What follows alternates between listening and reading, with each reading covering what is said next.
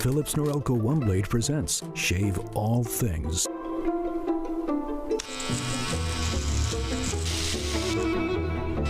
Your style made simple with Philips Norelco One Blade 360. Trim, edge, shave. Trim, edge, and shave with Philips Norelco One Blade. One tool for all you need.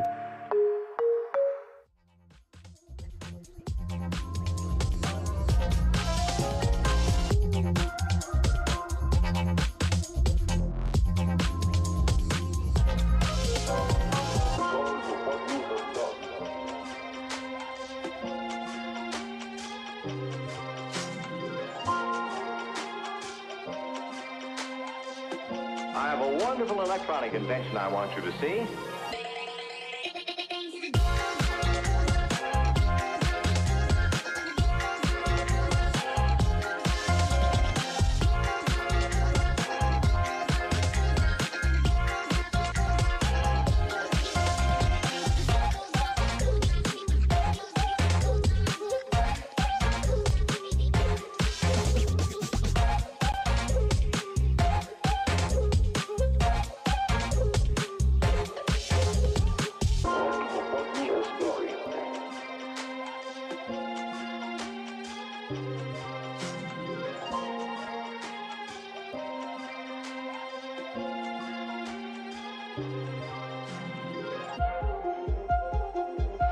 We got to the point where we could control the laws of nature by advanced electronics.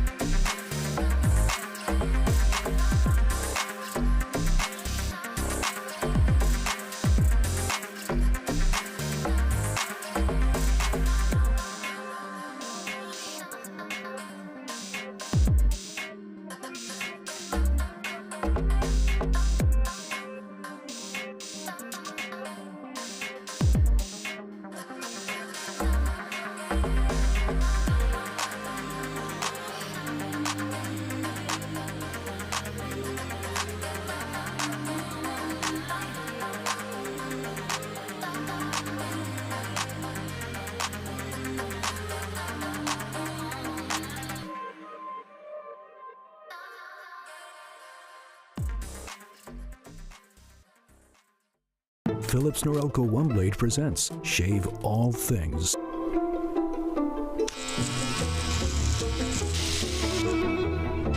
Your style made simple with Philips Norelco One Blade 360.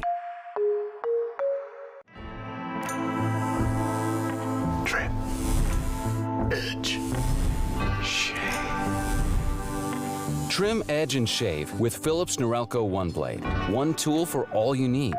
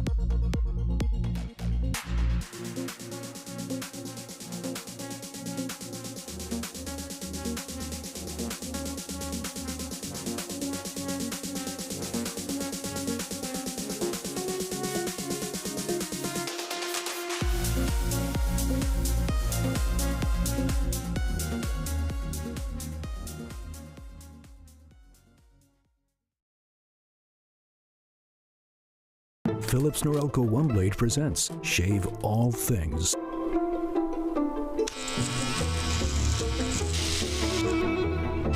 Your style made simple with Philips Norelco OneBlade 360. Trim. Edge. Shave. Trim, edge, and shave with Philips Norelco OneBlade. One tool for all you need.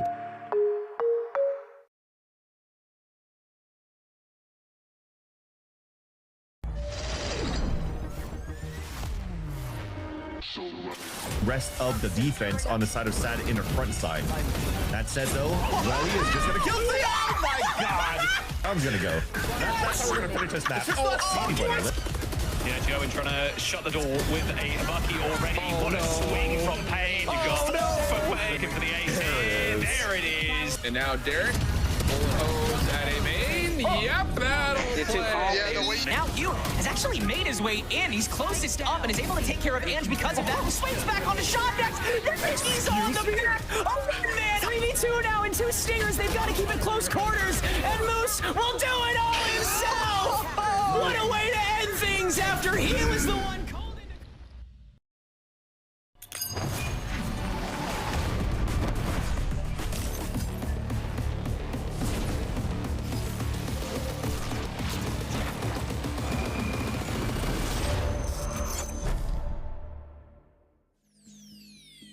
Well, folks, just like the weather, things are certainly heating up today. Welcome to VALORANT Challengers League North America. I'm your host, Elizabeth, joined with Dryad and Ash on the desk. Welcome, ladies. Happy to host a desk with you. You guys haven't seen my new notebook yet. I hope you guys like it. Whoa, that is really cool. Has a little spine on the back, too. But I feel like I wanted to get the dramatic notebook out for this week because this week, we are today's elimination games. You know, it's so much drama. That's drama, kind of, you know, in the bigger sense that's been happening. It is drama. Challengers. It is drama. Yeah, like the Swiss stage is is shaking out. We've been eliminating teams. We're gonna eliminate more today, including last week. We also had our Swiss stage kind of shake out a little bit more. Ash.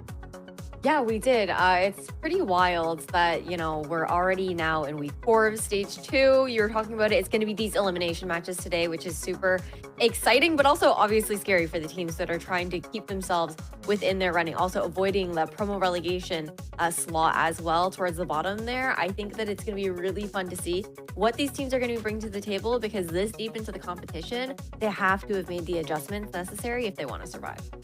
And folks, it is a new week for North American Challengers. So if you weren't able to join us last week or you're just joining us for the first time, first of all, welcome. We're so happy you're here. Get a seat, grab a snack. Happy to have you here. But last week, not yesterday, but last week, we had some very kind of, I would say, surprising games, but also like Ash, I like to use Dryad's quote, drama, you know, from last week's game, but they were so much fun to watch. They were a lot of fun to watch. This M80 NRG Academy game was kind of crazy in the weirdest of ways, because I feel like you look at these two teams, there's an expectation for this to go all 3 maps, right? But I don't think that we were really expecting it to go the way that it did in particular. Like the last 2 maps of the series in Breeze and in Haven were stomps for both sides. M80 were the ones able to take away the win in this head-to-head up against NRG Academy, but the way they shut them down on that Haven match, having such a strong defensive side, being 11-1 was actually just absolutely insane. Like Spaz is playing out of his mind in that map of Haven there as well, but overall, I think that it was a very closely matched series, despite the fact that it did get like really weird in those last 2 maps. I think it's really cool as well that every time, I feel like since last year, since we started having this format, that now we have, I mean, we never know who's going to be the first team going to playoffs. I feel like YFP has been playing really, really good. I got the chance to watch it as well. And I was really impressed. I think all of these players we've talked about for quite some time, maybe some that we recognize more, like Darkest, I feel like has been in the scene for so long, but I feel like now they found some consistency and are looking very good going into playoffs.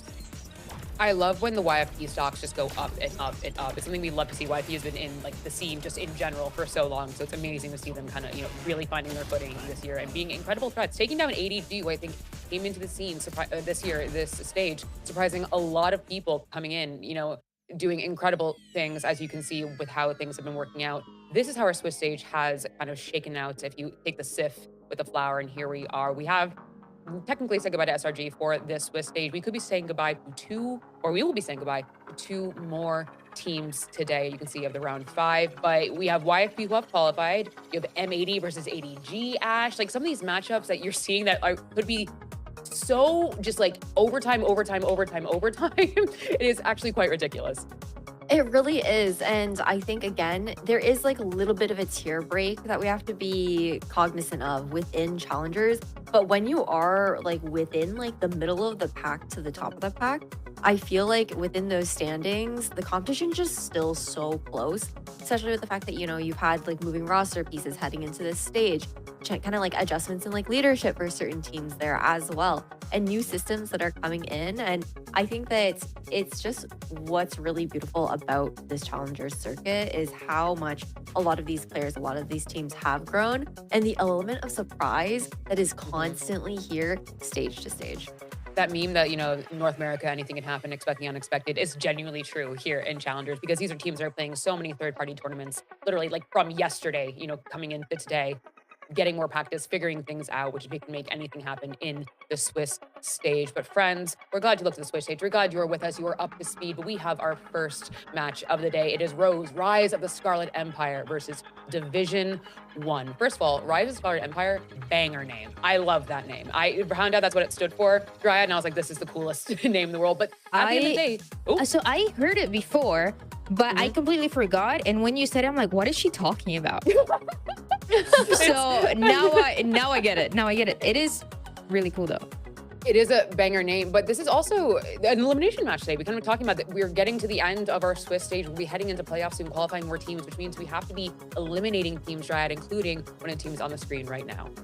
Yeah, it hasn't been looking great for these. I feel like we've seen some signs of life coming for Rose specifically. And I mean, I've seen they played a few of those third-party events as well, and just one of the teams that even when we got the chance to see it right before going into stage 1, they gave us some signs of life. They look great. They had some players that they have the flexibility to play a few different things, to adapt to the new patch that we have right now. But still, it feels like when it comes to those late rounds, they haven't been able to close it out just yet. So I'm very excited to see what is going to happen today. I feel like obviously this is a very big turning point for them, not only to stay alive and to have the chance to make it to playoffs, but also to make big improvements that they need to get better as a team for the rest of the year. And here is the Rise of the Scarlet Empire. Such a cool name. I love that name so much. I hope everyone uses the government name of Rose every single time we talk about them, because when it's they cast especially. Yes, when they cast especially. I hope you're listening to us, Shayo and Tenrek. But looking at these folks in the lineup, Ash, you know, some people that we've seen, you know, over and over again, challengers and some insane heavy hitters. Yeah, I think that's what's really interesting about this team. The fact that when you look at them on paper, a lot of these individual pieces, you're thinking, okay, this is a squad that has, you know, the chance to be a pretty good like contender within this stage. And like we were just talking about how both Rose and Division 1, I think, have fallen a little flat, all things considered, but I still do think that with the wealth of experience that these players do have within the tier 2 scene, within tier 1 even as well, the amount of time that they've been playing competitive Valorant, I have to have the faith that they have the skills to be able to really pull things off when their backs are up against the wall. And I feel like for a lot of these teams, sometimes that's when we finally see their full strength. They feel like they don't really have anything to lose anymore, right? Because they're just still trying to keep themselves alive in the circuit. And I think this is one of those teams that is able to come out swinging on game day like today. Yeah, and I mean, you mentioned the experience that they have as well, playing different teams, playing different leagues as well.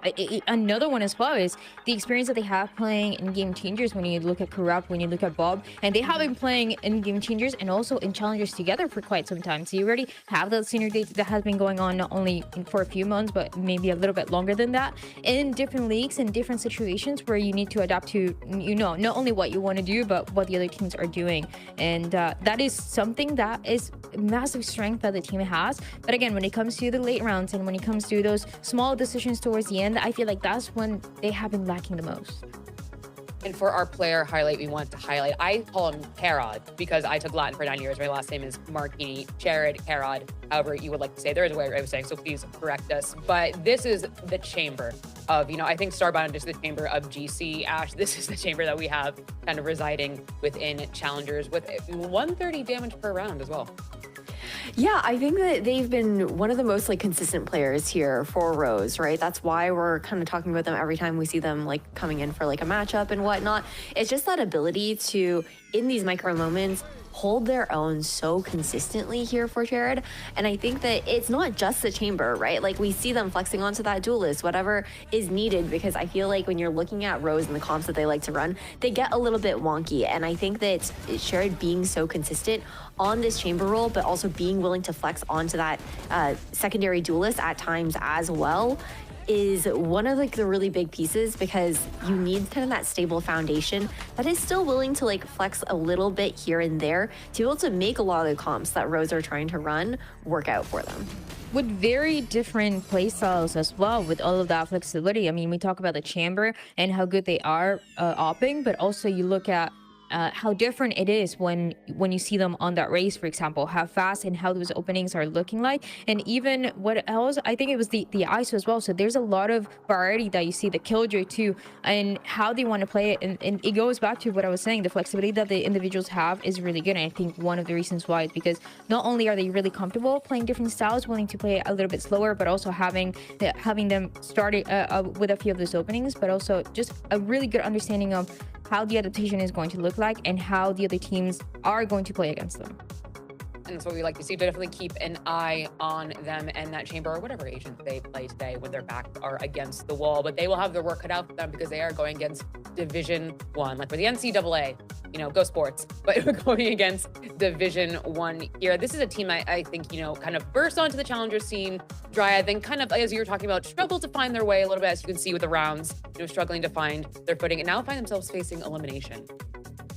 Yeah, they had some good instances. I feel like they've had some potential in a few of the series that we saw, especially towards the very beginning in those openings. I think we didn't really know where to place them. We didn't know where the expectations were. It just seems like the opponents that they've had, they haven't been the easiest ones, to be fair. But I think this one is one of the series that matches up a little bit better with them. I think Dynamic is the player that people might recognize the most for sure in the squad, but it's one of those teams that definitely seems like they need a bit more time working together.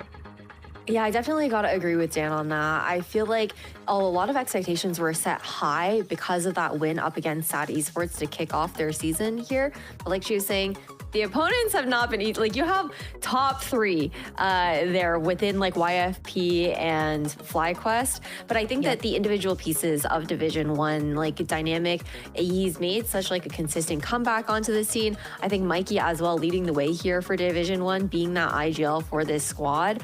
I feel like it's a little bit of a project. There's obviously an adjustment that you're expecting coming out from them. This is a squad that really loves to run that double duelist there as well, really funneling themselves into that neon waylay, which you kind of can live by and die from. At the same time, depending on, you know, how the macro is looking, is the rest of the team going to be that good as far as, you know, following up with that spacing and being consistent with it? And that's something that's been lacking a little bit, I think, in how Division 1 are looking to take that space. But now today, in an elimination matchup, those problems have to be solved. And someone we wanted to highlight from Division 1 is none other than Dynamic. Another chamber to highlight, another chamber kind of KJ Senti we have going on. I think, you know, for our highlight, tried to highlight our 2 chamber players. It's probably one of the best things we could do in a matchup, but definitely want to keep our eye on Dynamic moving into today's elimination game. Yeah, especially not only because of the matchup that we have, but also the current meta and what people have been figuring out they want to play. I feel like we've seen a lot more chamber here in Challengers compared to what we've seen in VCT just last week when we started. And it's been really fun. I feel like the chamber, a lot of the players that we have here, they have so much potential. They are so good with the operator. So having a player like Dynamic in your team in a meta that allows you to have that option to play the chamber is great. But on top of that, you have other things that you can do. We've seen a little bit of a smaller, more control Sentinel that we've seen from him. So you just have a bit of everything, but I would love to see more of that chamber. I think that is a massive win condition for the team. I love to see a chamber. I love a chamber in Challengers. Dare I say this? The C in Challenger stands for chamber. But moving on to our Philips Morocco head-to-head, it is none other, than Boomy versus Retro here. I mean, I said it before, Ash, if you've been to Challengers, you've seen Retro before, but Boomy coming to the scene as well with that waylay that they have, coming in and literally dashing and bursting onto the scene, which I think makes a wonderful Philips Morocco head-to-head. Yeah, and I think that it's kind of funny that you bring up Retro and like how well known he is within like the scene and everything like that. And he did get like a kickstart, you know, being that Jet player originally, but we've more recently, before now, we're seeing him, you know, on more flexible roles, seeing him on the Omen, some of that initiator there as well, doing some calling there too. I know that I don't think Retro will be calling for their side today, but I think it's really impressive to see him now going full swing into this duelist role, going up against a Boomy where they have similar roles as far as like that dive goes, right? But Neon has a little bit more of that self-sustain in a sense where you can have a little bit more of that setup for yourself versus the Waylay where you're going in, you're creating that space, you're really relying on the rest of your team to, you know, try and capitalize off of that space creation there as well. And I think what's really interesting too is looking at that first bloodline for both of these duelist players. I think it just says so much about how they are looking to create that space, but they're not the players that you're looking at to really be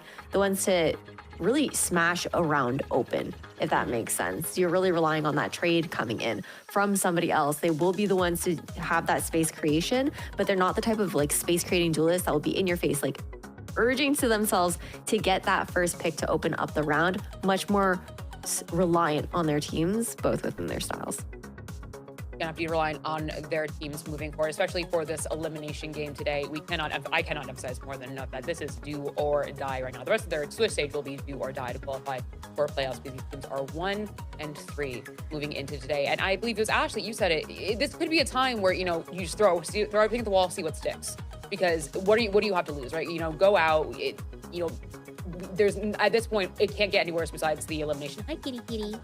Hi, meow. She's looking at me. Hi. She's like, you have anything to say, Mom? but this is definitely, I think we could see a moment where they just kind of go for it. Say, you know what? We got this, and we're gonna go for it. Moving into our map picks and bans. First, we going to Lotus, Ash, then Haven, and then, if needed, landing on Bind. Yeah, I think that I don't know if I see Division 1 being that team where they're going to throw anything to the wall and see if it sticks. I feel like Rose will be more so the team that might change up some compositions and whatnot. D1 seem pretty settled within their double duelist cons. So taking a look at these maps, it's no surprise that Division 1 has picked into Lotus, right? You think about the fact that this is one of the maps that they're able to take in that win up against NA Esports. And I think that overall, it's a generally strong map for them for how they want to play it. And their losses have been relatively close as well. I think they're really good at ensuring that they can take that rebel control. They understand how they want to fight across the map. They've had opponents who have bested them in those areas, but it's really no surprise, I think, when it comes down to this map, Vito.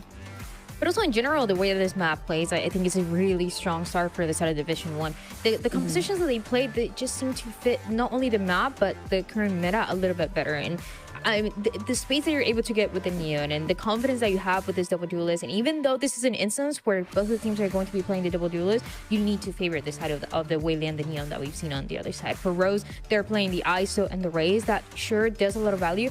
Does get a lot of value, but it relies a lot of individual plays, especially coming from the ISO, and having really good coordination when you're trying to take that space towards the A side, when you're trying to take that space towards Mount. So I feel like you're able to control the pace a little bit better with the Neon that we're going to be seeing on the side of Division 1, and that could be a really good start to potentially have them close it out in 2. Hopefully, if you're looking at that, if you're Division 1, you want to close this out in 2, you want to close this out as quickly as you can. Hopefully not hitting the bind, but if needed, let's get it done. My friends, we also have our talent predictions here, and I think last time I was left alone. Last time I was on the desk doing these predictions. I hope I'm not alone this time. Please, please, please. Oh, come on. Are you serious? It's okay. It's okay. I'm a brave girl, and I can say that Dryad, why did you pick Division 1? Because everybody else did, and I just follow what everyone else does. I don't know what to tell you. No, honestly, I think the compositions that they're playing, they look better. I think in general, they just have a better read of what works for the individual players, and I think they're a bit better at closing out rounds than Rose. Yeah, I have to agree with Dan on that. I think that the clear identity for Division 1 is what led me to picking them today versus Rose, where I feel like Rose is a team that is trying to find their place in the meta while also creating a very unique identity for themselves. I just don't know if the direction that they're going in kind of works for how everybody else wants to play the game. And I think it's tough because we've seen a lot of teams who have been able to march to the beat of their own drums, like FlyQuest, like Rankers, but sometimes that can't always necessarily like be replicated. And I think that these are adjustments here for Rose, and hearing that, you know, maybe the calling and who's calling on the day can change as well. It lacks like a little bit of stability for me for that side, but I am excited to see what Rose are going to be bringing to the table today. I think that it does have that chance to be a very close matchup. I just had to give Division 1 a little bit more of that edge. And that is completely fair and valid. I went for Rose because, one, aura name, Rise of the Scarlet Empire, we love it. But also, to that point, Ash, I think literally in my head as you were saying it, I was thinking marching to the beat of their own drum. That's the reason why I picked them. You make the tempo. You are the conductor of your own symphony, and you have to make people play to you. If you can't keep up, not quite your tempo, as I say, I've never seen that movie, Whiplash. I think that's what they say in that movie. But it is pretty... I haven't seen Whiplash, no. It's okay. Okay, Shio just told me I'm not cultured in the production chat, and it's fine. Anyways, it's fine. Remember, I throw to you, Shio. I control that part. But we're going to be taking a little bit of a break to get into that match. So stay right there, grab a snack, go to the bathroom, but stay right there. We'll be right back. You stay right there, Shio. Philips Norelco OneBlade presents Shave All Things.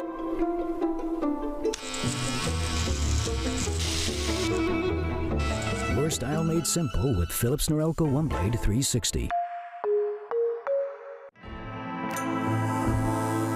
Trim. Edge. Shave. Trim, edge, and shave with Philips Norelco OneBlade. One tool for all you need.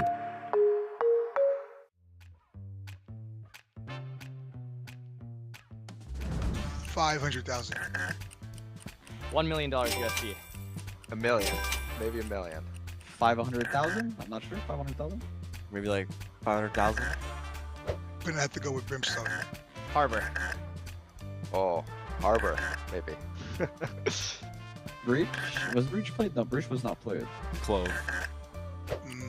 Paper X. Nongshim?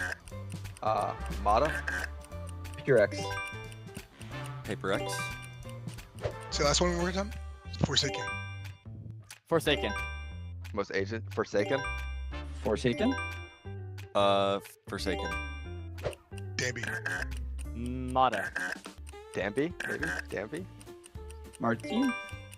Martin. I believe it was 8. How many maps played? Oh man. I have no idea. 120? Not sure. 100. No, it's like 50. I gotta skip that one. Team played the least rounds. I'll say all the gamers. 36.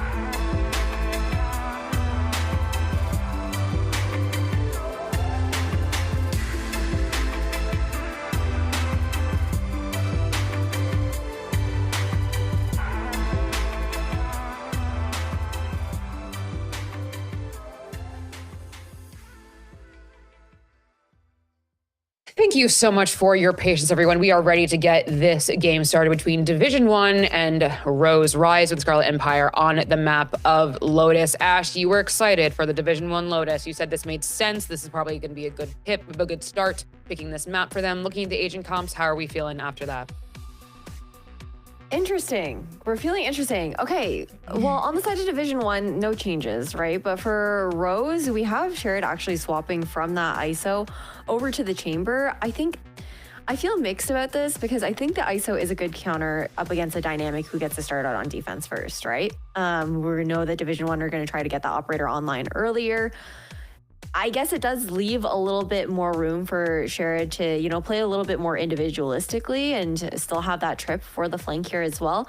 But it doesn't leave really a lot of support for Bob to actually like look to make that space. It's really reliance on Retro and then maybe like the paranoia from Tim here as well. But overall, Rose are going to have to play a very slow start on Lotus side, which I think will be tough on some of the re-clears with the space that we can expect Division 1 wanting to take, especially over at Rebel. Yeah, and even with the util that they're going to be using here just to create that space, like you said, it's pretty much just Bob having to open up a lot of that space towards the beginning. And I mean, I do like the chamber. This feels like a very standard classic 2 years ago comp on Lotus. I think it has really good things. You're able to hold the lanes as well with the chamber, but still I'm a bit worried about how they're going to be starting those fights, how they're going to be creating and holding that space right after. Well, folks, we are ready to get this elimination match started between Division 1 and the rise of the Scarlet Empire Rose. Friends, episode over to our casters, one of the best in the business, Shio, and the man with the bluest eyes known to man, Tenrek. Friends, take it away. It's a dangerous combination right there. I kind of like it. We got the looks, we got the calls. I mean, Tenrek, we can do it all. Bro, she has been dragging this bit. I don't have blue eyes. She's been dragging this bit for the past like month now. I can't escape it, and I don't know how to stop it.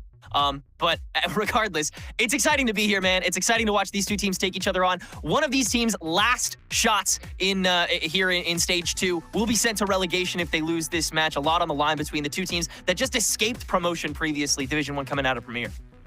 Absolutely, and they played each other before as well in a Fun Havers that we saw just a few weeks ago. Same patch, I believe, same type of meta because we don't really see the use of Yoru on the map at all. I think Rose were experimenting a little bit with the Phoenix. They were trying to walk in and still, you know, have some issues with Raze having the best performance on the map. But this time, switching things over, getting carried onto that chamber. We start things off fast, and they're going to be getting a quick pick on a dynamic. The chamber diff started things off. Already, Kara trying to make that space early, but D1 taking it right back on the A neutral, and they'll go even deeper here for a moment at least. Yeah, very nice. Pick up for Rose on the start, an evening for D1 after the fact, though. Now map kind of evens out entirely. We move over towards the C side, but many options available for Rose right here.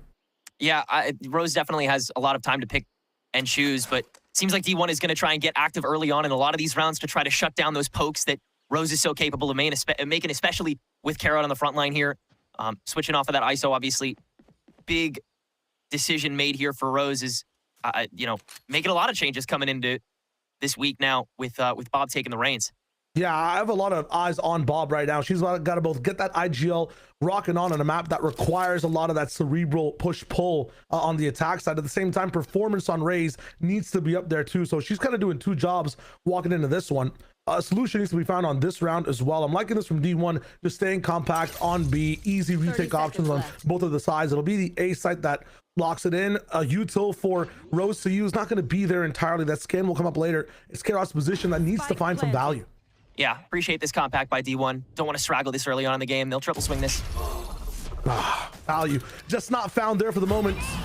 An eye to see, a nade to delay, but after the fact, after the Prowler comes in, I feel this will sway towards the D1 side. No eyes, no chance, but a last second crossfire. We're gonna try to see the trail. Tricks in the trade, 3 almost there for Retro.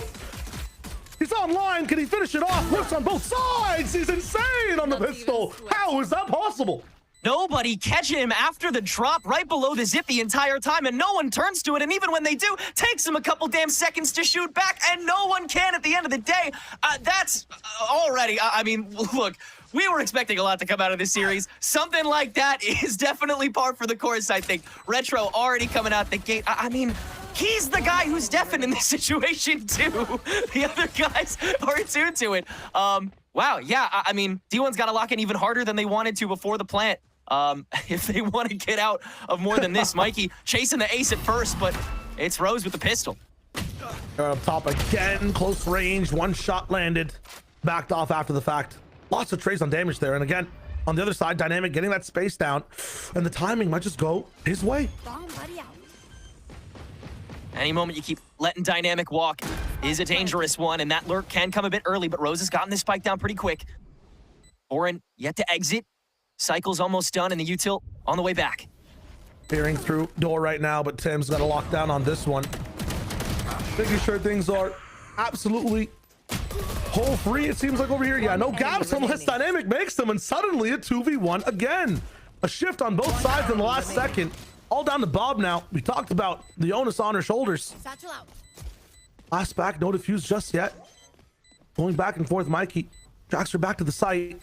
Gonna go for the full stick. Almost. The blast back does not get him off the spike. It's back towards the wall. Spike does get defused on the last second. I haven't seen a start to Lotus like this in a long time. I'm activated. Both teams putting everything to the wall here.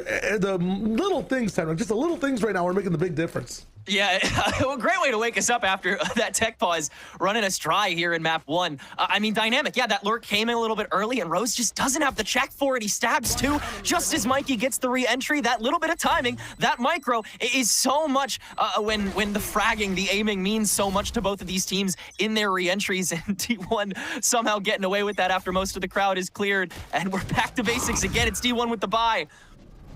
I'm liking the proactiveness from the side of D1 on Mound. Has been changed, so you can fight a lot better here, though. Sees Nate dodged by the dash. It's insane for Boomy, who's up close once again, peeking into 4 players. I don't even think Dynamic cares. Doesn't matter. And right now, a spray after the fact. Gonna see Boomy get seen.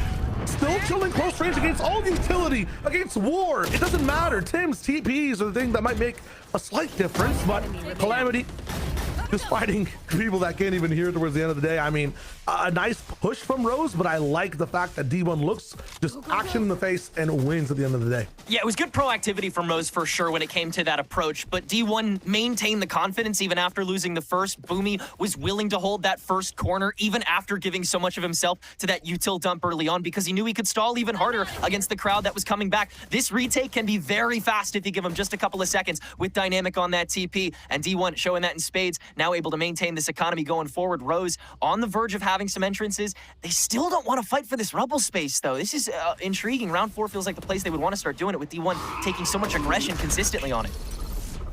Dynamic still causing problems on the side of Mound, and yeah, they've used all that utility on the rubble from the side of D1, and I guess Rose end up just trading what control there is on the sides of the map. Mound for them, rubble for the other side.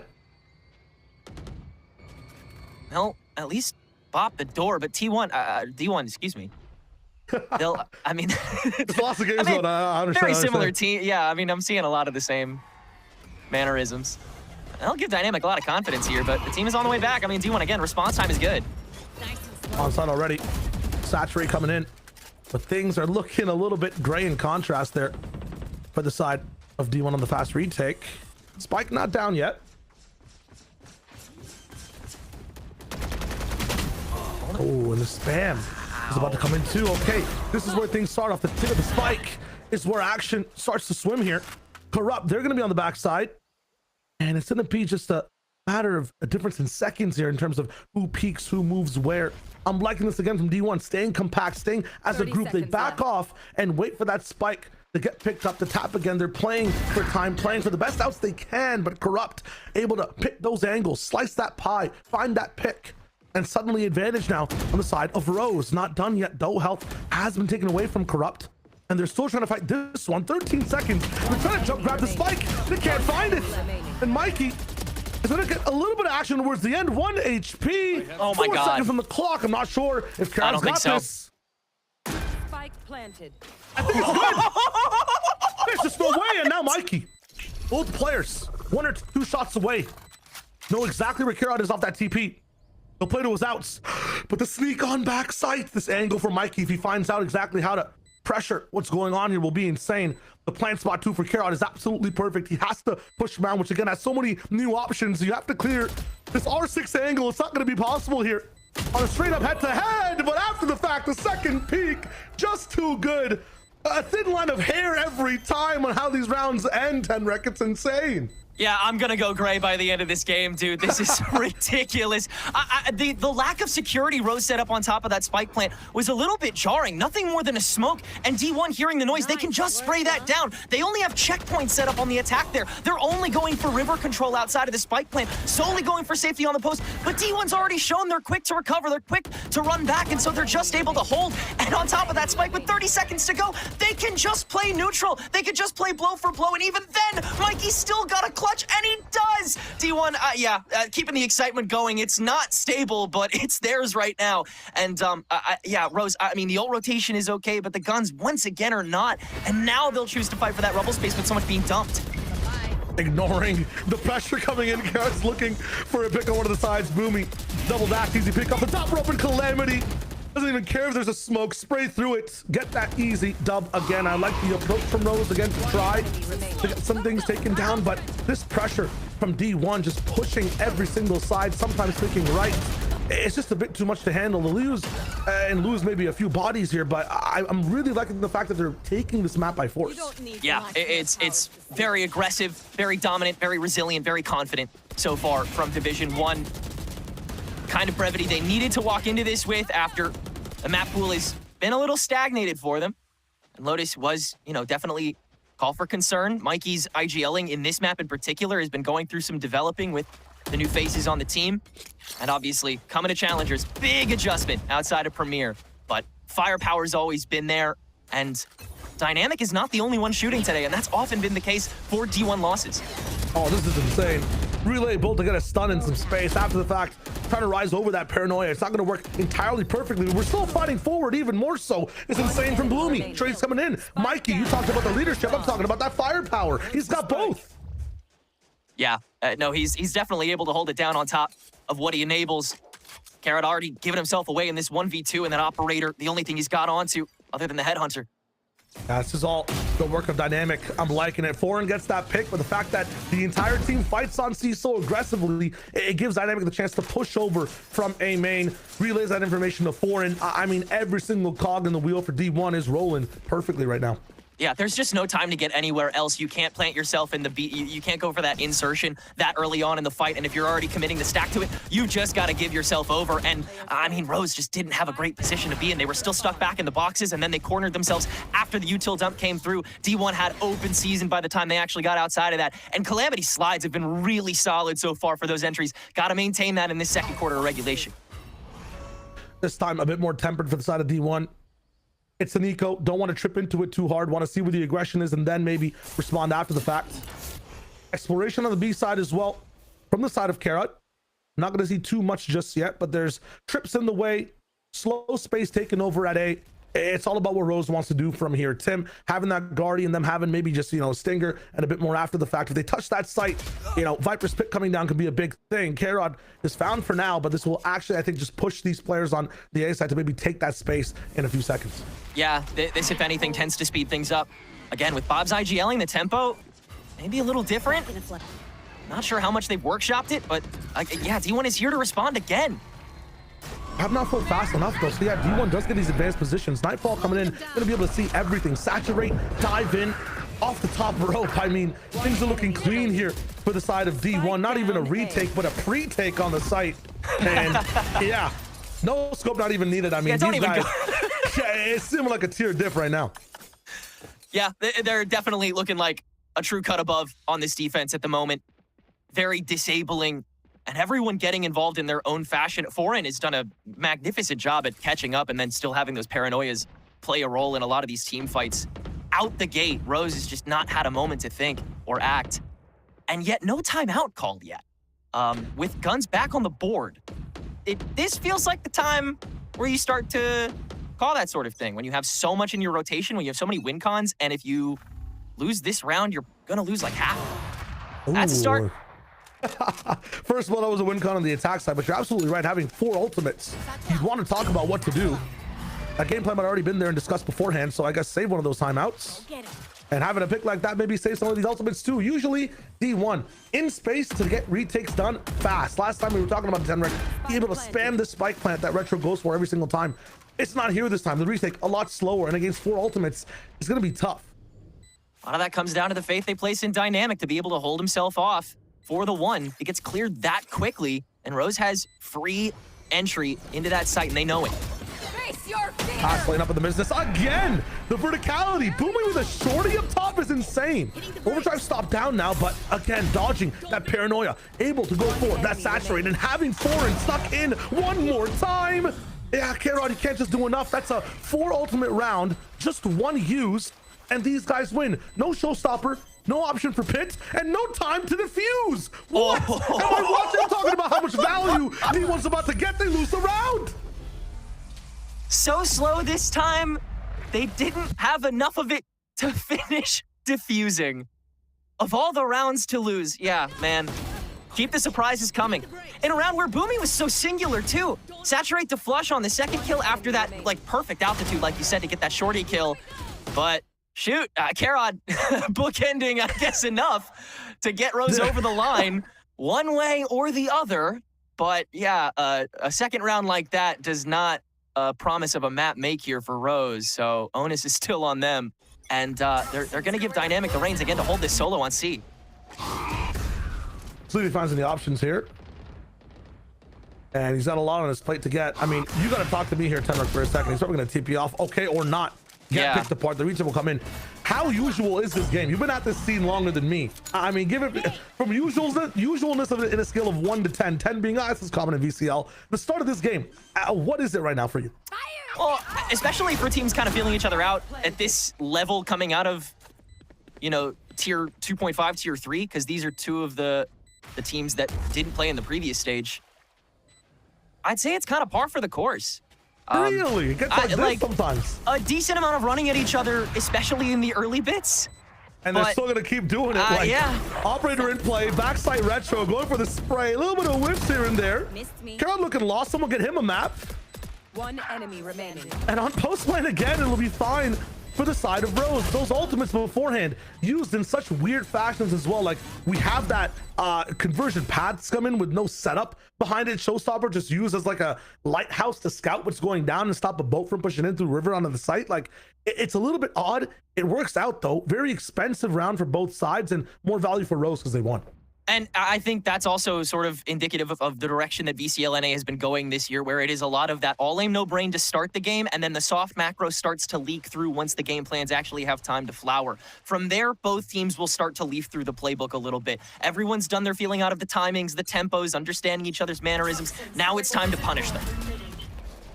It's time to kind of clap back from that punishment as well. This time, TP available on Mound. Getting Boomy into one of these pockets here would be really, really good. A double hold to help with pressure. Boomy, not a secret anymore. Found out, has to push back control. Gain for Rose again for little to nothing on this Mound side.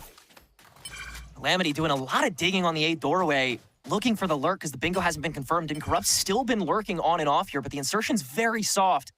So Rose trying to bait out that extra bit of attention that D1's been paying to try to get the first blood. But this time, not only is Dynamic not batting an eye, he's got a lot of support.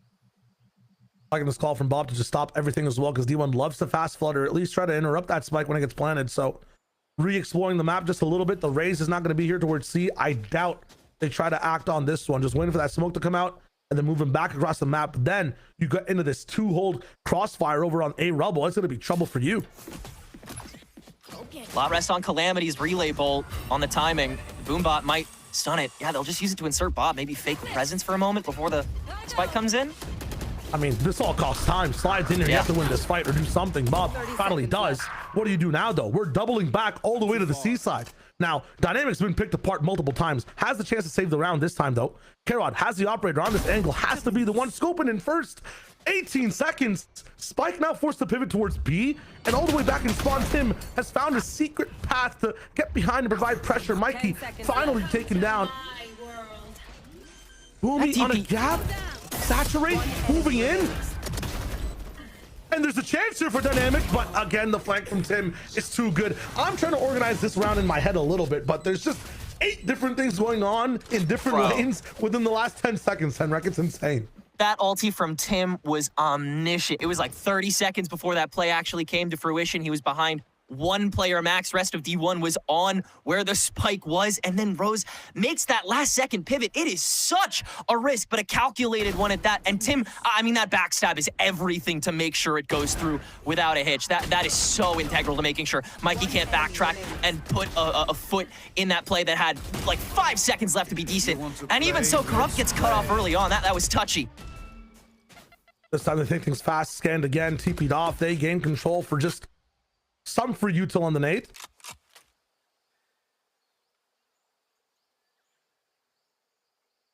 Once again, Flower back, Dynamic now on the B hold. Rose could lean on these late takes for the last 2 rounds. With this composition, it's really replicable. But D1 is not getting baited for util nearly as much. Question is how early into the plant they want to interrupt, because it feels like they have the power to consistently be on the right place every time. Oh, Dynamic, that's a huge miss, dude. It's tough. Strong arms on all sides of the map on defense right now, but it feels like Rose just keeps sweeping the leg instead. Dynamic being picked apart, first blood multiple times. They're finding him, getting the value, and now they're on B again. The crunch, though, very close for D1. No options in terms of utility or firepower when it comes to weapons in this round, but when it's B, these small guns can pack a big punch. Gotta get in, though, and Corrupt. Holding baby. That's the linchpin here. D1's got to activate simultaneously. Oh, nice seize. It's Huge. both players. Can't hear him coming in as well. Get the gun out, my friend. It's all good. Yeah, talk about it on B with these smokes up. It's so easy for teams to get in no matter what weapons you're using at all. Down to Karod finally. Spray might come in for some value first, but no. On the Thrifty. Division 1 up in the business, winning the round. That's incredible to me. Calamity still has the fast lane in the pocket for that take two. No obfuscation necessary, just the C's into the baby choke and a compression from there. D1 is so confident in their aiming on top of their util to the point where, yeah, Foreign, just put that paranoia back away. You don't need it, just hit ahead, LOL. It's so easy. You take it back, and Rose's sightline activation is just not as quick as D1's has been across this. They're not making the calls on time here, and their prio has just been not up to snuff compared to D1, and it needs to be for the retakes. But one more chance to do it, and we'll see a full-fledged rubble fight, it seems, after all this time. Yeah, looking at Mikey's util in combination with Boomy right now in position. Dashed up again on rubble. Saturate gonna be coming in. They don't need a nade when they have damage like this on just the guns. Jumped in again, getting the last second value from the refract, and Calamity's back in to spray the smoke once more. Pressure put down, space gain, and right now for D1, when it comes to these early pushes, they're looking strong. Calamity still up in this forward position. 4 players looking off his peak as well to get active. No chance. We're up against a barrage like this. I mean, Retro can get as many as he wants unless it's all 5. It does not matter. 8-4 for the first half. Back to where D1 unlocked the first bit of this half. Just take over before Rose is able to get their bottom line in. Tim getting killed on the rubble peak before he's able to get his util started. Leaves no blinds available to pile drive on top of the Nightfall that Rose desperately tried to hold on to this lobby with. But even then, yeah, D1 just continuing to bulldoze. So now coming to the attack half, I mean, Boomy and Calamity have already shown their dynamicism when it comes to movement on this map. They're willing to use their abilities, their mobility abilities for just about any purpose, even if it's enabling someone like Mikey or Dynamic. Question is, where are they going? Who's getting implanted? Who's lurking? And who's checking their backs? Because I imagine Rose is going to try and get a couple of shoulder stabs in as well. Well, I hope they're not going to see, because that's the plan for Rose right now in terms of holding things down early. The A retake is what they're kind of opting for, or a door crunch towards that B side. Not everyone move out to mountain at once. I think we're just baiting care out a little bit off a trap paranoia blast back play, but it's not going to happen. Boomy already in fast, tripping that slow way deep so the rest of the team can actually move in from main. Spike being planted, door crunch, nothing found from there just yet.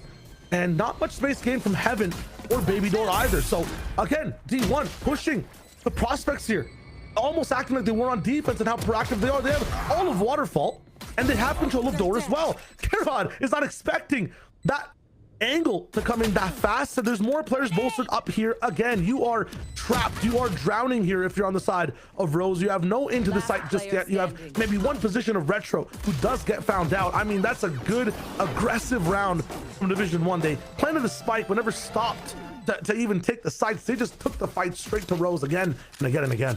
Yeah, and doing it all at the same time, too. Infecting Link and then staving off the poke from the CB door in a 2v2, like a completely evened out 2v2. Really marvelous work that looks on the verge of effortless from D1 in what should be an even matchup here. Just like you said, taking that extension early on has been getting them so much, and converting it in the immediacy of the pistol round is everything here. Calamity's got a bloody Phantom in round 2 already, and he's gonna get these slides so clean as he has been. Yeah, that's, once again, pretty expected from Dynamic. You can just farm an ace here. The rest of Rose is here. That Marshall is going to be a true op here for now. And this is what you want to see from Dynamic, right? We saw on that defensive side, things weren't looking too hot. This time, though, ooh, he actually does get what was that, a collapse through the wall? That's crazy. It's nice for him as the rest of the team is locked in, just controlling the rest of the side of the map. And past that, it's a good decision, a good slow base round for D1 to find their inkling on the side. You have to be really careful here on a map like Lotus. Ecos are very easy to capitalize on in the shape of approaching the site. So you have to really respect the enemy team on how you operate these anti-thrifty rounds. 100%, especially with a composition as volatile as this one. That was a huge question coming into this, especially with the Premier team. How tight are those leashes? How good is that discipline when it comes to these players that have so much life in them, that are so hyperactive and just so damn good? But D1, they have got that in moderation so far. Everybody is doing what they need to do. And on top of this bonus, D1 has got most of their arsenal intact now. Rose, I mean, their aggression for the A-Rubble fight doesn't look very strong at the moment. Their neutral presence for it doesn't look very strong either. It feels like they want to get active with the C-Take, especially with Bob's util, but I don't know. It's tough to figure out a skeleton for this defense at the the Let them get some guns. Let them get some guns. They were just on sheriff's for the moment. Of course. Yes, allow them. But I hear what you're saying. You got to get active somewhere. I can already see if this entire map had an equator drawn through it, kind of where that Viper wall is. You have like 3 people playing behind that line on this bonus. I mean, you got to be able to lock this stuff in. You know, you look at the way D1 approached this on defense. You were really fighting for things. And right now, Mound is where it's at. But again, Karon alone, going to be pushed back, and Corrupt going to be playing off that pressure. Trap play for Boomy. Spray coming in. Calamity just knows. This guy in smokes, peanut butter and jelly, the best tasty combination. I feel like he's just eating right now. Yeah, I mean, he's seen Karon do that a million times by this point. Not phased by it. Good reaction off of what was a pretty slim diversion. Just one haunt to try to get your eyes off of Boomy. And again, it's 10 times worse right now as well. You look at that equator, nobody's past it, no ace space taken. That Prowler is also going to be able to show you that these guys are playing so far back. So now you have even more control and enough time to operate off of it. 45 seconds. This A hit could come in fast. You could double back over to the C side as well. Everything is in your favor without spread out. Rose are playing with no control on the map whatsoever. That haunt gone again. D1 can hit the booster seat whenever they want to. Paranoia can be hit off of with the cross. Somebody bought the fake on A though. 2 players here on really good angles. Paranoia coming in. Scared. Dynamic is not. Doesn't need eyes. Doesn't need the brain when he has the aim like this. Another round where his shot is what finds D1 a position in the round. And again, we talk about the guy who can eat through smokes. Calamity. I don't think I've seen half the people he's killed in this game so far. What does he have? Like 16, 17, at least 10 of them are smoke sprays. It's insane. And 19 now. And 100%, yeah, it's just been a lot of understanding of when Rose is going to decide to peek out of it. There is that. Dynamic getting kills on both sides of Paranoias. I mean, that was perfectly set up too, into the triple stack, everyone having to duck back. Dynamic just standing it down, aura maxing in the 1v, and Corrupt can't recover it. And you're back to an eco again. The snowball is still rolling here, Shio. He's gonna come in, thrifty round on this side. I mean, do you know any priests, Henrik? Do you know anyone that can like perform an exorcism for me? Because I feel like I'm gaining a curse or a demon watching this map be played. Like, the smoke spam's illegal. Some of the stuff that's happening in those pre-rounds with, you know, the 1v5 or the 1v4 pistol, spikes being planted in 1 millisecond moments. I mean, this has been a crazy one so far, but it's been D1 in control. 100%. Raw presence, accountability for each other. Great teamwork. I mean, that's been the standout thing for D1 even in week 1, was just how good they work together. Oh boy, that. Okay. Yeah, thanks. Dynamic. Sorry, guys. That's on you. Yeah, Rose operative in the casting booth. That's crazy. So, but they're playing a 6v5. That's not fair. But they got the spike down, so maybe things even out for now. Big flank coming in, all 4 players, and now they're found. Retro will open up the floodgates of picks, but past that, I think now you understand on the side of D1 where the pressure is really coming from. They end up taking up over heaven, climbing that rope. 1 player up on site with some support on the side. Prowler's coming in, sees this, not going to catch the advanced positions. It's a slow takeover here from Rose, but the closer these angles get, the more dangerous it is. And spray from the whole team, locking things down. It's a safe, and inside is a valuable match point found for D1. Yeah. Right when that first corner of the site was activated, everybody peeks simultaneously, reduces the risk, and forces Rose to pick and choose targets, which, again, they haven't been able to do consistently across the board here. Yeah, I could really stop the fucker up there with the bite. You're asking them to be quite singular a lot of the time here on the A site, but they'll double up on the C now. D1, yeah, they have all the room in the world to just W key until they win a round at this point. 13-7 last time these 2 teams played on Lotus. This time, much more dominant from D1. Full scans, doesn't matter. The talent here on Division 1 really is up top tier. It takes you to take them down. It might take Bob to lead the team and shoot on her screen accurately to get an advantage and make things possible. Dynamic though, even things out double time. The value is insane on attack from this chamber player. He cannot be taken down.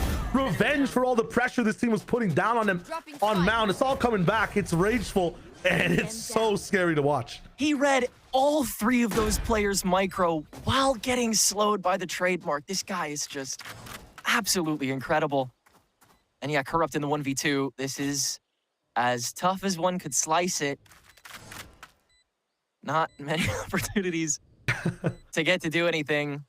Look at the respect from the side of Division 1 to close this game out. No close angles, winning on time. And yeah, now Corrupt, they see the absolute Everest that they're gonna have to climb to defuse this one. They understand exactly where things are happening over here. Ooh, that C's gonna be fine as well. I like the double time approach. 13-4 done in flawless ways for the side of Division 1. What a start off to Lotus. Taking every knee-jerk reaction as smart as their macro across the board has the long-term has been. This is a really impressive start on a map that Division 1 was still kind of learning the ropes of, against a Rose that was still recovering, that is changing some things with both the composition and the IGLing today. A great place to be in to start things out. Definitely want to see a couple things inked out when it comes to just the timing. I think the freezes were fantastic. The reactivations, seems like Rose can get their finger on the pulse if they're given enough time. But I mean, if D1 keeps this tempo going, that's just not going to happen. Absolutely amazing team we're looking at right now, and I'm liking the way Mikey's piloting things. Moomy and Calamity popping off, dynamic in the business. I want to see more from this one. It's not done just yet, so stay around, stick around for just a little bit. More maps coming your way right after this break.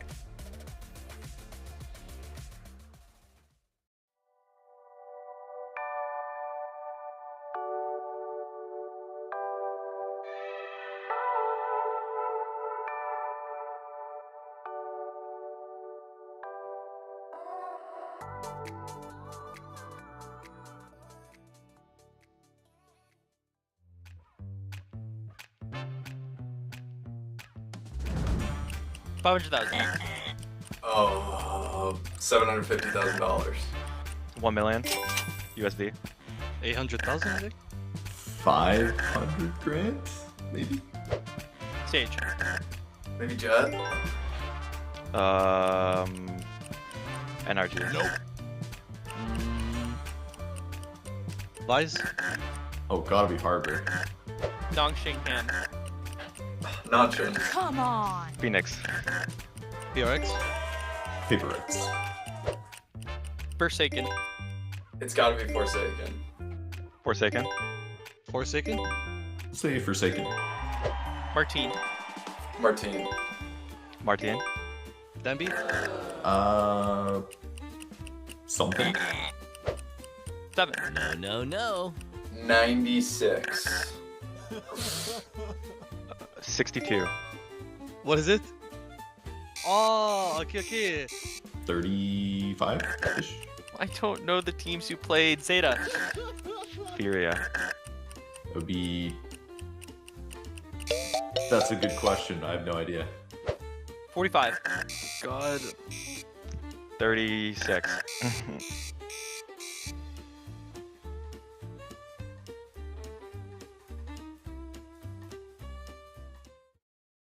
Philips Norelco One Blade presents Shave All Things.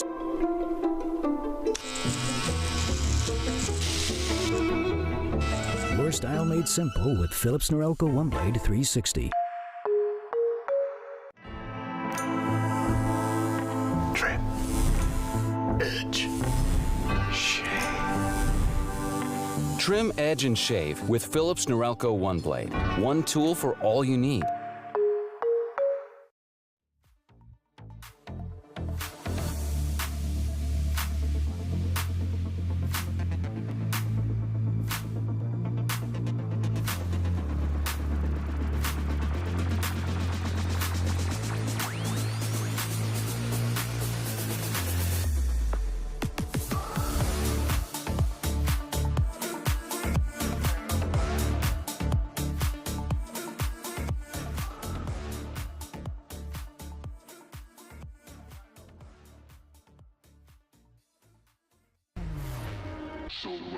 Rest of the defense on the side of Sad in the front side. That said, though, Welly is just gonna kill the. Oh my god! I'm gonna go.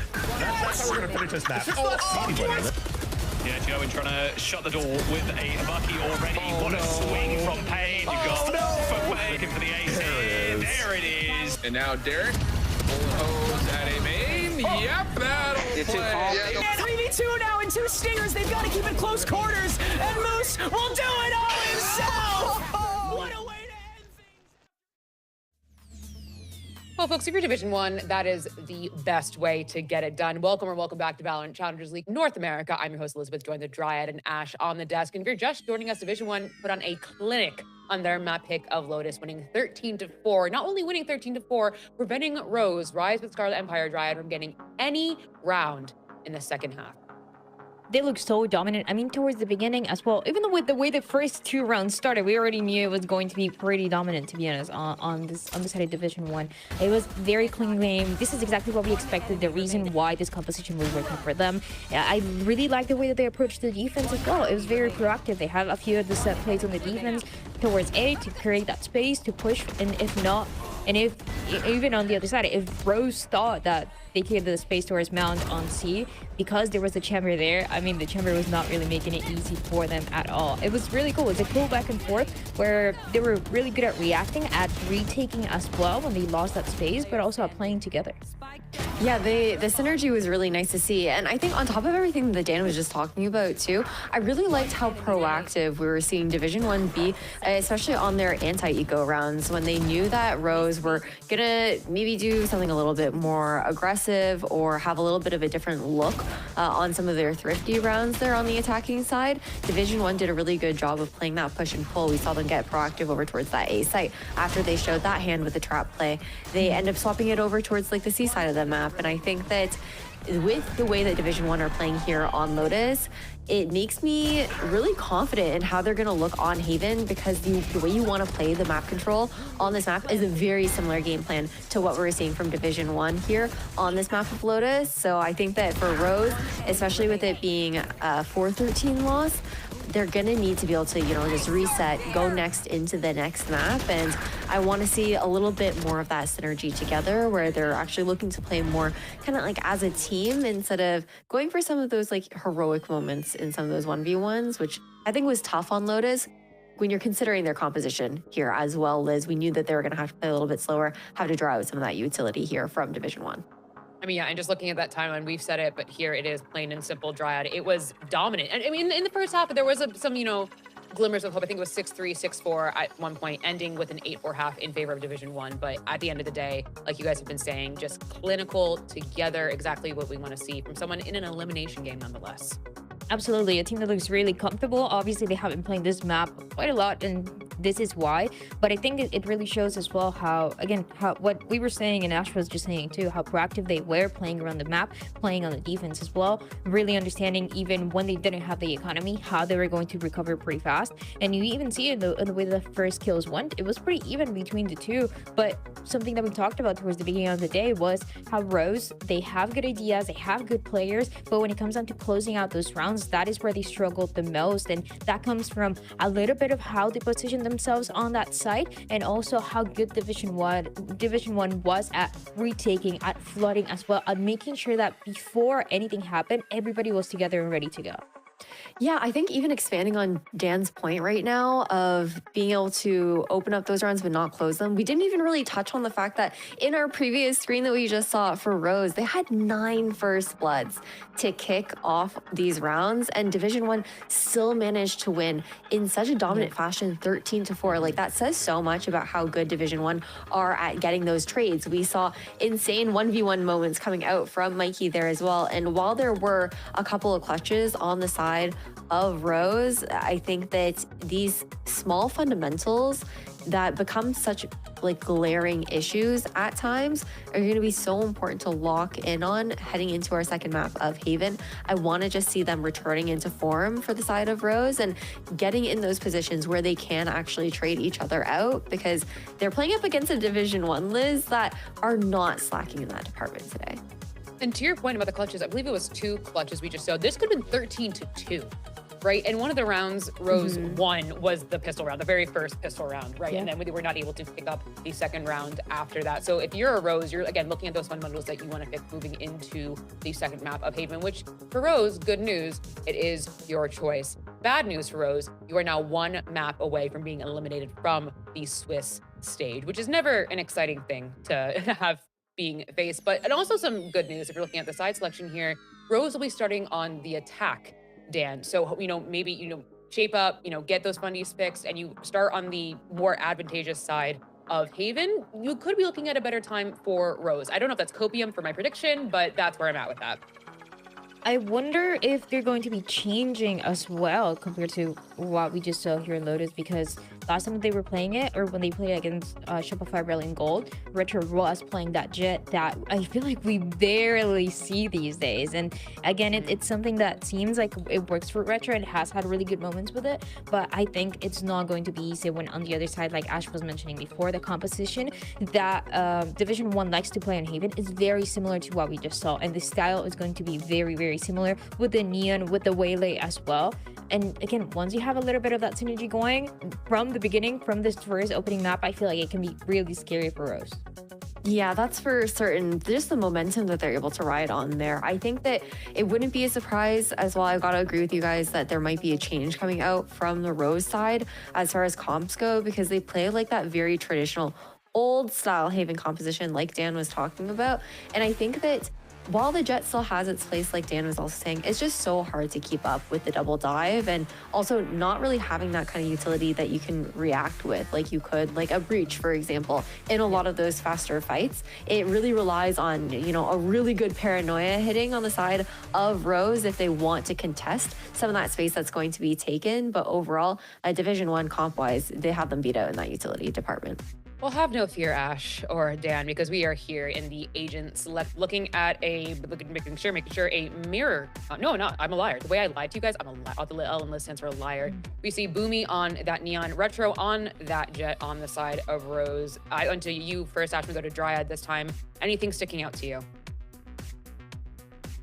I think that when I'm looking at the changes that were coming in for the side of Division 1, this is a comp that, even though it's not their most recent one with the double dive we're expecting, is one that they played at the very beginning of this stage up against YFP. I think that looking at this, I do feel like it makes some sense in a way, where if they want to have, like the double controller, deny a lot of like that lurking space that they're expecting Rose to be going for, it can work because you have like more of those angles that you have to clear. You have more control that the controllers are able to provide from you. But now I feel like looking at how they played on Lotus, so much of their game plan was that high tempo space control taking, and that's now a lot of pressure here on Boomy on the defense stand. And I just don't know. I'm really hoping that on the side of D1 that they will still keep things tight when it comes down to that spacing, because it really relied on that double duelist in our last map. Yeah, and it's something that plays very different. Even with just one change, it does you know, kind of change drastically how this map of Haven is going to be played on the side of Division 1. I do really like this composition. I think, you know, it's a classic that works really well. They're going to be starting as well on the defense, so I feel like they do have a lot of the same kind of ideas of pushing forward, getting that info towards A, and also of having 1 or 2 players a little bit more heavy on that C side. I think that is going to be very beneficial, very similar to what we saw, even if the tempo is not as fast and as proactive on the defense as we just saw. Well, folks, it is the game of Rose. Their map pick, their fate of the Swiss Age in their hands. Can they bring it to a map 3, or will Division 1 and the Empire itself? Shio, Tenrek, please take it away. Elimination on the line. Thank you so much, Liz, and good breakdown from the desk. We're looking at just a comeback that needs to be here for the side of Rose. Some identity, some type of control here, and I think with this composition, Tenrek, that's a definitive possibility. Viper on this map, double controller, Retro on a comfortable jet. I think it's about that time. Yeah, definitely comfort picks all the way through for Rose here. They've been playing on these roles for a solid time, and Karot does feel very comfortable on this Killjoy and being a singular, as they've consistently needed to be for this team's sake across the Swiss stage. I think a lot of green flags coming out of the Red Rose into this second map, but even so, Division 1 looking very strong and confident. That has been the biggest thing that stands out to me. Confidence has been such a booster for these guys across the stage, and it feels like after map 1, there's just no telling what these guys are capable of or what they're going to try and go for. I think when it comes to historically between both these teams, Haven as a general map for the entire organization over time, 61%, 62% respectively when it comes to win rate. So they're very experienced on the map. They've played a lot of games. I think overall Division 1 might be a bit newer. You know, Rose has played, I think, 100 reps of this map. But when it comes to just the firepower, it feels like D1 are a bit on the upside currently, and having Boomy on this Neon defensively and offensively, I think it's the meta pick right now and can offer you so much more value. 100%, yeah.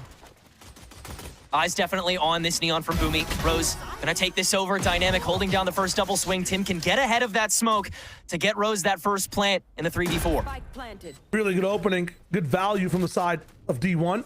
Past this now, what are the options? You have 3 players on a man disadvantage. You want to be able to maybe play on site, but instead Rose is backing off maybe over the long, a bit disconnected. And that'll give D1 a chance to maybe pounce on this one. Attacking smoke with a little bit of a gap. It's a trap play here set up from Tim. Will it find some value? No. Smoke goes down. Mikey is the first one to get Bob found, and past that, the shots will actually reign true for the side of Rose. Playing defensively a bit more on this retake. Backing up, Tim needs to land that last shot, finds the first and the seconds there too. Movement, aim, in tandem, looks great. 2 one-shots, all Tim needed to clutch that up for Rose after the rest of the chip damage was done. As they continuously backed away, it still looked terrified. It still looked a little shaky, but it's still a win on the pistol for Rose. Once again, kicking the map off the right way and getting ahead to start things out on the C-take is not only key to this round, but will be key to the rest of this half. D1's response time will be the weakest on this site more often than not. I want to see they use that Viper wall in good ways too, because I feel like a lot of teams will slot into this Viper but never actually end up utilizing a lurk or any type of pressure from that side. They like the way the C-take went the first time though, so Rose says just let's run it back. I mean, there's no shot dynamic kills us again for a 2K, so it's good. Push all the way through, have control of backside space. This will be a tough one for D1 to retake. Yeah, already committing a lot to the 3 stack on top of the alarm bot, potentially just to chase away the exits. Maybe not wanting to hand these orbs over after such a stable take. Oh no, the smoke planted on top, so Bob has to go over to this. Bob here's this one though. It doesn't matter if you know it's coming. If you can't land the shot, you go down. Corrupt now. They found a peculiar situation. Ask for Retro's help in this one too. Back and forth go the trades as the site opens down to a 2v2 now. Foreign finding a bit more space. Not sure if they know about him on this angle.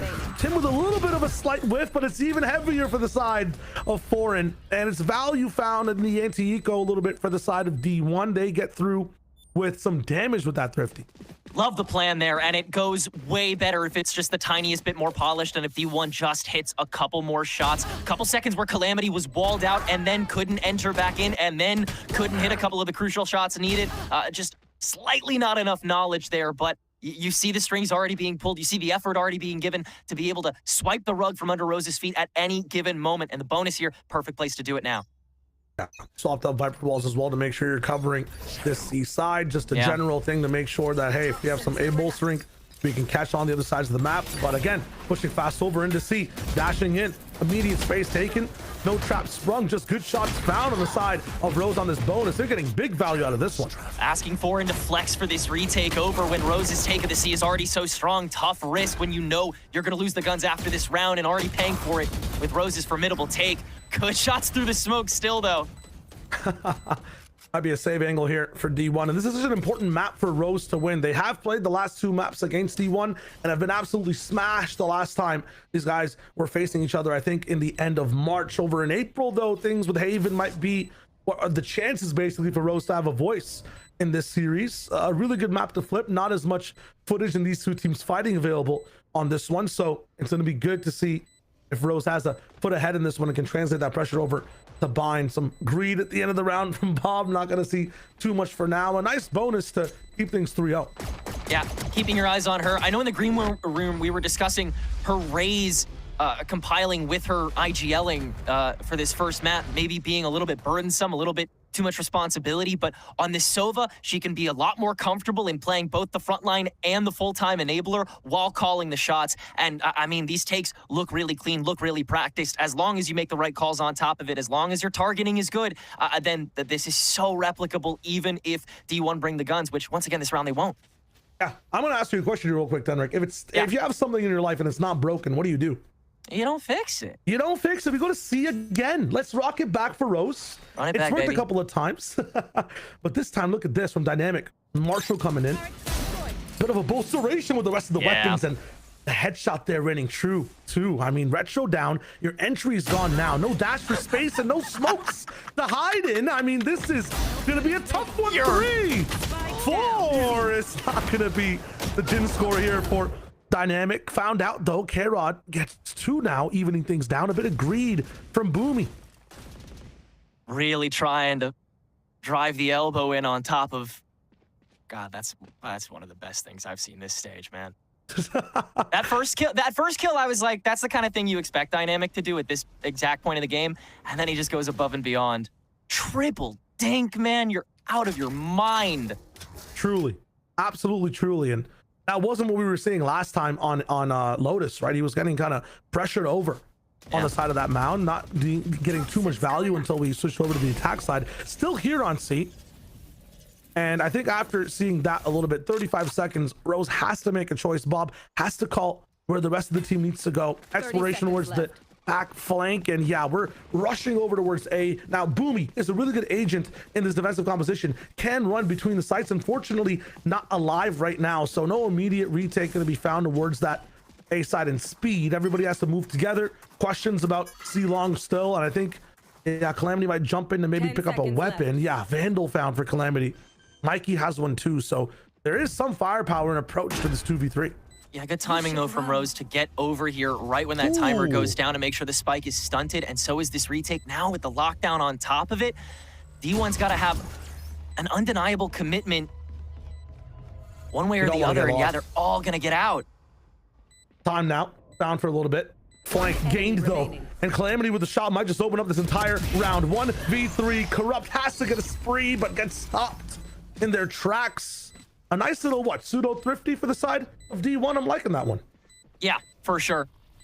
Definitely a great start to it on that C lane opening. A good way to shut down what was starting to be a morale booster. Don't ask Dynamic to do that every round because he just might. I mean, from there, Rose, a good freeze into the spin back onto the A site. That is the most reliable way to go about this, but D1 have the positions and the lockdown is just not enough to timer stall. But hey, even if it is a little broke, why fix it yet? Why fix it yet? But look at the fixes from D1 side though, Tenric, right? 3 people here now. Boomy in the business. It's gonna be broken after this, I swear to God. Starting the cubby too. Oh, this is an insane trap. Booby, hide. Oh, pokes out? No They're coverage? ready for it. I mean, that's a crazy call by Bob to not even end up using that drone. They're expecting aggression to come in on that C lane, and again, playing in front of the backside, playing in front of these angles. No smoke towards top C either. Foreign wants to take that fight, and everyone here is now on the site of C, pulled apart, immediately rotating and taking the fight. I'm wondering what this round is like. A 5-0 setup 5 times in a row from Rose at C. Yeah, and D1 had the best read on it this time around, even so, making pretty crucial mistakes along the way. Boomy hasn't gotten a kill yet across this, just because he's been diving in so much to go for something early on.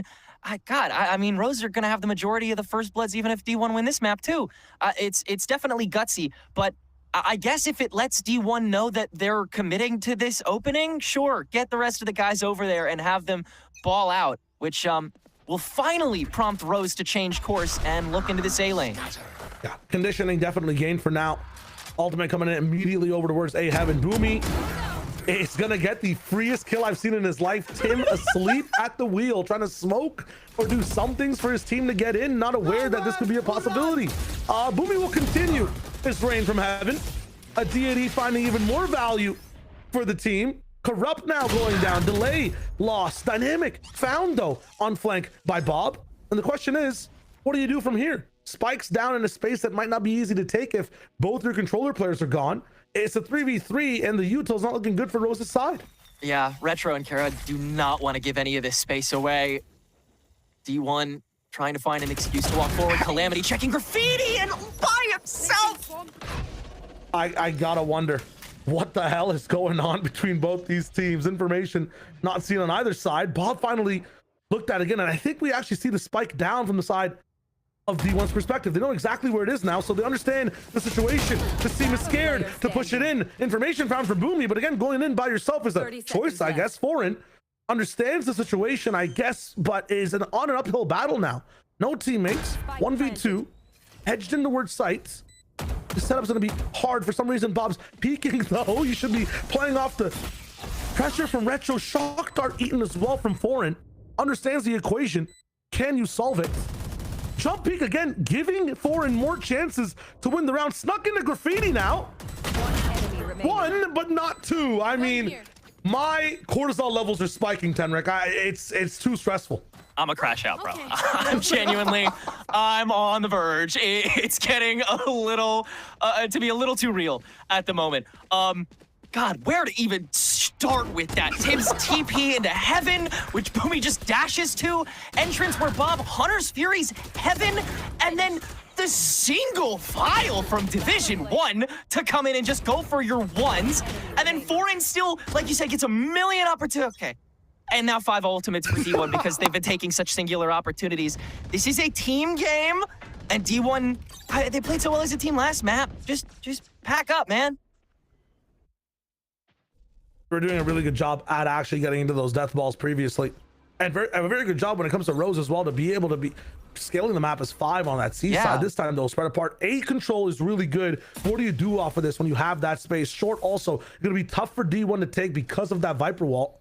Now they're just kind of silently waiting for this thrifty side of D1 to make a move first. 5 ultimates available for them to maybe equalize on this round. They don't have the firepower. They do have that utility if they want to tap into it, but it'd be a risk.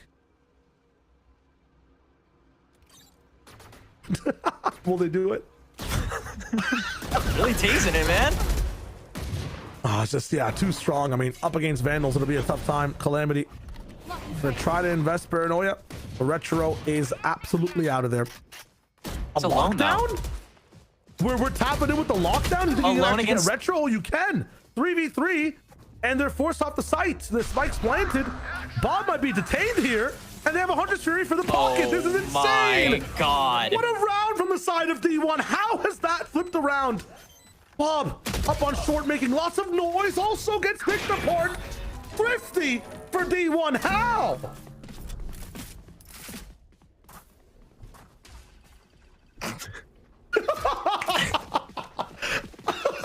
Sorry.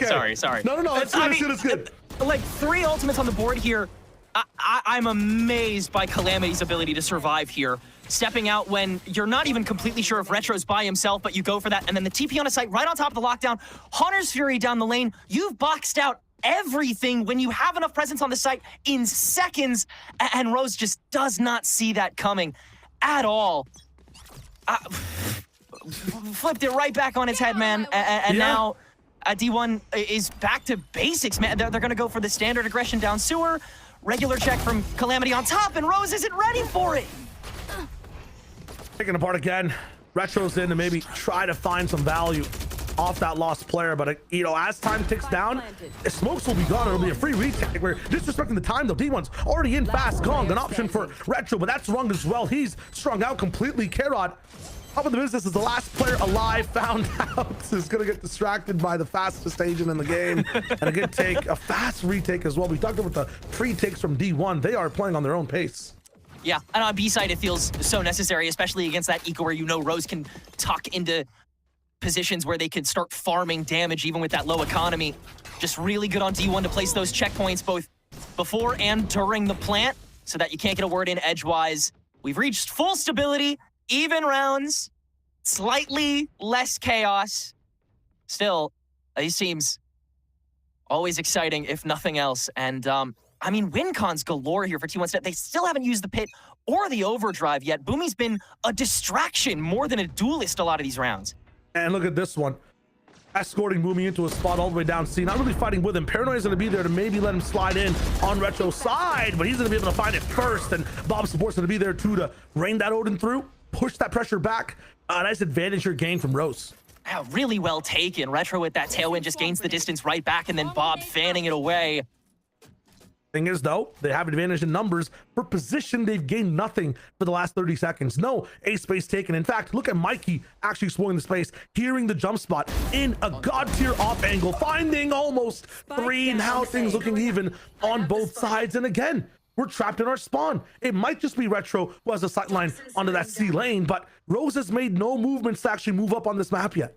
Yeah, Foreign has yet to be sold position-wise, and you already know that Dynamic is potentially on one of these early peaks, so Rose has still got to play this super slow. And I'm liking this overall from Dynamic, clearing short out, giving so much information, confidence for Foreign to peak, knowing there's going to be people there. As they'll take the C site, the only channel they have left, D1 will clear the rest of the map, make sure they can take this 3v2 full force. Looking so good from Foreign to not play on site either, stay back a little bit, wait for the team. And this is where we can counter pit as well. You have a chance to maybe get into there from that garage side. Dynamic will clear the entire backside of it as well. Double peek, 3, 2, 1. One found second, not an option. Foreign gets it, picked apart. Retro now back towards Plat. The aim has to be better than that though. 2v1 finds the first, but whiffs on it. Dynamic is there, the whole team playing perfectly in their positions, solving that round. Still so much to check after all of that was said and done, but D1 pay the same amount of care throughout the entirety of that round, giving all the respect that is required in order to beat Rose. Even after that pit is set up, you pay 2 to that front line. You make sure the cubby's cleared away. You check every box that you need to before you dive into this, affording all those resources, knowing D1 has those powerful resources themselves. They cannot afford for them to go to waste in the back part of this half. They're always challenging past middle. They're always challenging that equator. Mikey moving past short. Dynamic re-clearing it late into the round. It's just so good for D1 to, again, we mentioned the word, but just staying proactive, always doing something to gain information. They're always playing attack, it feels like. And right now they're taking that fight again back towards the side of Rose. Double up, almost a long-range crossfire. And again, Retro jumping in, but there's a problem for him to try to solve on this site. Doesn't matter though. With the Hunter's Fury, there's enough flood available to gain space, have those kills. It's all about what we do now in the 3v3. You still get the mid-plan interruption, though. You don't have as good a gun, so Rose has to space themselves out differently. Retro's going to dive in early. Grabs one off of it. Rest of D1 going to try to approach the same way. So close. Fleck not found. Mikey's there. Tries to go around the angle. Not going to be a possibility. Calamity. Do they expect the triple up peak?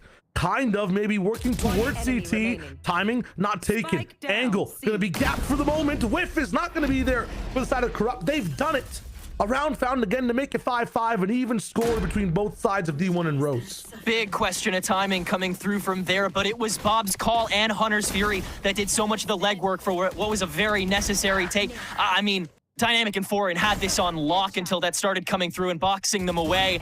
Eventually, Dynamic gets chased down, but it took a hot minute, allowed D1 to get back in, and so Corrupt's got to somehow slow that back down, and they do a damn good job at it. Going again and again and again. It feels like the C take has been the one thing that's worked the most for them. This time though, overdrive I think might be used immediately. Boomy is towards that mid side, is going to be able to get that slide in if possible immediately. Yeah, here's a little bit of util running all the way to make this a 3-man site hold.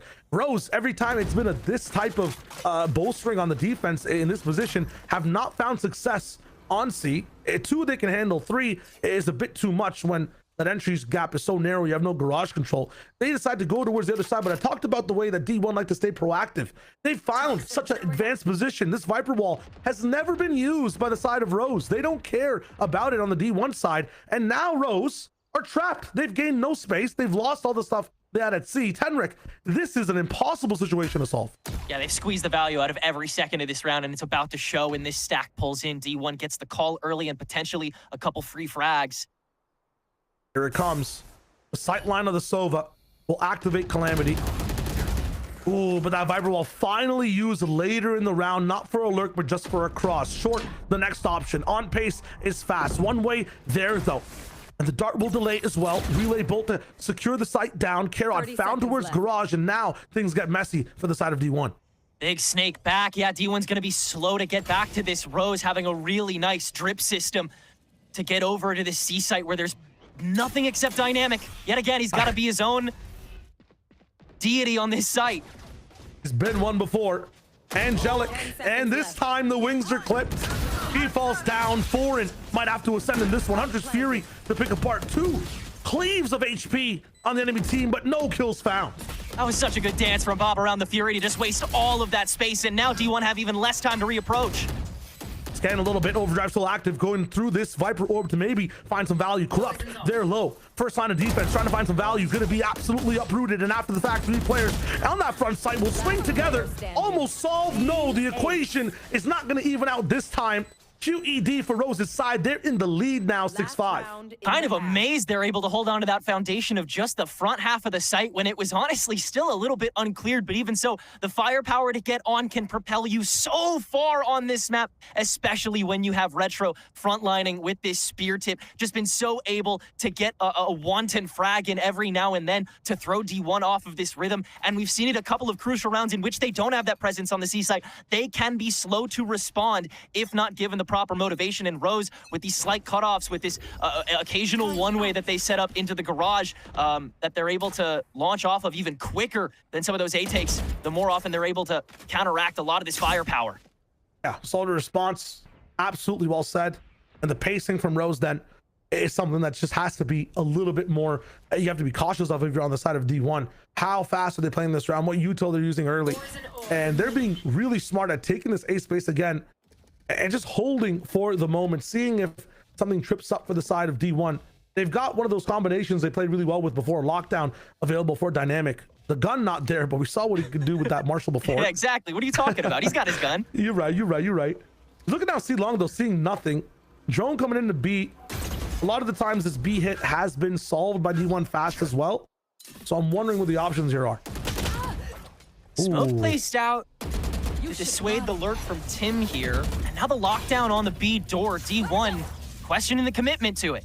This is weird. You lock down so you send people into links and away from B, and then you go to where they are. Like, you see the side of Rose pushing towards A. There's still an anchor here, though. You've done nothing to get people off this side.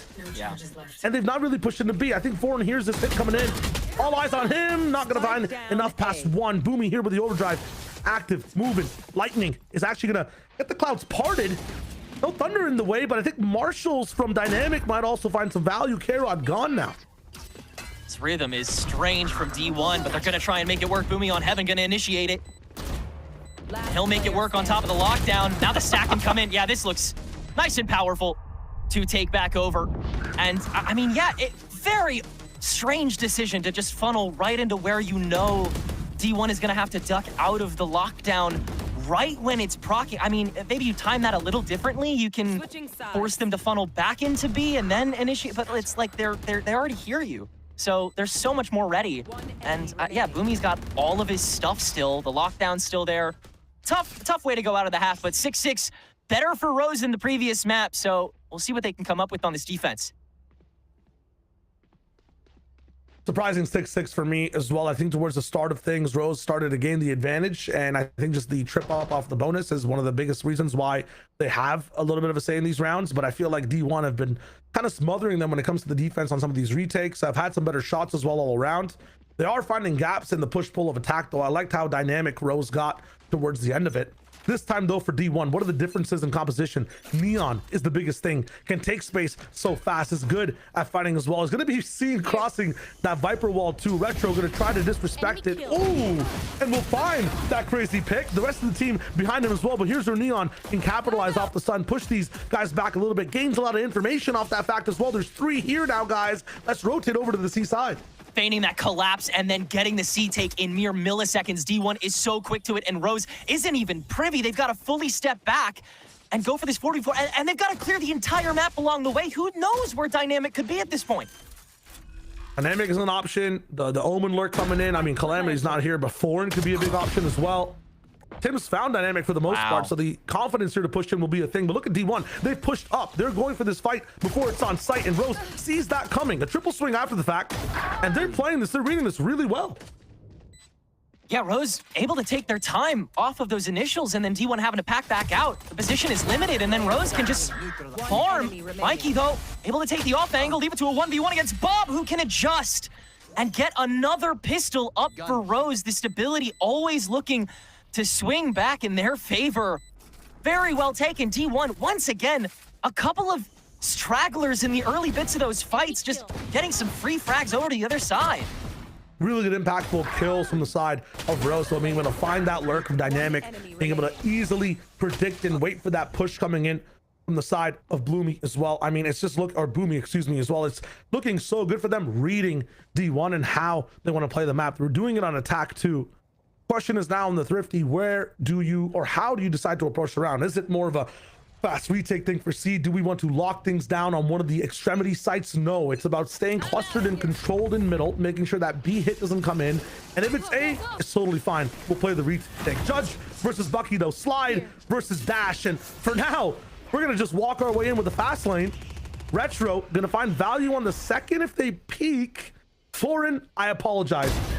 You got about to get done dirty, man. And afterwards, oh, Boomy's there, and that's a gun gained.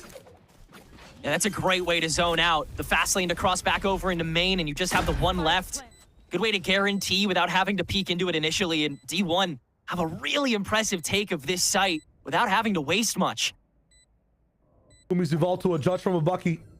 You gained some crazy EV and IVs from that one, man. I'm telling you. Past that, though. This crunch coming in from Rose, it's taken some time, but it'll be explosive with nothing happening right now. The read here is, yeah, flank might be an option. Boomy's there to look at it. Here it comes. Water gun from Boomy with that judge, and it's super effective against Corrupt. I mean, these things are looking too good for the side of D1 when it comes to value in these rounds. Again, the Thrifty from the side of Dynamic before. Now they're coming in with Boomy on attack. I mean, the Sentinel doing well on defense. The Duelist popping off on this attack side. It's the perfect, fairy tale story for this team.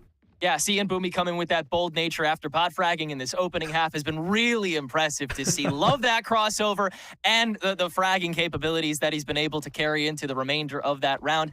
Yeah, I do think they would be flanking at that point. Good call, D1. Well adjusted too. And yeah, we're once again tied back up here. I mean, this has been so back and forth the whole way through. Nothing decisive. And there's another step out, but Rose's stack is here. This is very interesting. You have one person really far up in that system, or in that instance, just to play for info. Mikey trying to find some gaps close on the site, but everyone's playing further back. A TP in on the side of Tim. He's gonna find a little bit of distracted value on it, but he's staying inside one of those snake bites. It's kind of tough. Past that, some value gained, and just like that pistol round, we do a little bit of fighting. It gets chaotic, then we leave. We'd be a little silly over on A site, and then we'll go be a little silly over on C site. Oh, but look at the immediate rotation, though. Look at this. This is so choreographed from both sides. Do we run back again? You got 50 seconds. You sure do. Oh my God. Unless Corrupt kills everyone with a classic, hello? Dynamic in the back has to land these shots and finally does find it. It's just Scarod now, and okay, the only thing you can find is a Spectre for the moment. Both rifles. Running back. Yeah. Rifles kept, and we're sending Dynamic all the way in the spawn to solo up this fight, even though he's weak. It's a tough one, but it's not the worst option in the world. Not staying together, though, is a little bit weird, but let's see how this goes. Oren's going to try and get ahead of it. Here are the steps. I mean, he's seen the turret, yeah. Calling back Dynamic over. Understanding where this last player is coming from. It's going to be long. Dynamic on the angle. Not going to solve it yet. But yeah, the cross is there. It's really nice from Foreign to play off of his pressure. A really good round from Rose, though, in my opinion, to be able to do that much damage with that little investment. 4 lives found and only 1 gun saved. You're going to have to reinvest into this one as D1. Yeah, forcing that double pendulum swing. I mean, D1 wanted to settle on plan A out the gate there, but Rose making the early call to stack up on that site was really well done. They take that fight with a decent couple of personnel left, and then the peek out onto Link on C was so well timed to make it seem like they didn't have their finger on the pulse as quickly. Corrupt gets away with so much thanks to that, but because of the low guns, you have to commit yourself so heavily to that swing, so Dynamic can kind of just get away with the lurk and nestle that back up. So D1 back with the lead. Eyes are on them to run away with this from here and make sure that they can keep out of relegation. Booming up top is trying to climb over the window, not going to find it. Trade is there. Dynamic is looking good, and this is a horrible round for Rose to lose. We talked about the economy. I forgot to remember that these guys won one of the thrifties coming in after the pistol round. They're looking good. They got like 3K almost on 4 of the players. Look at the economy for Rose. They lose this round. We're going to round 10 for D1. They're getting closer to that match point. It's going to be tough. So on this retake, find some value for these kills. I'm not sure if saving is even the best option. You might have the game just ran away from you if D1 win this round. Yeah, either way, I think D1's picking up another baton here. Paranoia is really good, but Mikey just stands it down. And again, the second the confidence has the opportunity to shine through, it does in spades. Yeah, Mikey, come on, buddy. There's a little too hot, but you still got 2 here. Retro is very capable, but not a Time Lord, so D1 can take it to 9-7. Imagine you could freeze time, though. Would be probably the best duelist for character in the game. It'd be sick. It'd be kind of sick. I think Rose need that type of agent to, I guess, release mid-game and be able to switch onto it if they want to have a chance. In this one, man, it's looking kind of rough. D1 definitely controlling things when it comes to where the match is played right now. I'm not seeing too much advanced positioning from Rose. If you look at the side swap really quick and what D1 was doing, a lot of C takes down that lane, lots of A pressure up through short. In this one, we haven't seen, or I guess Rose hasn't had the chance to do much off of losing one of the thrifties. I think on this eco as well, either go for another stack like you did on A, or just try something more dynamic inside this game with this B push down in middle. I'm liking it. They're finally having a voice early in a round. Yeah, it's tough to mobilize the trap plays when on the attack side you were kind of freezing them to a degree, but I want to see that synergy from Rose play out when they cradle these pushes that they've been able to read are coming more often than not. Once again, they will here. It's an A take telegraphed. Slow, methodical, lethal for the side of D1. Are Paranoia is real for this team? I guess for the first time they are. Retro's in with the rifle towards the backside. It's found out, though. The rest of these guys just don't have the firepower available. The clout to have a conversation against this team, man. It's just kind of tough, but they're gaining followers a little bit. Yeah, nah, never mind. Canceled. Never. It's unfortunate. Unfortunate for the team. 10-7, D1 business as usual. Rose's over party? Anybody? 3 rounds out. Shoot. It's tough. Yeah, this is looking dire, and I mean, if D1 can press the timer like they've been able to, then Rose can't rest on, again, the heavy list of win cons that they now have at the head of the table here. Like, they have a lot of ways to spring this back, but if they're choosing to interrupt like they've been, if they choose to stack up on sites to try to intercept, then they're not going to be able to time that out as properly.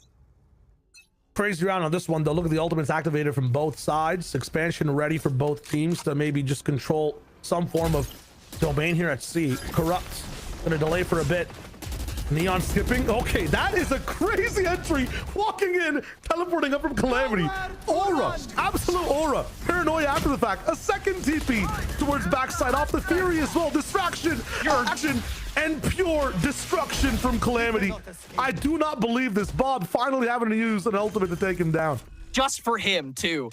After he was on top of the box for years by himself, dropped down, and now you've got to rely on Retro spear tipping, but he's doing a damn good job, and Bob, with the Odin spray, lets him get another peek. Oh, what a retake by Rose. That's exactly what they need.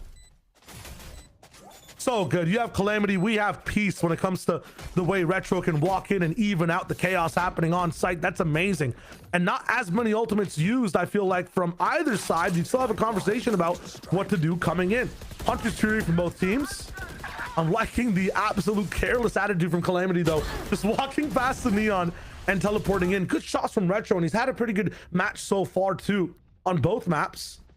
This one, though, you have to find some consistency. The bank is active from D1. It'll be dipped into. They have another buy and 4 ultimates again to use on this attack side. You let them touch a site, you got the pit. You let them, you try to fight them on the way there, you have some overdrive to push them into a position to use the lockdown. I mean, there's so many options here. Rattled down by the Odin already. You got to be careful on this one. A double up top side, Retro and Tim. Crazy to defuse here, this position. How do you predict this? Yeah, this is so odd. The lockdown out from Dynamic to start as D1 has the less than committal stack, but the spike alone for Mikey. And now Rose can press harder into it. Boomy's got to come back and grab it and at least shoot his way out of there. But in the meantime, this double stack from D1 has gone all the way to Link. How's this happen? Through B, past an alarm bot into their own connector. Double spray hit in the craziest way. Calamity knows how to make it entertaining. Getting out of there as well. What a way to open up the round. Yeah, however you got to get it done, I suppose.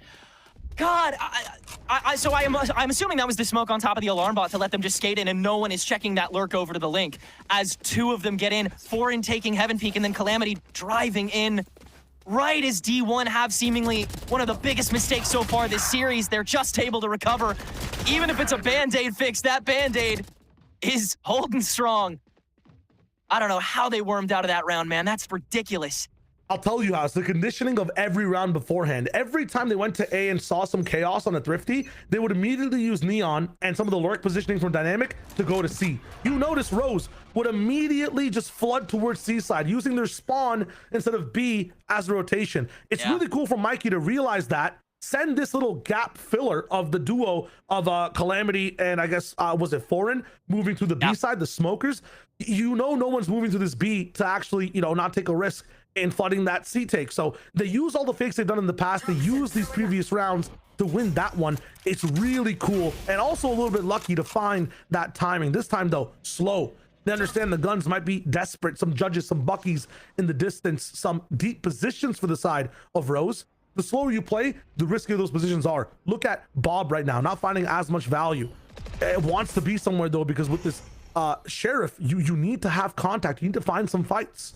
Everybody now shifting a little bit more on the side of Rose. They don't know where this action is. They have no information. D1, they're the ones with the spotlight. Yeah. Just one dead branch they can snap off to take over a site instantly. And Retro, a lot of work done for the util dump. And Rose, they just can't interrupt. Herod can take some pot shots beyond the smoke, though, and at least stall, but the pit and the spike are down. It might actually be completely erased here from Corrupt, actually faster than the lockdown, though. So we have a flank and lockdown coming in. Double flank from Dynamic. The lockdown might be solved. Yeah, it's gone. And Calamity reflanking again. Some of the positions amazing from Rose, but unfortunately, the D1 players understand the win cons. They just play it better. And the tower just tumbles and falls here. The control that Rose would have had in this round, in this game, on dire straits as we get the match point for D1. Just great control of that situation throughout, making sure no one can get too uptight in that early bit, making sure Rose had a complete lack of information up until they're at that doorway. And they may not have any of that now with Rose having some ultimates, still having a lot of room to peek out and poke out with these better weapons. But that gumption, it's gotten them this far. It really feels like they're on the cusp. I gotta shout out whoever's making these calls too, whether it is Mikey in the business or someone else. That's the second time they found a free gap against Killjoy in this game. They're having a smoke on that turret. And now they flip it all around. We were looking for gaps. We were playing that cerebral game. Time for odd action. Okay, no shot on one of the sides. I was about to say that this is amazing from Boomy, but the pressure is just enough. One smoker down, though, and on that, for Dynamic, on the backside, Retro is the one going down. A piece of the equation on this chessboard that would really take apart all the pieces from D1 away immediately. Their main fragger, the guy who was solving these C takes, is not going to be alive.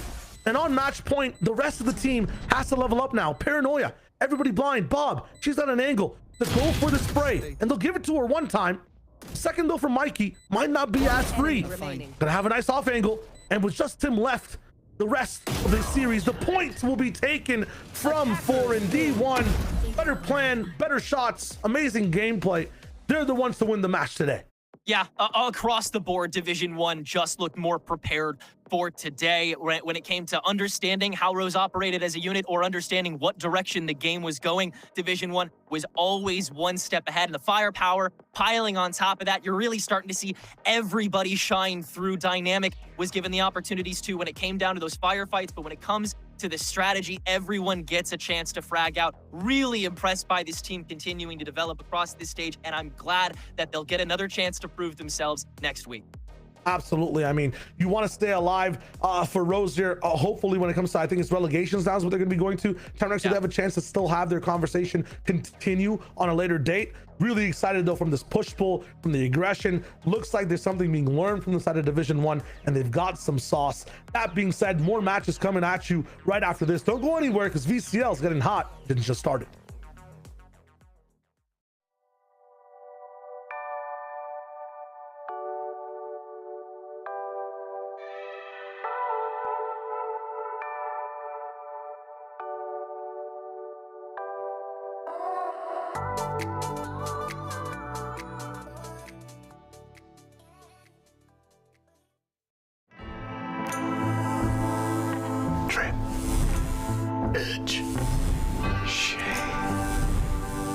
Trim, edge, and shave with Philips Norelco One Blade. One tool for all you need.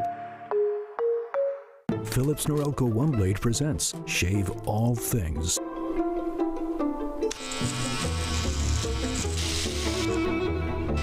Your style made simple with Philips Norelco One Blade 360.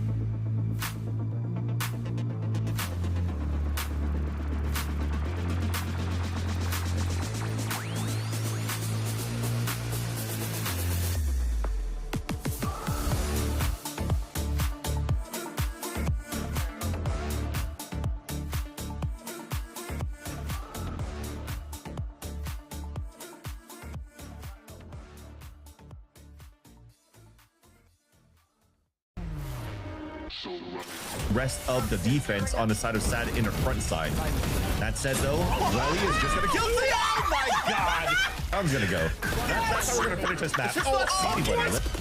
Yeah, Joe trying to shut the door with a Bucky already. What a swing from Pain. You've got Footway looking for the ace. There it is. And now Derek pulls at a main. Yep, that'll play. And 3v2 now and 2 stingers. They've got to keep it close quarters. And Moose will do it all himself.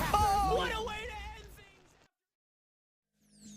Welcome back to VALORANT Challengers League North America. I'm your host, Elizabeth, joined with Dryad and Ash on the desk. And beautifully done from Division 1, taking down and eliminating Rose from the Swiss stage, keeping their stage 2 dreams alive. Giant, I'm gonna go to you first. I think, we came into this thinking Rose had to fix some fundies to get in there.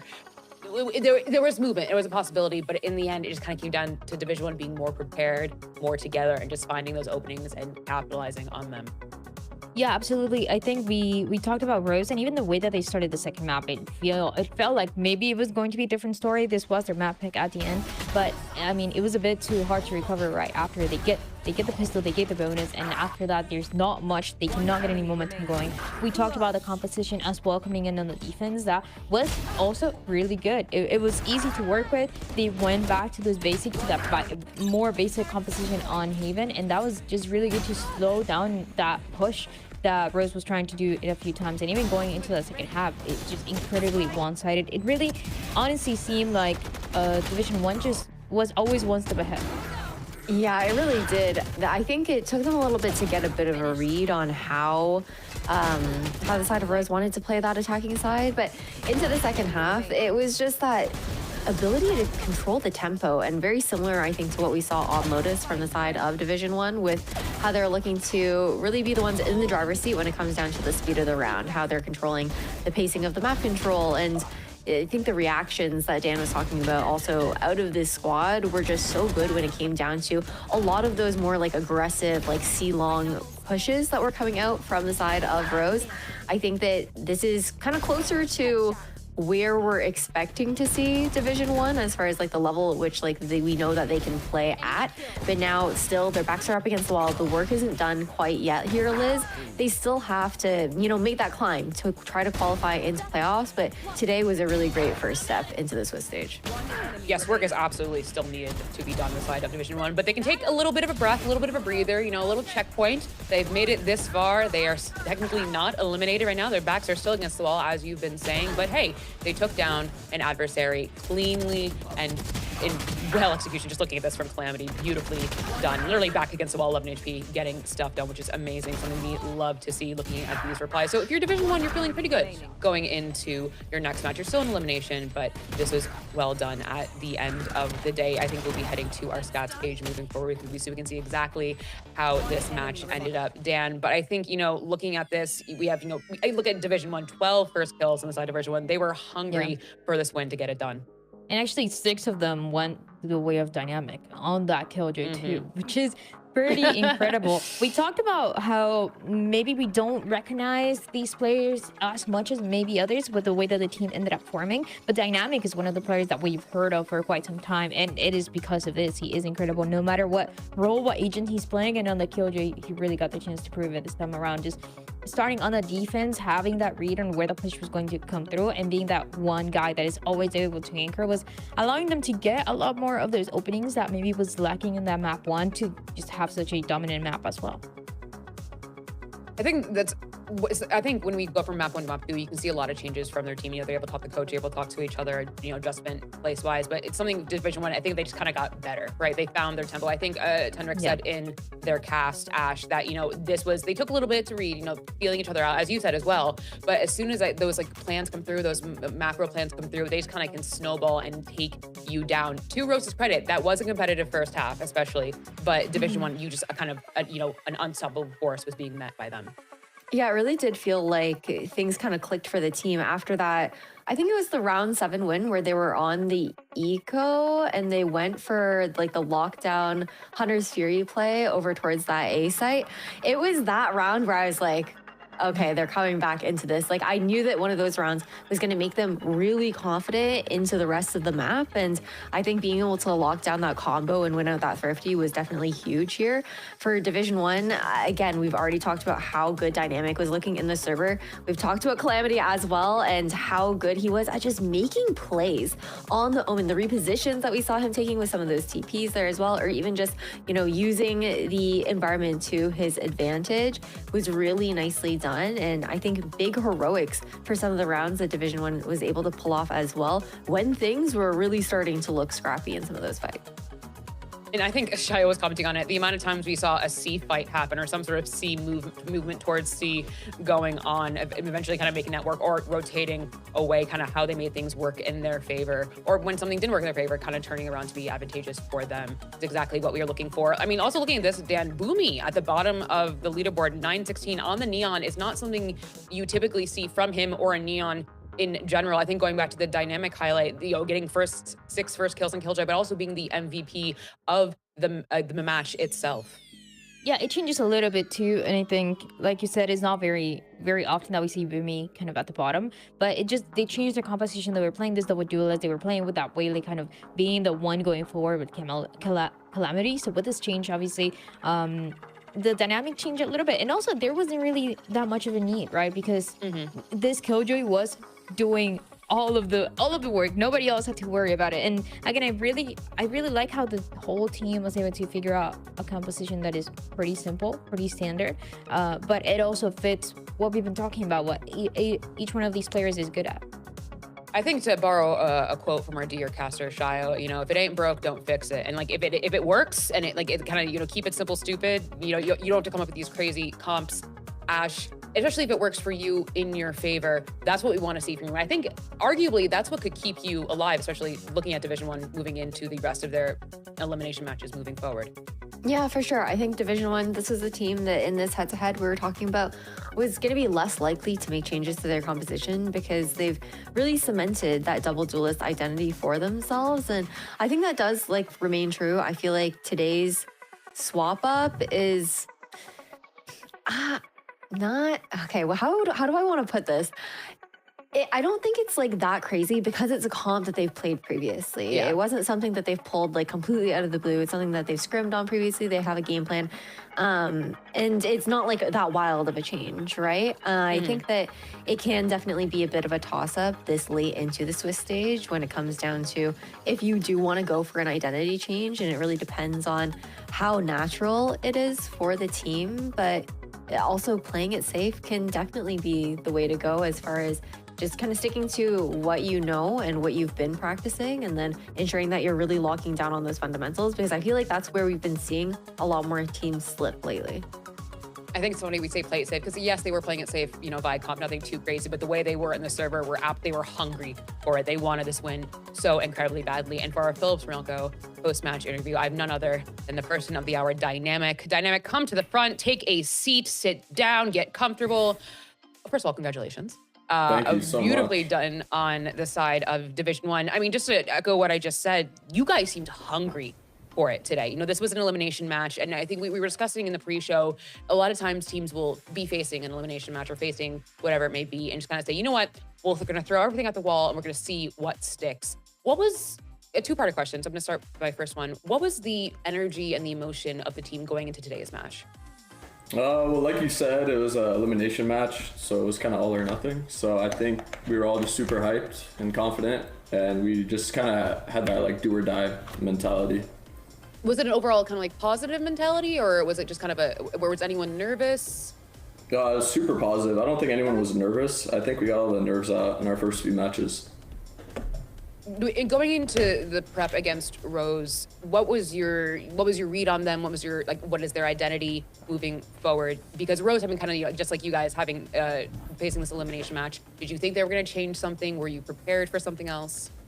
I mean, we did a little bit of counter stratting and preparing for them, but we mainly just focused on getting our own fundamentals on point and play our own game, I mean, to bring that up, playing your own game, you at the last map on Haven, the MVP of the map, going 6 first kills on Killjoy, an incredible performance from you. Looking back at your team and looking back on your performance on Haven, a map that's not yours, how do you feel overall moving forward into the rest of your elimination games? Because while you still are alive moving forward in the Switch stage, your backs are still against the wall, still facing elimination. So how do you feel as a team moving forward for your next games?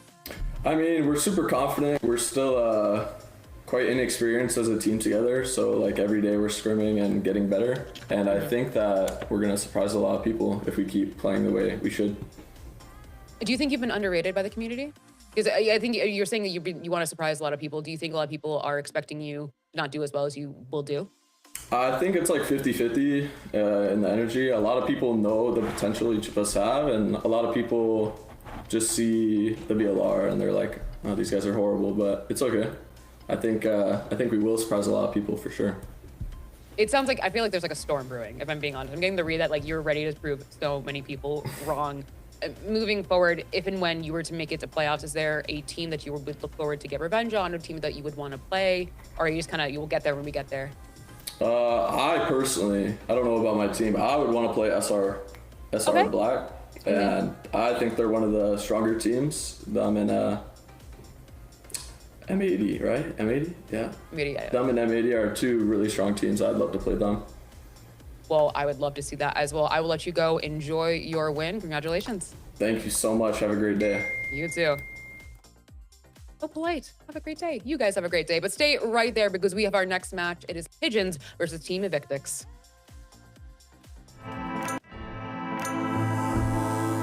Trim. Edge. Trim, edge, Stay and there, shave stay. with Philips Norelco One Blade. One tool for all you need. Philips Norelco One Blade presents Shave All Things.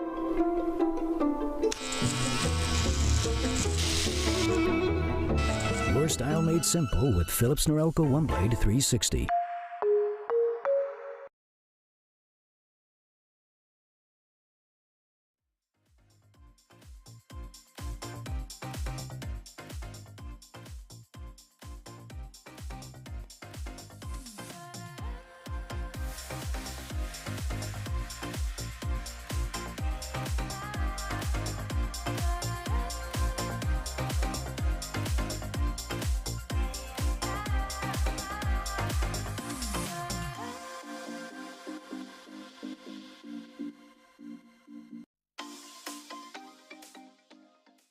Well, folks, I hope you enjoyed your very brief break because we are back with Team Evictics versus Pigeons. Another match where two teams are facing elimination in their Swiss stage. One team's tale of stage 2 will end today, while another will live on to fight another day. Dan, I hosted Evictics a bit ago. I love to see them, Dan, but also Pigeons. Again, I will say this every single time, repeat it with me, best try code in the game. But it also, in my opinion, Dan, it is a little surprising to see Pigeons here down in an elimination match 1-3. Yeah, I think for these teams, especially, I think in the last series, we had a bit more questions, but for these two teams, we have been seeing them for quite some time since that stage 1.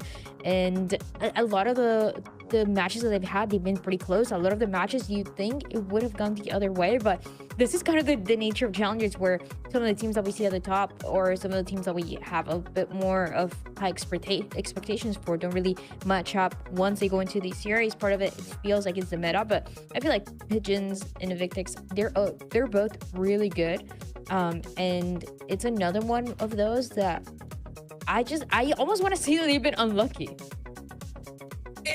You know what? I think it's a lot of times we think we pull up stats, we pull up our stat lines. We're like, oh, guys, look at this. But there's so much more to the tale, Ash, if we were to talk about it. You know, I feel like, you know, I wish we could show you the entire VOD and tell you exactly what happened. But alas, we do not have that time. But Ash, our first team that we're going to talk about today is Team Evictics, who came up through promo relegation, are here. Looking that Shaw's here, T-Dog here, Slammed, a team that I think, you know, has all the parts. You can see they're trying, they're making moves, which couldn't quite get over the finish line, as Dan was talking about. Yeah, and she's talking about how for both these teams, there have been moments where it felt a little bit unlucky. Again, strength of schedule. I think, you know, you go up against YFP and EG that even though they haven't had maybe the results that we're expecting from that squad, they have a lot of potential, and they definitely showed that in that matchup. And then also SAD Esports, right? I think that's tough. This is an Evictics squad where now that they're in this elimination situation, I know we're talking about how we weren't really expecting them to be in this position, right? Because of the fact that they did manage to break through into that top 8 during stage 1. They made it into playoffs. This was a team that I think was a little bit of a dark horse for everybody last stage, as well as being a team that could really contend. But I feel like the macro that we've been seeing from this team has been a little bit tough for them recently. I know they've brought T-Dog in, and he's had some really great moments with how he likes to condition and how that they like to, you know, throw in those pump fakes like here and there. But it feels like as we've gone through this transition period, for the meta and whatnot. It doesn't feel like the calling has been keeping up to what I would want to see of a team of this level. And that's what we want to see from them. We want to see them improve, especially right now. When you have our do or die elimination, we need to see that from you. We need to see, if you want to keep your team alive, you got to keep your team alive. Part of that is Slammed coming in here, looking with a nice Omen, 226.7 ACS. Dan, and 1.7 KD. So an Omen that, you know, is kind of doing, I think, typical Omen things, but someone we wanted to highlight for our player highlight of Evictics. Yeah, Slam has been really good, and 100% the biggest highlight that this side of this team of Evictics has. He is currently the best controller player that we've had playing in this tournament. It doesn't matter. We see a lot of the Omen individual plays, but we sometimes also see him playing a little bit more for the team, being really smart for those late round decisions that I think make this team, again, feel really good. I think that some of the series that they've had have been a little bit unlucky. I think a lot of the maps could have gone the other way, but the one guy that is always pulling it together, bringing those rounds back and getting the team back in the game is always Slam. Someone we definitely want you to keep your eyes on today, but Slammed, as always, will have his work cut out for him when he faces Team Pigeons today. I think a team, Ash, if I were to talk about kind of like, you know, the quintessential challengers burst onto the scene, have this incredible moment, you know, especially early on. Oh, look at all these amazing smiles too. We love to see it. But I think let's talk about what you were talking about, that strength of schedule, right? Looking at who they were facing below, they had their work cut out for them, which I think is why they, you know, they found their moments, but that's why they're down here in an elimination match. Yeah, I think it's tough. I feel like, especially that close matchup against MBG, definitely a tough pill to swallow there for Pigeons. But yeah, you're mentioning, you know, you've got Core, you've got M80 that you're facing up against and also losing to a little bit earlier into the Swiss stage. And again, it's so hard. I feel like at this point within Challengers, because of like how closely matched a lot of these teams are, but then you also there are just some really cracked teams out there in general. And I think for Pigeons, you're looking at the squad that is like breaking into Challengers in a way, but all of these individual pieces are, for the most part, very well known to us.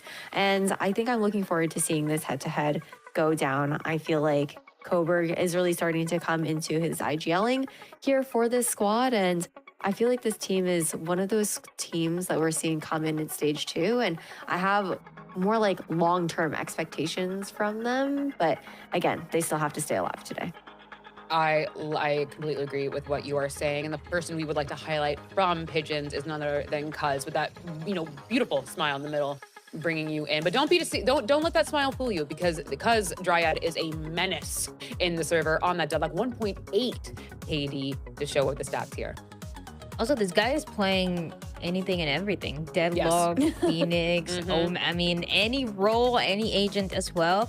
And it's similar to the conversation that we had in the last series. That flexibility really pays off right now, especially with the differences of approaches that both of the teams have. When you're gonna see sometimes a lot of the double duelists happening with that Phoenix that is becoming a lot more present in the meta. A lot more people are finding the value, or finding how much you can really exploit and take advantage of those flashes, and now especially the ultimate too. And I feel like Cuz is one of the ones that has a better understanding of it. I really like, and I really want to see more of that Phoenix and more of these double duelists, because that is the biggest difference between them and the other side. Is you have a double duelist that is not as common, especially the way that they're playing it, and then the other side is always a single duelist. It's a lot more standard. It's the same things that we've been watching for now a few months. Yes, and Ash hinted a bit towards our Phillips Norelco head-to-head. There we go.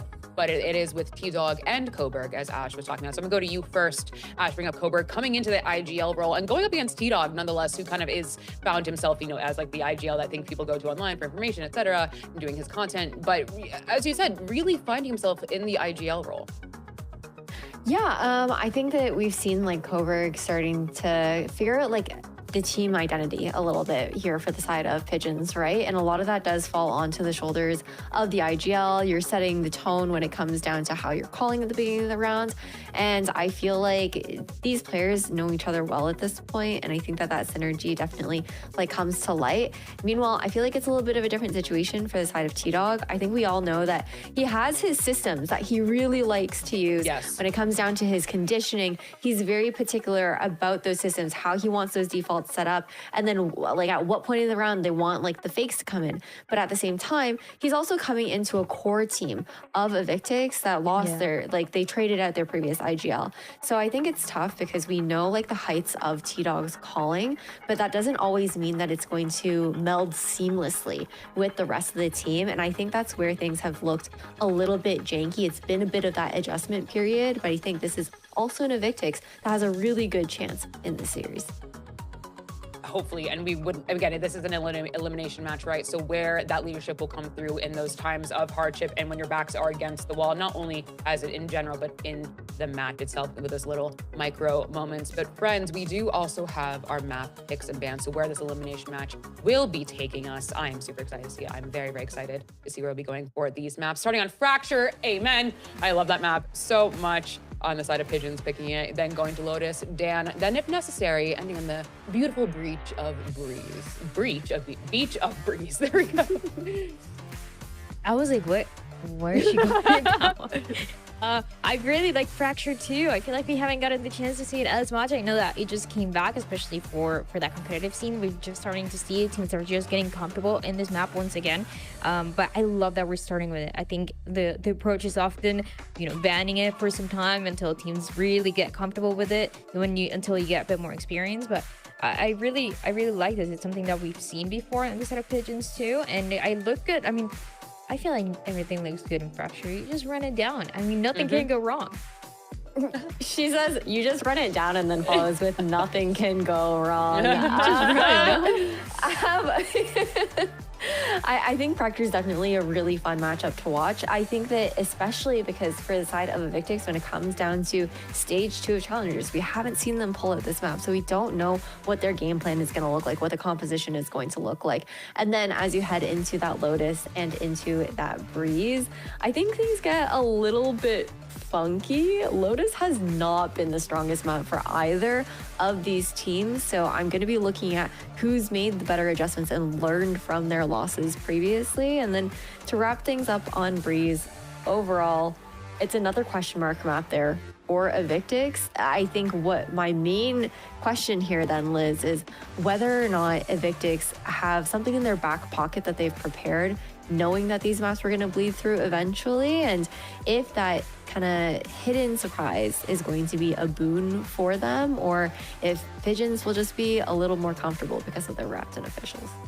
It's like, what are they cooking? What could they be cooking in order to bring these maps where both these teams have recent experience facing each other on these maps in third-party tournaments, but that's not an elimination match, right? This is the elimination match that you need to step up and be ready for to make sure you do not get eliminated from stage 2 of North American Challengers, because frankly, it is in your hands. Your fate is in your hands. Just like in our hands, we had our predictions. And I believe if I looked at our socials correctly, which you should be following all of our socials, we all aligned. So a preemptive apology to Pigeons if this does not go your way. That is on us. That is completely on us, and we will take all the blame for that. But Dryad, I'm gonna go to you. Oh, okay, I'll take the blame. Elizabeth will take the blame. But Dryad, can you talk to me about why you went Pigeons?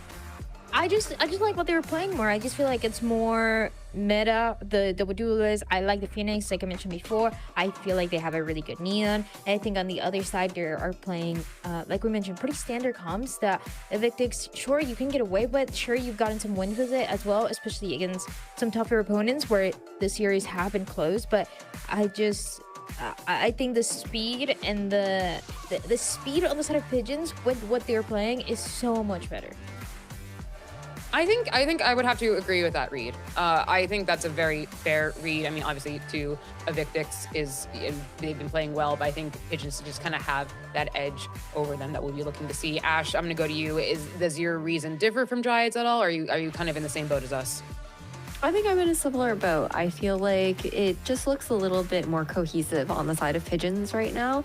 That's not to say that Evictics aren't able to, bring it back. I think these two also faced off pretty recently in an MFH tournament where I believe it was Pigeons who actually got the win in that one. But when it comes down to the compositions that we're seeing on our screens, it's going to be them actually running back the same two comps that we saw from that MFH tournament. I know that I said actually that we didn't know what was going to be played on Fracture for the side of Evictics because we hadn't seen it in VCL, but in third-party tournaments they have been running it.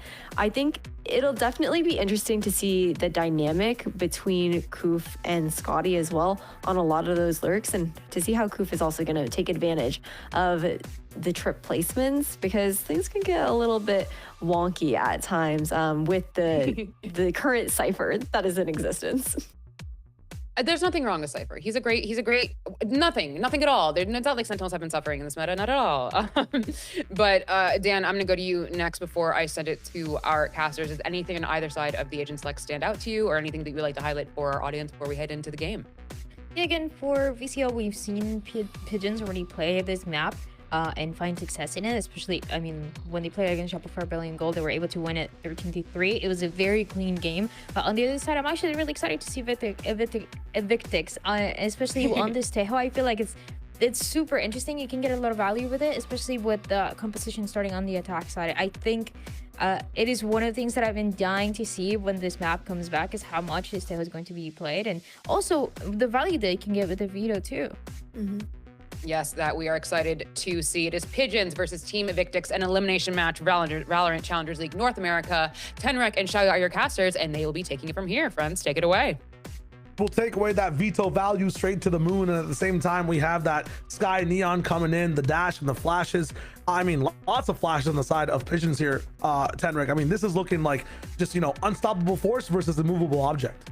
100%. Yeah, Pigeons have workshopped this composition in Fracture and Challengers already, and Cuz being even more self-sufficient on the Sky is paradoxical at first, but not for very long with this amount of space that he can take solely. But really, every member of this team has stood out on this map in particular. Evictics, though, they've had some solid performances outside of Challengers on this map with this new composition. My eyes are definitely more than anything on Scotty, on Vito. He's got to pick up and carry a lot more responsibility and weight across so many of these finishes, especially in this opening half where they'll start out on attack. Yeah, I've done a lot of research on Vito. I'm like a Vito connoisseur. I love parading Vito as the solution to what's happening in this meta. A good stoppage on some of the neon stuff when it comes to the relay bolt and the wall, but the thing is, against not a Tejo, when you're just rocking up against what Sky and Cypher a little bit, you lose some of that Vito value coming into this one. We're wrapping over at Arcade to start things off on Fracture. Evictics have that seat on the pilot side of the map right now. They're starting on attack, and they're going to be rushing in, taking tower control fast. They'll step right into this, just ready to take over on the Coop and Co, but Pigeons are already here for most of the fight, and they'll take over. Softening the blow right now to what happened on site. A lot of these trades going for the side of Pigeons for now. At the same time, Evictics do have a smoke to play off of, have two players, and have the majority of the players from Pigeons on the A site. They still have, or on the B site, excuse me, they still have the spike and are able to maybe pivot off of this, maybe get a plant down if it's possible, but I think, I guess T-Dog's gonna have to go huge. They don't really have a bandit or a ghost, and they don't really have a chance now with just one player left alive. All eyes on T-Dog as Pigeons do a really good job of kind of securing that round.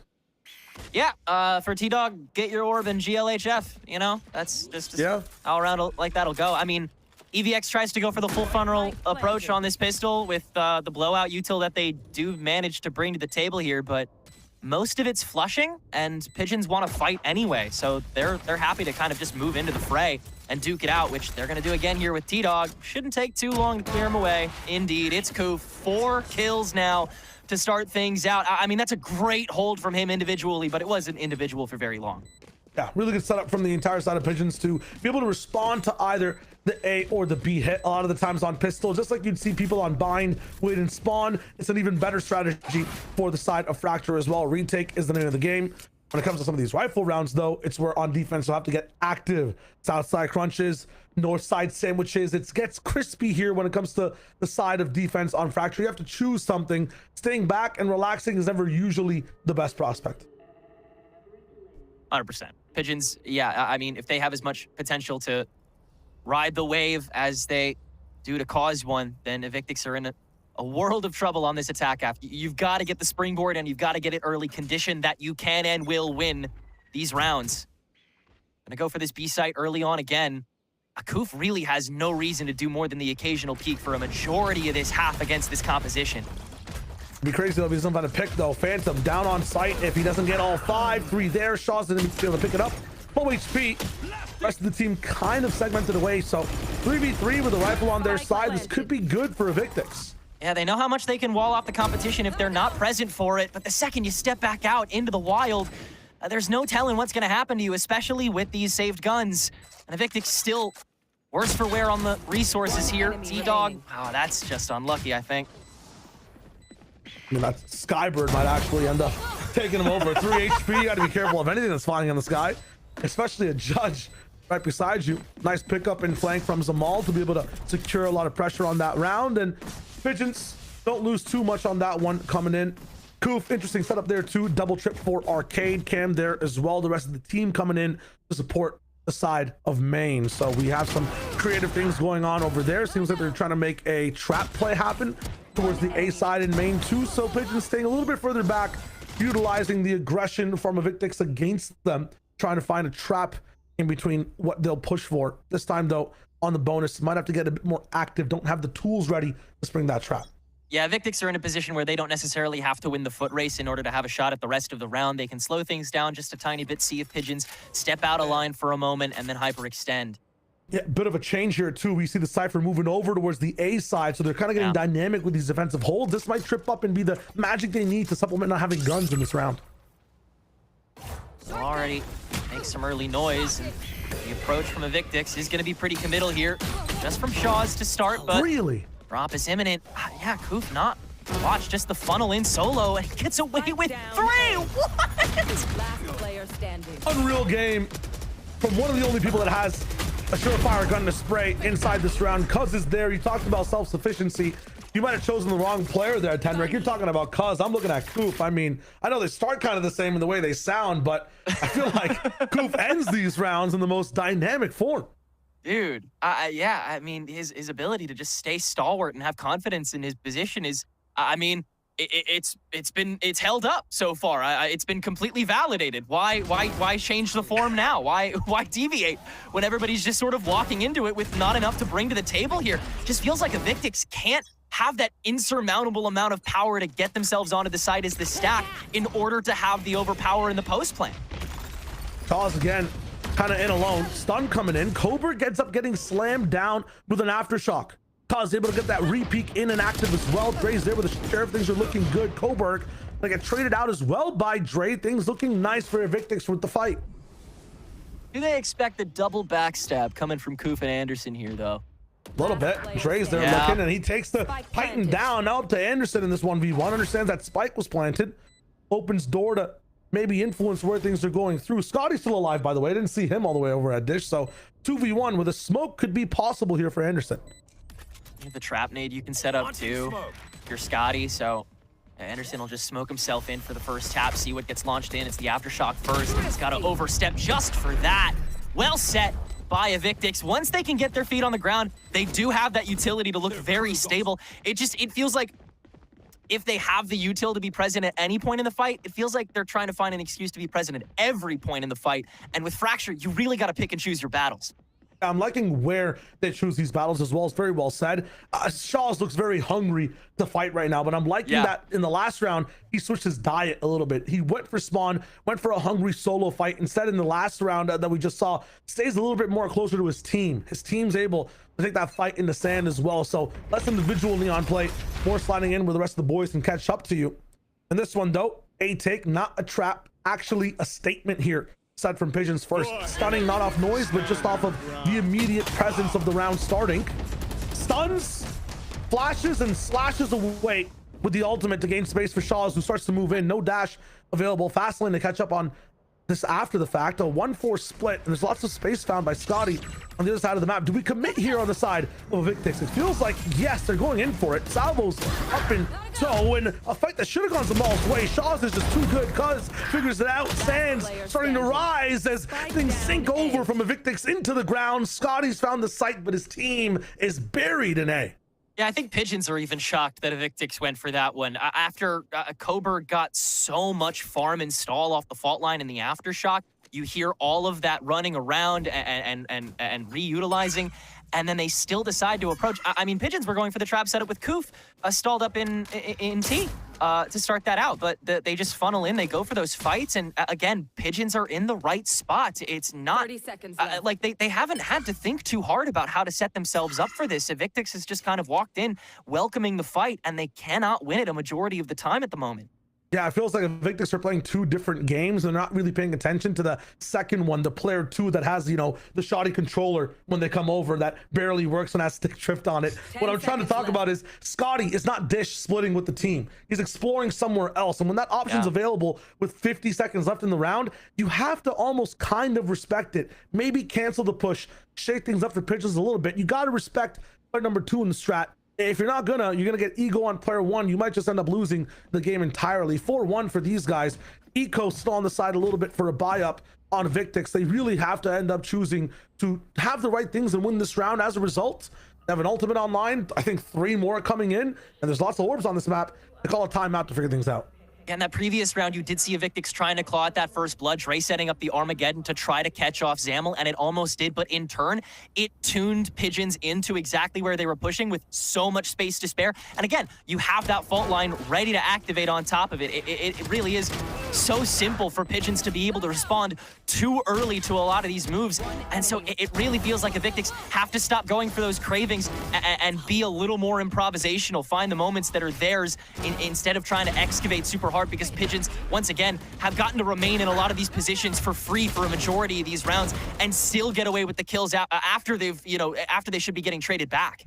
I'm liking that word you use, improvisational. One of the best ways you can be improvisational, creative in this game is ultimates, is using ultimates in a round. You can see the differences in these two teams. Evictics, I feel like, have the better ults. You have the option of having that evolution to stop things down. Yes, information is here for, Pigeons. They got the Wikipedia ultimates fully sourced, the Seekers, the Neural Theft. They know what's going to happen, but Evictics can make things happen and cancel things as well with evolution, with the side of the overdrive following, a Rolling Thunder. They can literally surf on the breach util with this comp.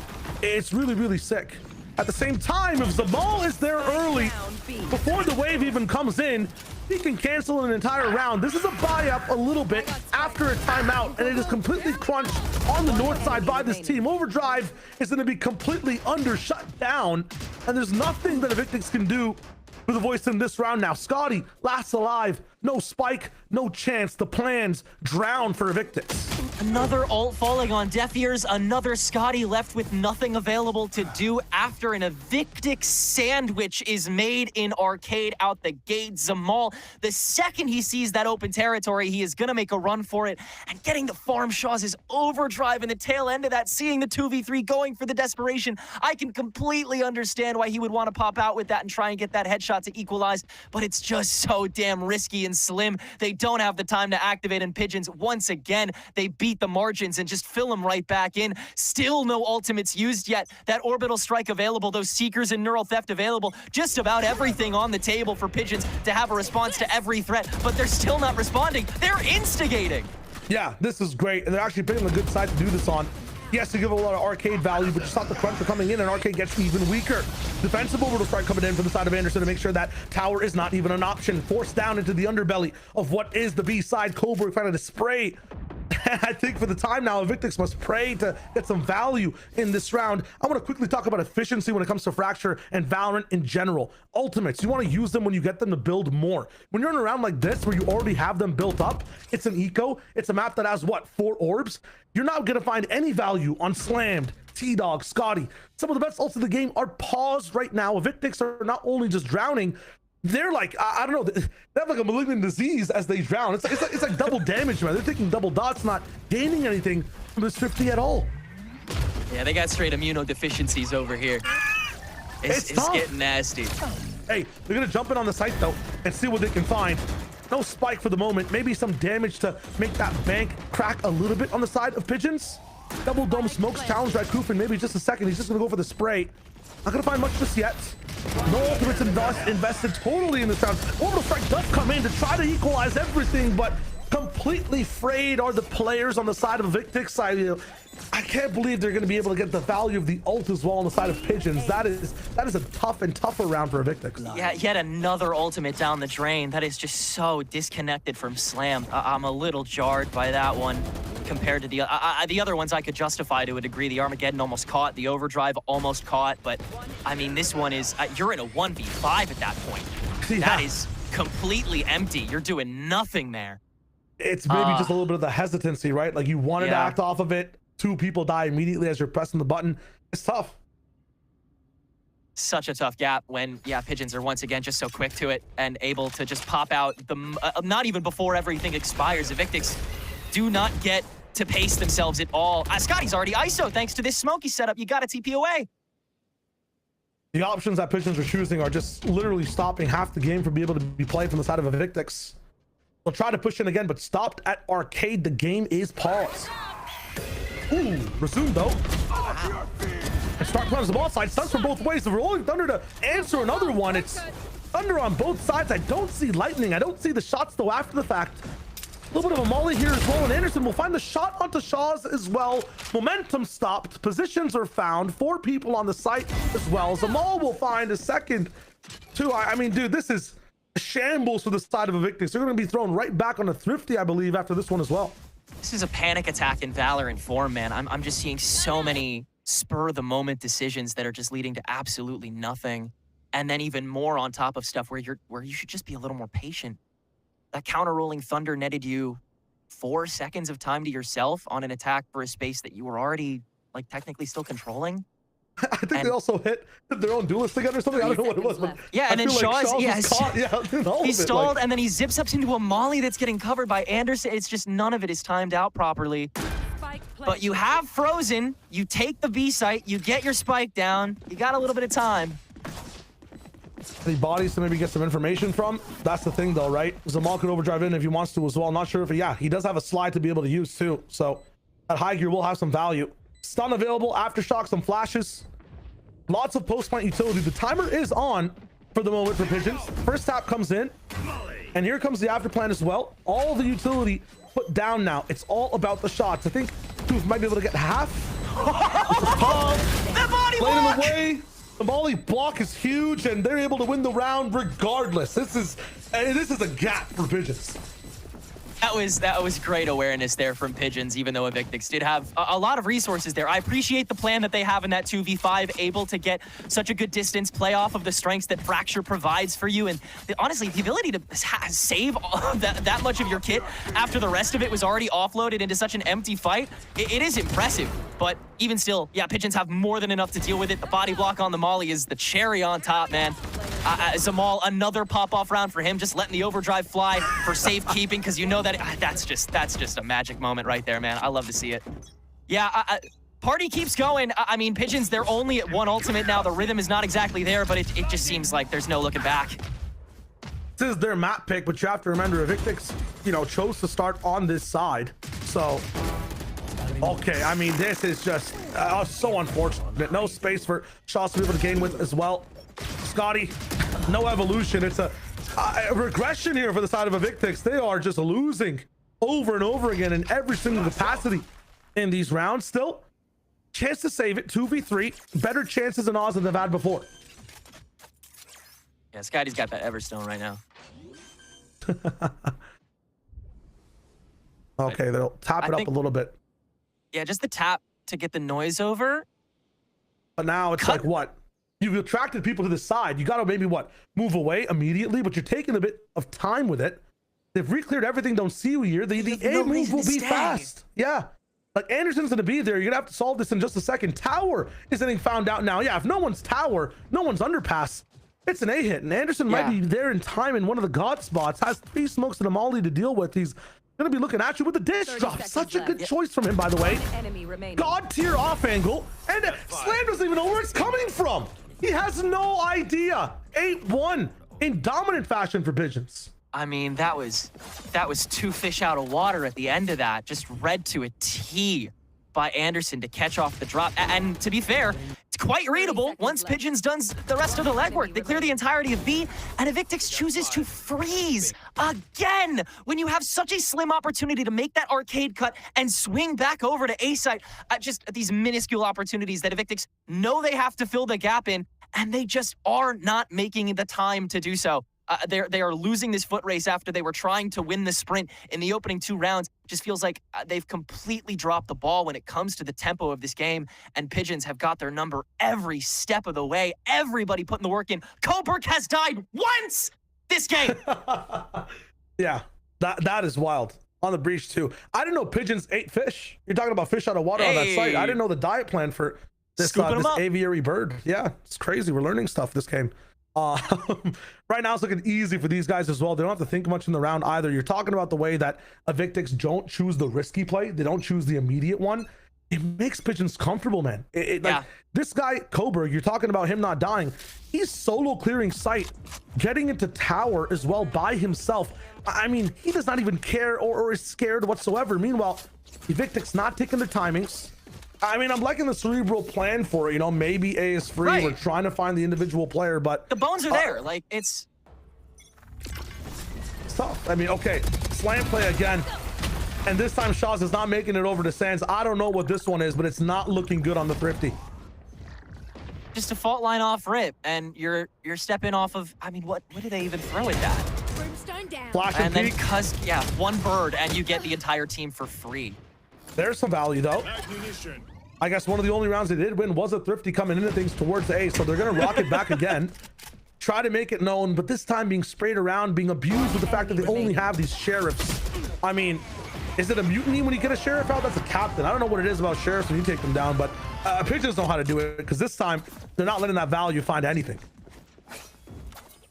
Koof has gotten to spin this block so many times for free just because Evictics are frozen in this hallway, and they know it too. They are so aware of that, and yet they just keep losing to him.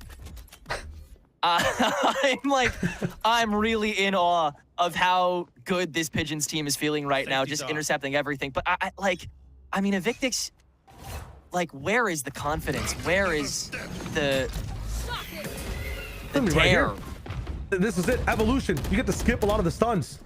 Skip the damage. Put Shaw in a good place to actually entry. This might be the round. I mean, this has to be the round. They flip over. Has to be the round they need. Look at these trap plays, though.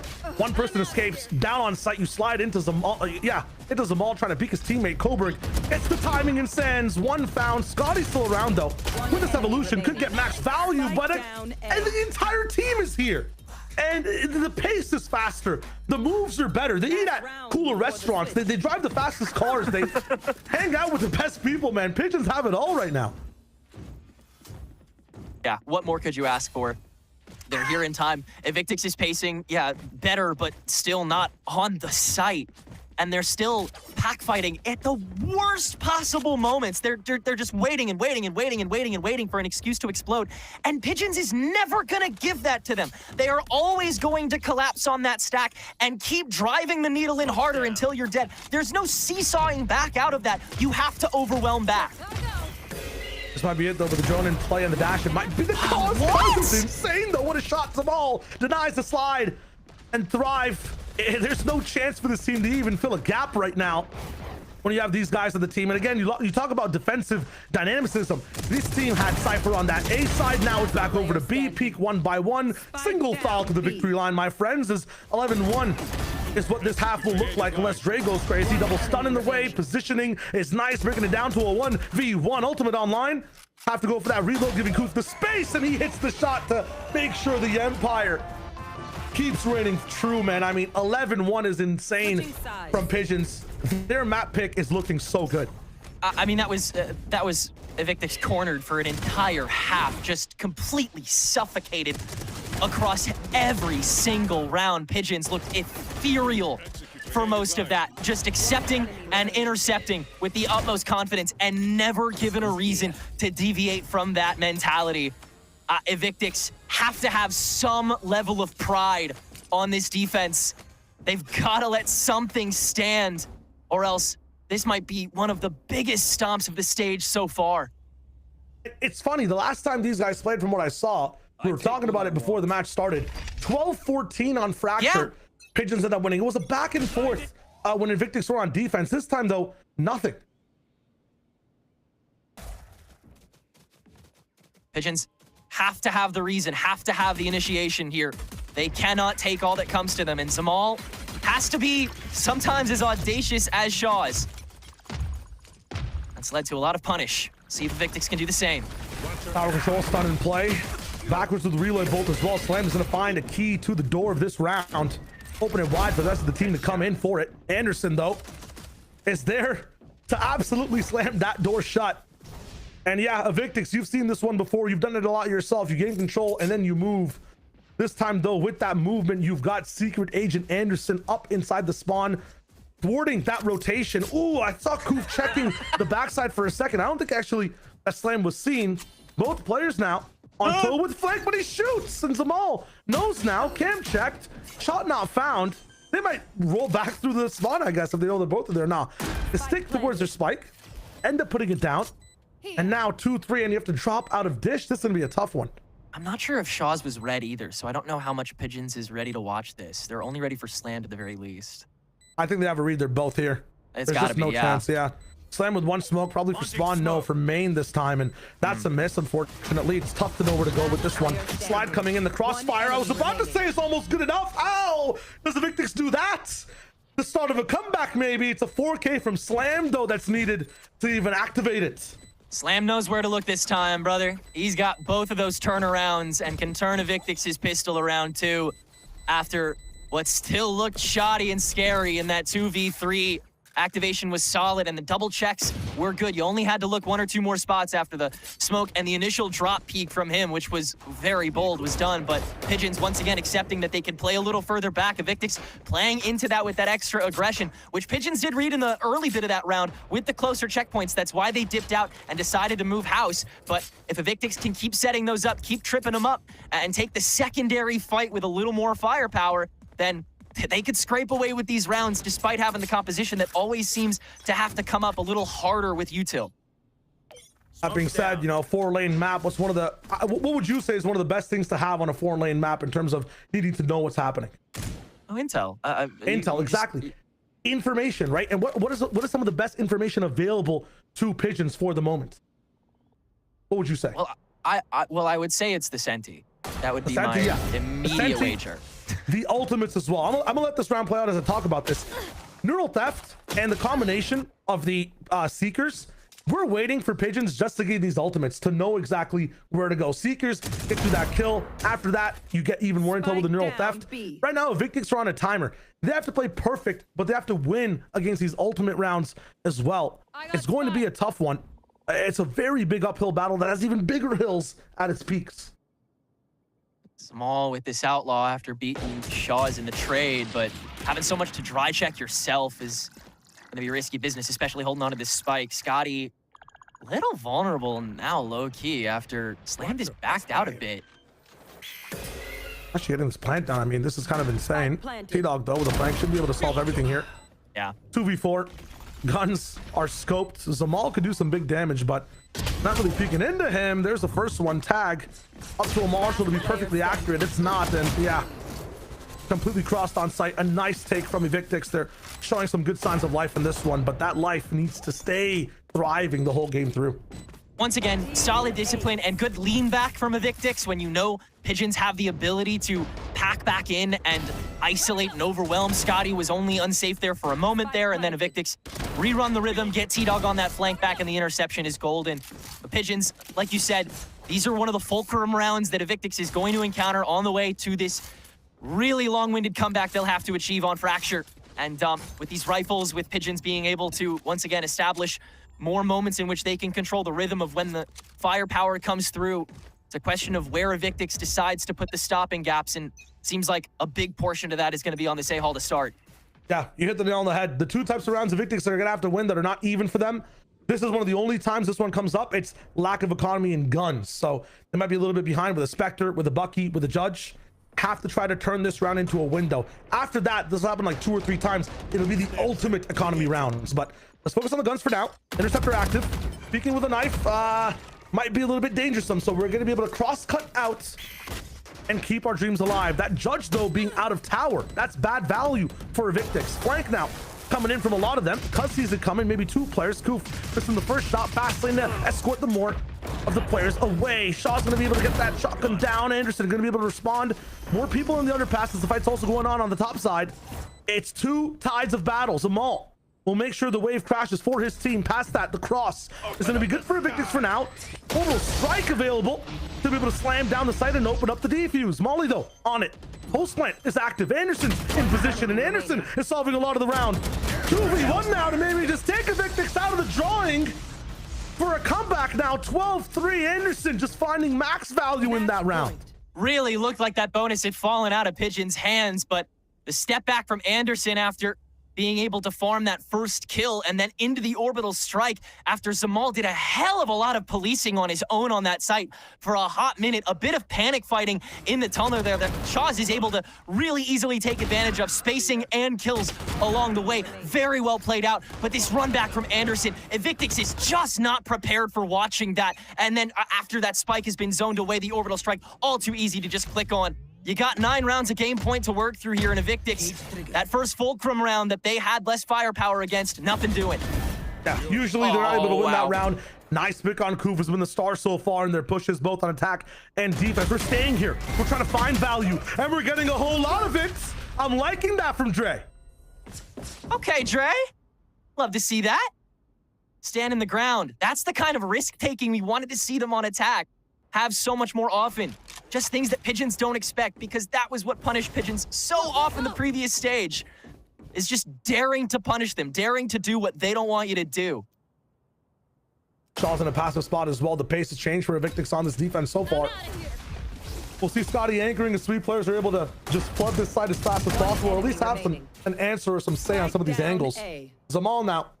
Left last alive, 1 away from overdrive. Yeah, not going to be possible. Will earn the ultimate, and we are slowly approaching the second challenge for Evictics. I can't blame them for losing a bonus, right? I know it seems drastic in the 12-4, but now is the real test. You have gained a little bit of the economy overall. You'll be able to 12-5 this easily unless something crazy happens. The ultimates. Look at Koof real quick. 1 away from neural theft. Seekers coming in. Rolling Thunder coming in, and overdrive already online. You have to be thinking about what to do in these next future rounds, and take things like that. 3Ks from Dre, big plays from big time players to make it possible.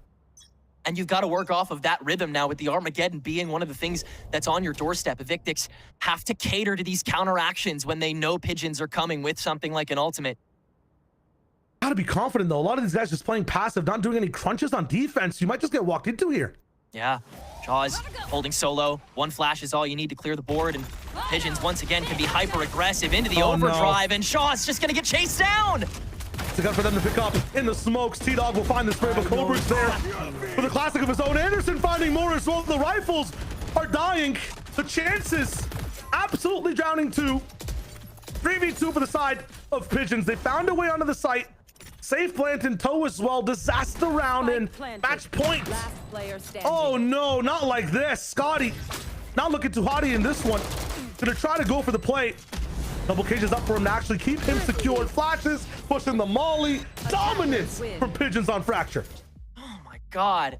I have never seen a more terrified team in this region so far this year, as Evictics is of Pigeons on Fracture. That was a total dismemberment coming through on both halves of the confidence of this team. Every moment you thought there was some sense of morale, some semblance of structure coming through for the team, where you knew the blueprint was there, where you knew Evictics was able to come through in so many moments and get creative off of the fulcrums that they themselves could provide to those important rounds. It just didn't matter. Evictics got snuffed right back out. Pigeons just run it down. W key, eat fish, and they are feasting already here. Fracture is still undeniably their map, and I mean, yeah, this game plan looks really, they're so intimidating there, man. That was crazy. Yeah. In season, definitely. The crunches look really good so far for Pigeons. Amazing. For Evictics, the Reaper kind of stands at Hell's door right now. They don't want to cross it, and they have one more chance to stay alive here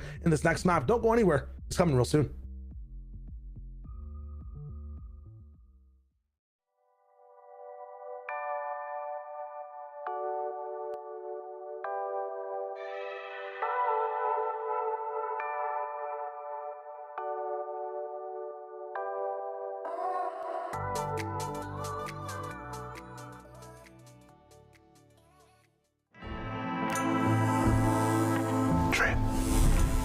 Edge. Trim, edge, and shave with Philips Norelco One Blade. One tool for all you need. Philips Norelco One Blade presents Shave All Things.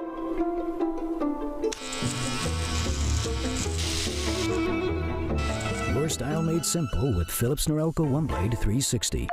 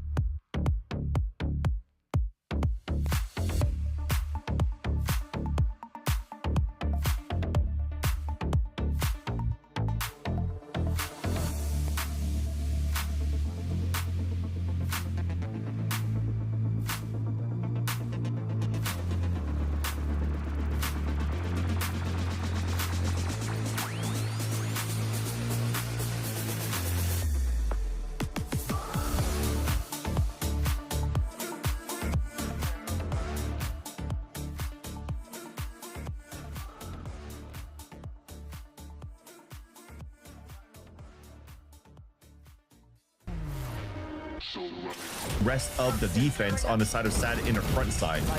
That said, though, Welly is just gonna kill the. Oh my god! I'm gonna go.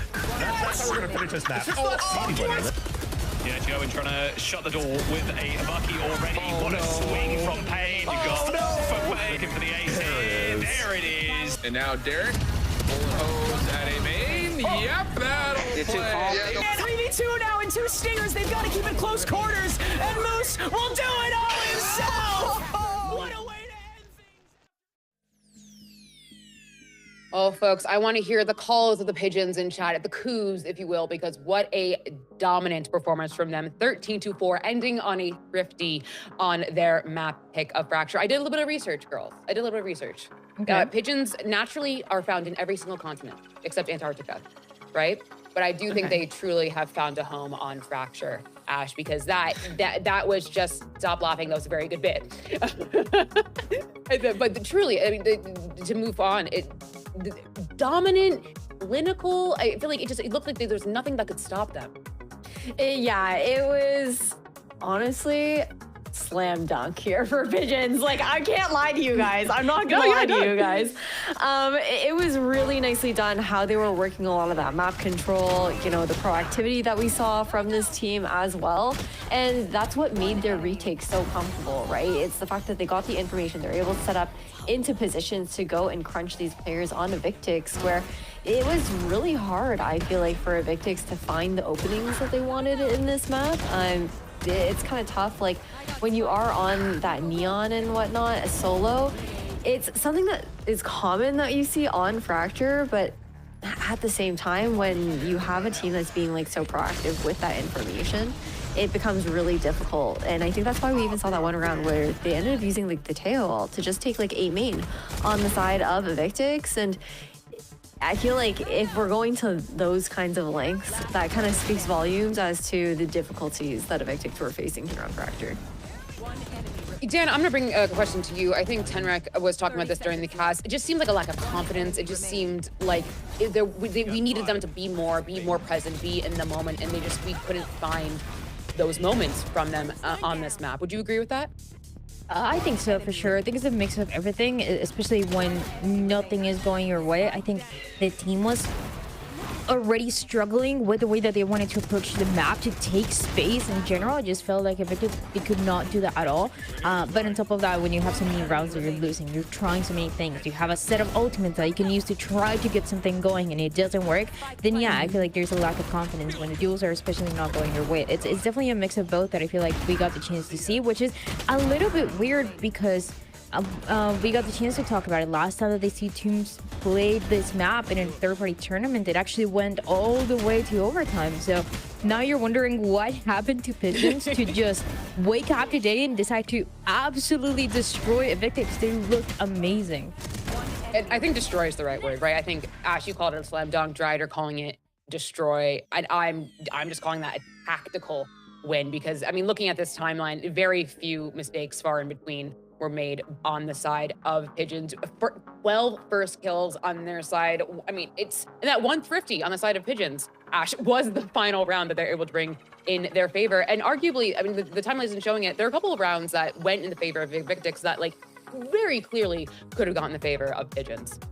Yeah, the rounds that Evictics were able to win were not convincing in the way that we saw from Pigeons. It was like an open and shut book, a lot of those rounds. On that defense side, the fact that they ended up ending that off like 11-1 there, I think that just like speaks volumes as to the understanding that Pigeons had of that map control that we were seeing that we've already talked about so much. I think now, heading into our next map though, this is a Lotus where if you're going to lack that confidence, you're not going to be playing like as far up as we saw like Pigeons playing, going for, you know, the contention on that defensive side. That's something that Evictics are going to have to turn on and turn around heading into the next map of our series. And I mean, on the side of Pigeons, looking good, looking confident. 5 first kills on the side of Zamal, looking great. Coburg, we talked about his calling has been getting even better and better. 11 to 6 with that Katie on that breach. If you're Evictics, yeah, this wasn't the best win, right? You're 13-4. The kind of copium, if you will, the high points. That was a stomp, easier to get over, and that was not your map pick. We are going to your map pick next of Lotus. But the worry points, Dryad, as Ash was talking about, is we just saw you guys play this map, and it was not nearly this much of a stomp. So what has changed so radically from, you know, a few days ago or even a few hours ago till now, not a few hours ago, but recently until now? I think it's a question they have to ask themselves, and hopefully they find that confidence within themselves to know that, hey, you guys made it here for a reason, Evictics. If you're listening to this, if you're watching this back, we love you. We know you can hit the damn thing, so you guys can absolutely do it. Find that confidence, push forward, and do it. I don't know if you're even watching this, but we will show you the map selections next because we will be heading to Evictics pick of Lotus next. There we go. Well, they'll be starting on the defensive side, Dryad. So maybe not as advantageous, but still their map pick. Yeah, it is their map pick, and one that, even though they didn't win last time when they played against SAD, it got pretty close. It was a 13-10 that went the way of SAD, and this one I feel like it should be a bit more even. But I mean, honestly, that 13-4 really threw me off because we talked about, okay, it was close last time they played this map. It should be a close series, and it was not that at all. So going into Lotus, I would say, yeah, it should be a bit more even, and it's a good reset that you're talking about that you can make because it was so one-sided. But I'm still concerned. I just feel like Pigeons were better in every single way, not only the way that they were approaching that specific map of Fracture, but I think in general in the way that they were aiming, in the way that they were going for those fights, in the way that they were trading. So there's a lot of things that, I mean, if you're on the side of Evictics, you're hoping that's not even something that you need to fix, but something that was just really unlucky for that map, and that it's not usually what defines a team. Yeah, and my eyes definitely have to get drawn to someone like T-Dog or somebody else on the side of Evictics to kind of be that emotional rock heading into Lotus to help out with the reset that you guys were talking about.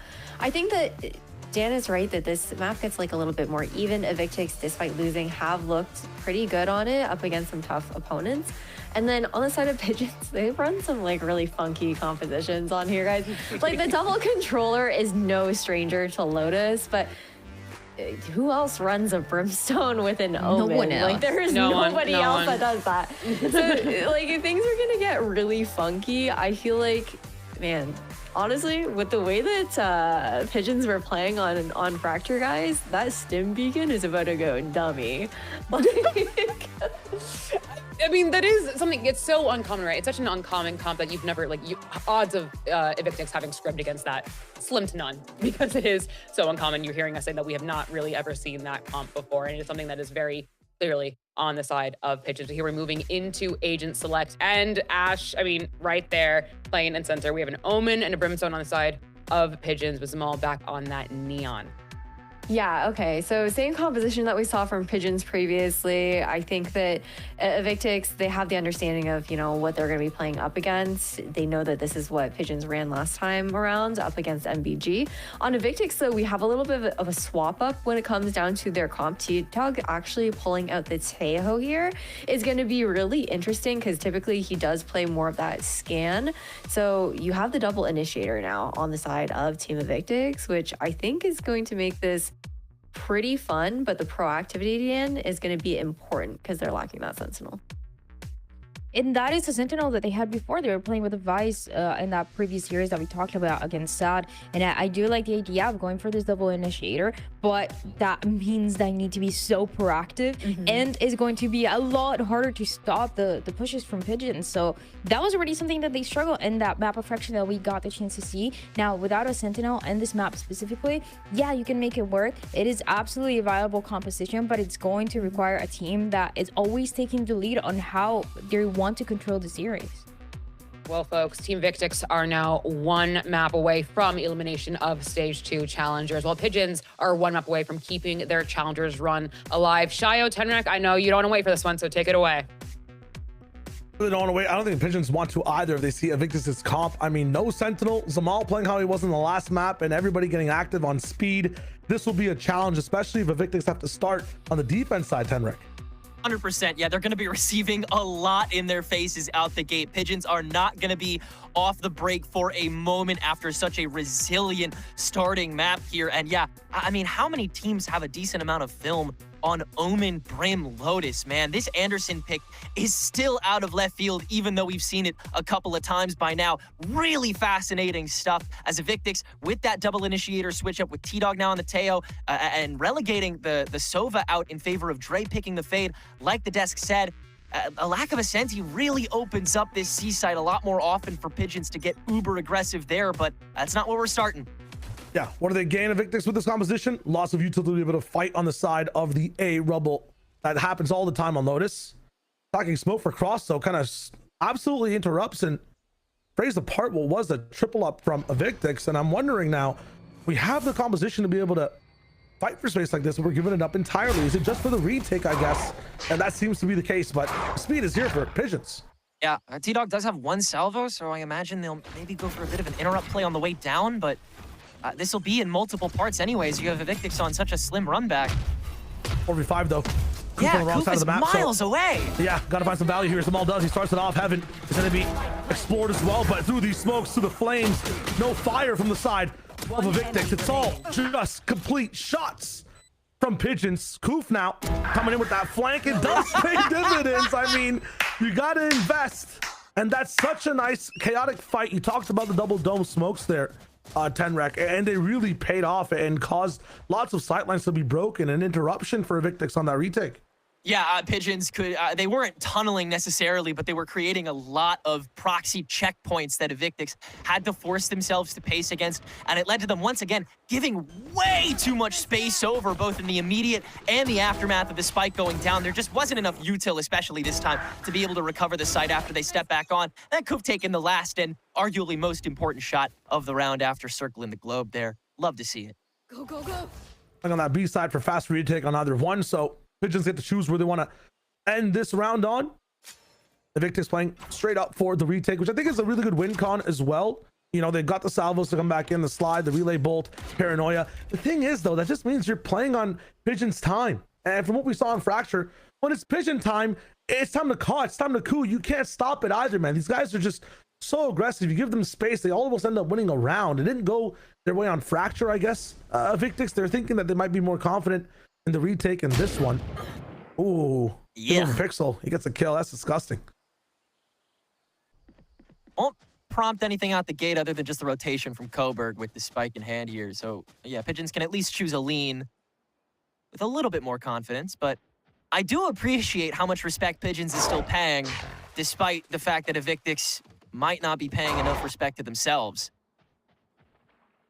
Exploration against an eco. Come on, Anderson. You don't have to go the full way. He might.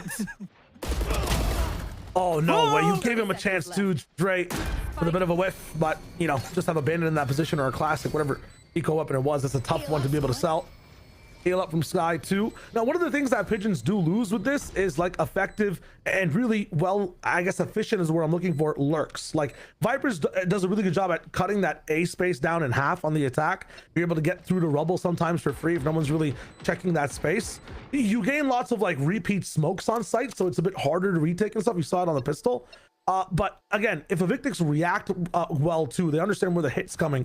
That's one way to stop this action as well from the side of Pigeons. The speed slammed, finding some value. They're just going for exit frags here, forcing these guys into space. The sun's coming in to maybe find a chance for a fight, but it's not going to be possible for now. We really got to wonder what the option is here. Is it full retake? Are we interrupting Pigeons? A lot of options here for Evictics. They're not able to hold a site though. That's the thing. They have to either fight for something or play really passive to redo the round again. It's really tough to decide at what point you need to engage, because Evictics' comp, it's so tough to instigate a lot of Pigeons' utility. They understood what Evictics was going to walk into for the majority of this. T-Dog on the Teo is definitely a throw-off, but it's not necessarily going to completely mitigate the game plan that Pigeons walked into here with. I think that, you know, that they have such confidence in the post-plant that as long as they get that set up, they should be chilling. Double initiation. We use half of it to go for that A fight. This is looking really good for the start for Pigeons, or for Evictics, excuse me. And now when it comes to Pigeons, forced over into the C sites. It's all about how much Scotty can delay. A double up here as well, having Dre here leaving B completely open. I love the decision. Play for that risk. Scotty gonna find Cobra for now, and yeah, that round's looking really nice for Evictics. Not too much value found on the bonus here for the side of Pigeons. They're playing to their strengths on this one. Yeah. Good synergy between Dre and Scotty there, just to file out all of that river entry. And good on Scotty to be able to get a third there. That's huge in helping them get the pit up and active early on in this game, which will be so necessary to making sure that Pigeons can't get that confidence booster early on here. Still doing a lot of window shopping, I gotta say. Like, the A fight didn't seem as committal. Maybe it's because they didn't get as many early bloods as they wanted to, but Evictics are doing a decent amount of shutting down in these opening three. I'm really happy with how they handled the pistol and then bounced back here. Have to go for that A fight once more. Pigeons, how do you adapt past that as well? You've got the speed with Zamal. You've got some options of your own to be able to fight this one too. More of a passive angle on this one though from the A side, so might be saying that, hey, we're actually fighting C for this one.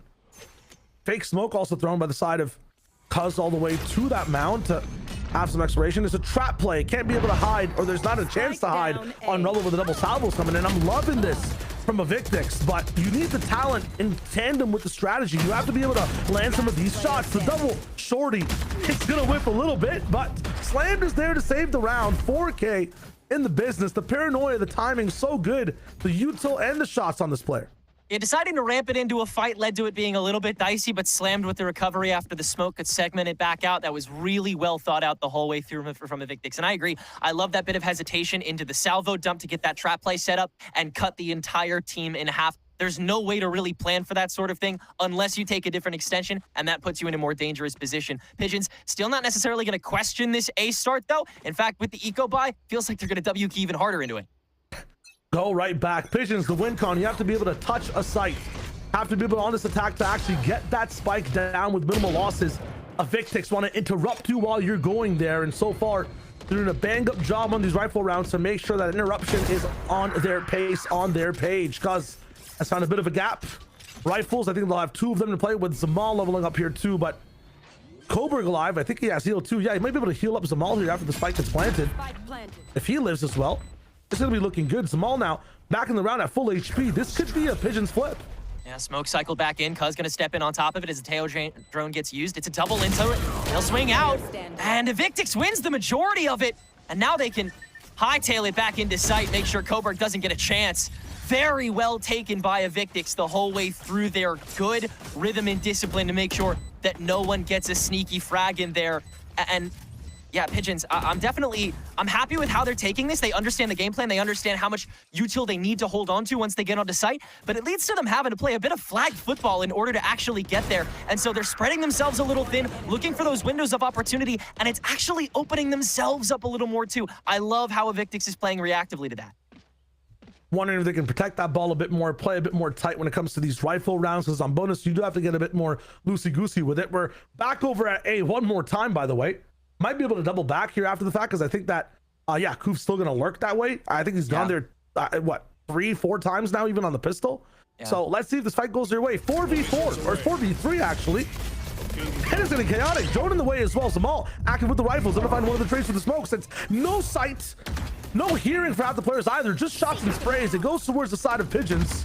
They soar, they fly. The smokes will dissipate in just a bit of time. The Seeker's giving lots of information as off the pressure the rest of the team are making, we're able to pivot to B. That door, I think, is still closed to be able to get across with. Yeah, Pigeons make really good time in the rotation. Very quick-winded. And Cuz already setting himself up on top of the smoke. Evictics gonna dare to approach it, and Dre!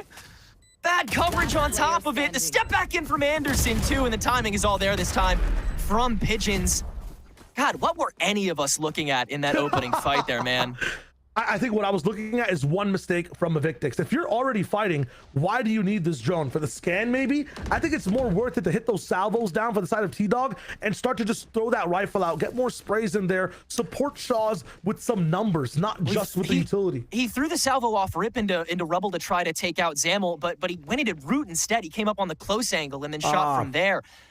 So T-Dog, I think he had the right idea, but yeah, I think Pigeons just positioned themselves a little better in the early bit of that fight. You want to make sure that a 4v3 is a 4v3 though. Those four rifles are active. Initiation again, chaos on this site, lane, stuns, walls all across, and it's going to be Evictics the ones to actually find this chance, this burial site of an 8 fight. 4K for Shaw's right now. Koof tries to jump up, play his own game. Drone in the mode right now, but Shaw's with an ace of a round. Just put yourself on rubble and let the fireworks go. Shaw's has an open audience looking at everything except him as the smokes start coming down and that util starts getting dumped. But again, Pigeons have to continuously question themselves on these approaches on how much they can use for those first bits of the fight, because they know how much longer the rounds are going to be. And from there, these Evictics players can start to take over and, in fact, get more confident themselves. And Shaw's poster child of that, getting that ace here this round. Slight adjustment, making sure that T-Dog's rifle is out. Everybody's fighting after the util actually just, you know, rewards them so much to be able to get Shaw's that ace, give Shaw's the support. In terms of ultimates, though, a few used on that round from the side. I guess just one from Evictics. They have so many more to use after this as well. From the shadows available, the Nightfall in the business too, and a TP denied from the side of Scotty. Now Evictics really look locked in. Yeah, very easily telegraphed there to Evictics. But Pigeons can at least use that as a way to take the one-way into River. And Evictics doesn't have any other first responders. Except some spray down. That'll chip Anderson a bit. Not going to be enough for the moment. No Cuz, but we still have a few smokes to be able to use to just make some walls on this site. One way coming in from the defenders, though, on the retake. Coburg's actually taking a little bit of a vacation, but doubles back, realizes, yeah, I need to support my team. It's not really planned for Mound either, so we got to be active with this one. Oh my God, the smoke, the util, so good for Evictics. The cross perfectly timed as well. Petals won't be able to stop them either. Spike going to be sticked right now. They have no answer for this whatsoever. Trapped over at Mound, forced to save entirely. A good round from Evictics, who start to even go for a hunt rather than that defuse. They know that they've won the round. Yeah, they want the bodies a little bit after that. Bit of a, yeah, tough call from Coburg to go for that rotation so late in the round, and Evictics are already going for the home invasion. They set up shop so quick, and that poison orb walls out the entire team. A bit of a weak attack round from start to finish there from Pigeons, because again, it's like they just don't want to use that much getting inside, and so many of these approaches just look a little weak, especially if someone stagnates. And yeah, Cuz was on an island there for a couple seconds. That's all Evictics needs. Advantage is huge. Momentum is big for the side of Evictics in this one. They want to be able to keep that lead. In terms of regulation play, it's either been super close when it comes to the Pigeons inside. a map like Lotus. From what we've seen in the past, they've played a lot of it. I think about 100 maps as the existence of, I guess, just the organization. But you know, if it's an off-season tournament, they're playing really well. In season though, close OTs, almost 11 13s, sometimes 3 13s as well against a team like M80. You got to be able to lock in into this one. With this new comp though, it seems like games are getting closer or more on their side. Have to try to come back for this one. For Evictics' side, looking at them and the way they're approaching, very close games all the times and some wins on this map. So they're gonna be looking comfortable with a lead coming into this one. And the way they're, you know, segmenting this defense, we talked about it, 10 rec, they have to do certain things. They have to fight for space. They're doing it a lot in dynamic ways and perfectly right now. They've won a lot of rounds and have eco on their side too. Yeah, taken on from a couple different angles here, leaving Pigeons to not be able to properly condition a startup, and the rounds dwindling this half. Evictics could snowball it here. With these rifles gone, Pigeons would be in a bit of a dire position. Have to make some tough calls. It's out from Scotty. Yeah, one of the things that have been unexplored right now has been that B site. So a little bit more of action here from Evictics to have numbers on it. They actually claim a drone from it, Pigeons, from the pressure. Looks like Shaw's is, gonna be back and forward to it, but Anderson can win that fight, knows the Teo's still here, and he'll win that too. And that's exactly the kind of decision that Pigeons was looking Evictics to make. That step out, that want to get your first, to cut deeper into Pigeons, opens them back up to swing this back. And they'll be able to swing through, no extra insertion, just Dre watching to make sure there's no extra lurk. But Pigeons are ready to spring themselves onto this A site and not have to use much more to get it. Viper though, always making you ask questions as to what could be behind this wall. It'll slow down the approach from Pigeons slightly. Paranoia though, coming in slammed on a crazy off angle, has to at least find 3 to keep this round so good for the team. One in the business, second on the plate. Not gonna be able to cut it apart. Yes, he does. Takes a bite out of it. 3K for Slam so far. Working both sides, 50-50. Which way does the coin flip? His side, it's heads, and almost an ace for the man right now. Koof gonna be able to just have a little bit of support. Not really at all. He's in the business. He's taken apart. Paranoia coming in, slammed. What a round for him. Oh my goodness. A crazy way to hold that site. No one clears the man. The second he takes that first shot, he should be priority number 1. You know that Scotty is going to be extra committal to the Viper's pit, so you know for a fact that at the very most, there will be one person immediately on top of Slam. And there wasn't! Pigeons could have taken that over so much better if they had the confidence to go further back, but they just held so close to tree. They wanted to set up shop like they've been begging to do this whole half, and they still aren't allowed to see it through. Evictics, once again, snuffing out the spark before Pigeons can get a fire going. Like the fact you're pointing it out, right? Like, yeah, Koof is staying inside tree the entire time. Anderson's planting where there's a guy back sight. You have to be able to stay on the same page. The round is not free for you just yet. Just slightly overconfident and conditioned away from taking space on A. They're routed over to the C site, which again is being held by 2 players. You've got Fade in the business. You have Scotty having amazing reads on where people are coming in with the TPs. One smoke gone for the moment, but that orb is there to be able to use 2 if they need to put it up. There.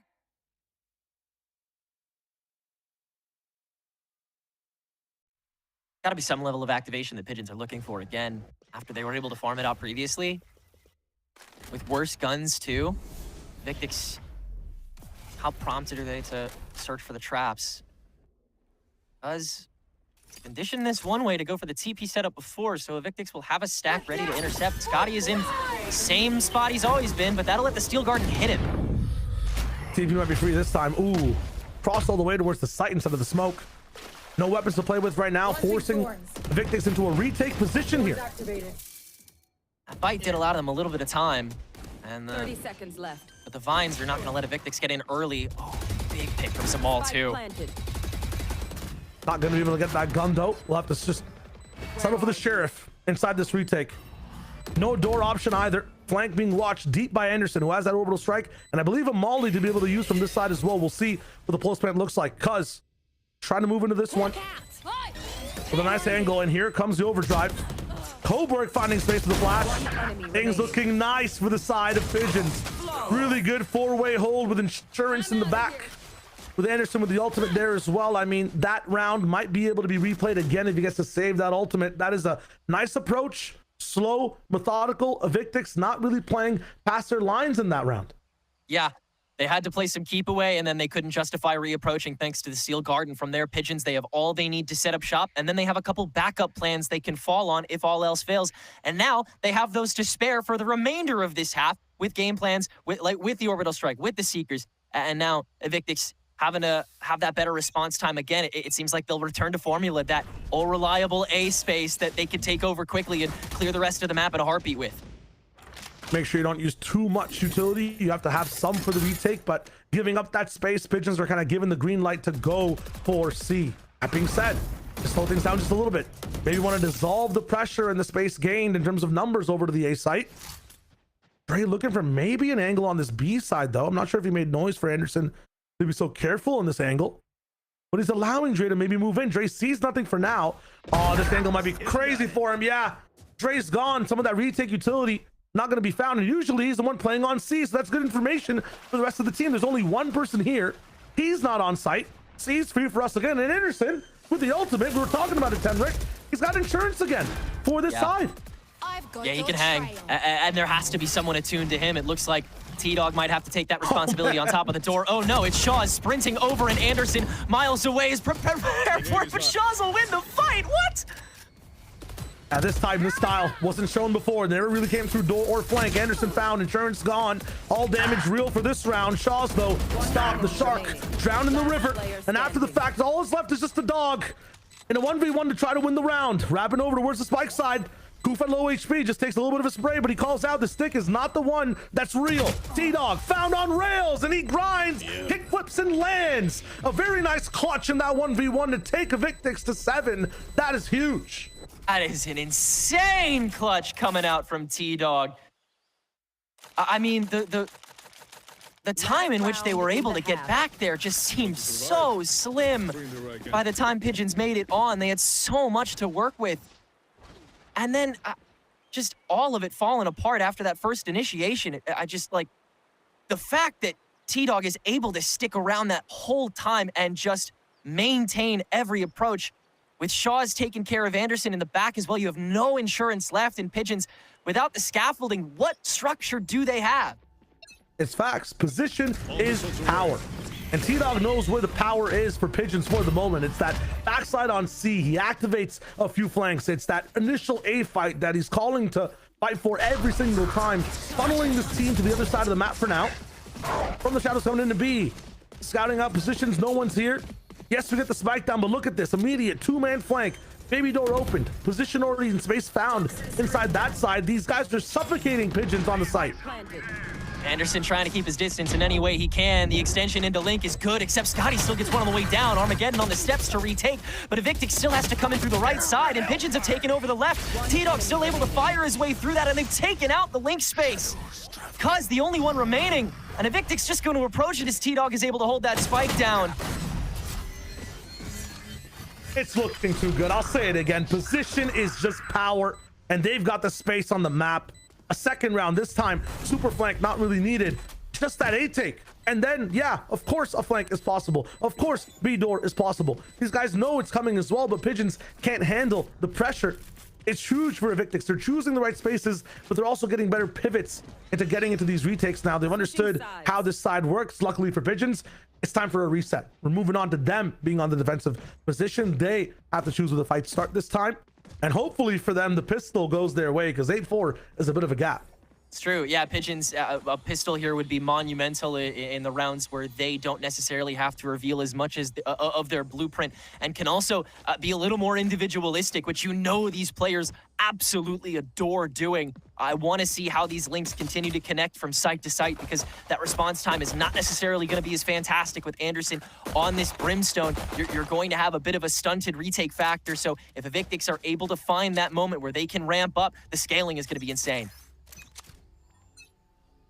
And now that moment for Evictics will be chosen towards the mound side, but a TP across. Nice little situation set up with a flash inside mound as well. Pigeons are ready for this one.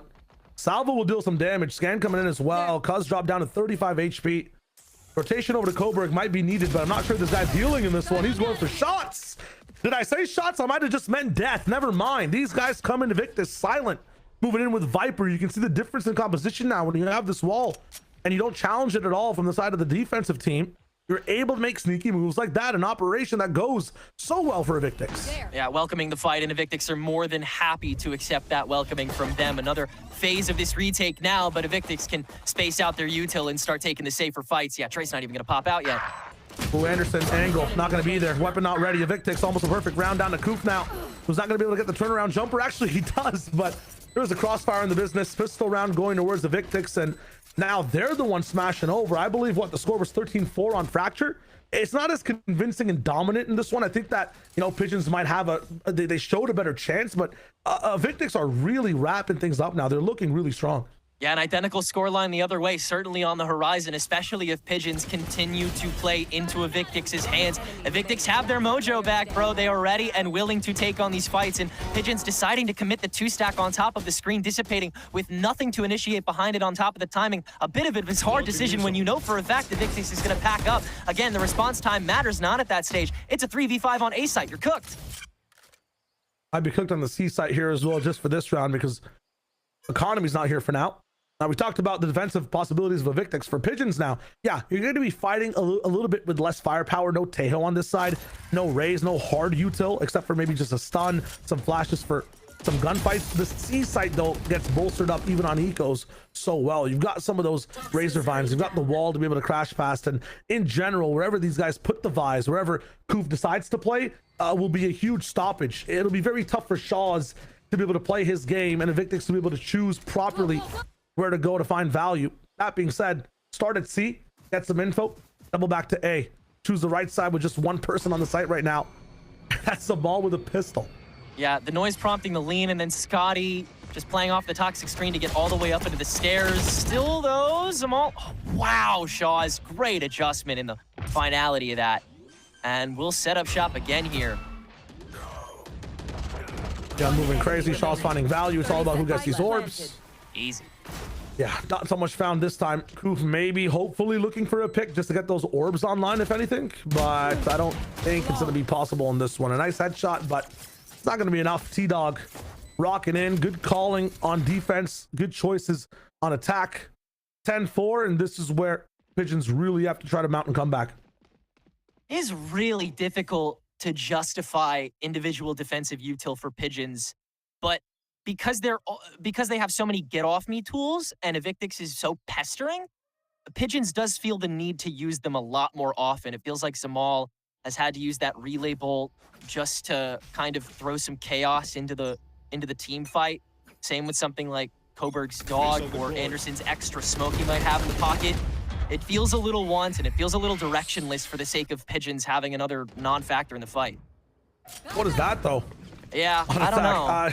Salvo death on the bonus. I mean, you're facing somebody that has, or a team that has a sheriff and a few pistols and specters. I think they've seen that there's a gap on B as well, so readjustments as to where the rifles will be for now.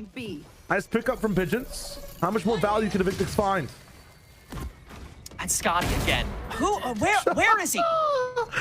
I mean, you gotta assume there's another gap that needs to be filled there, but the pressure on C, good call there for the rest of the team to rock in. There's a secret agent Scotty on the back lines terrorizing the brains of Pigeons. Spike's still stranded on the B site though. So Shaw's just gonna keep on causing that chaos, necessitating the cycle smoke on main so that Scotty can make this approach. It's expected, but not countered by Anderson. Well, because wins his. Find Dre here, his footsteps as well, so Scotty's moving in for the pinch. They have to assume that the teammate of Scotty, Shaw's, is also ready to peek somewhere. So the double up in the main is there. Found so well, and a nice adaptation from Pigeons to understand that if one person's getting active, that means the whole team is too. Now in a 1v2.5, I would say. I think Anderson is at low health.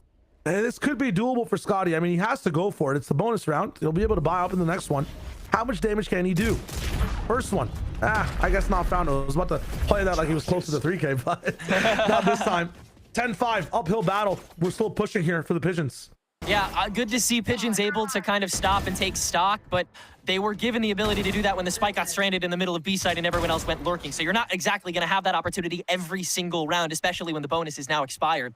Pigeons will not be able to kind of turtle the way that they did this round when all of that extra fighting is said and done. So onus is really still on them to find an outlier or some sort of, you know, strategic oversight that Evictics is missing on here. Till then, still their game to lose. They're pushing for this again, fighting with less util, going for just timings. Zamal doesn't find it, and now it's just disaster. Anderson, though, does win against T-Dog, but Scotty's there for the re-peek again. Keep you out of the way, jump peek. Actually called out there from the side of Cuz, but he also goes down as a result. Every answer these guys have is answered with a trade as well, too. The Pigeons do not have enough length in this conversation to stay relevant.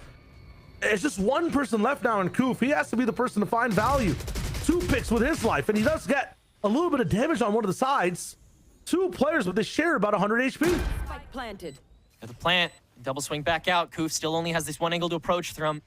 Evictics, they'll just double back out into tree. And they might have just given that away with the orb getting tossed down. Koof still has to clear this slowly, though.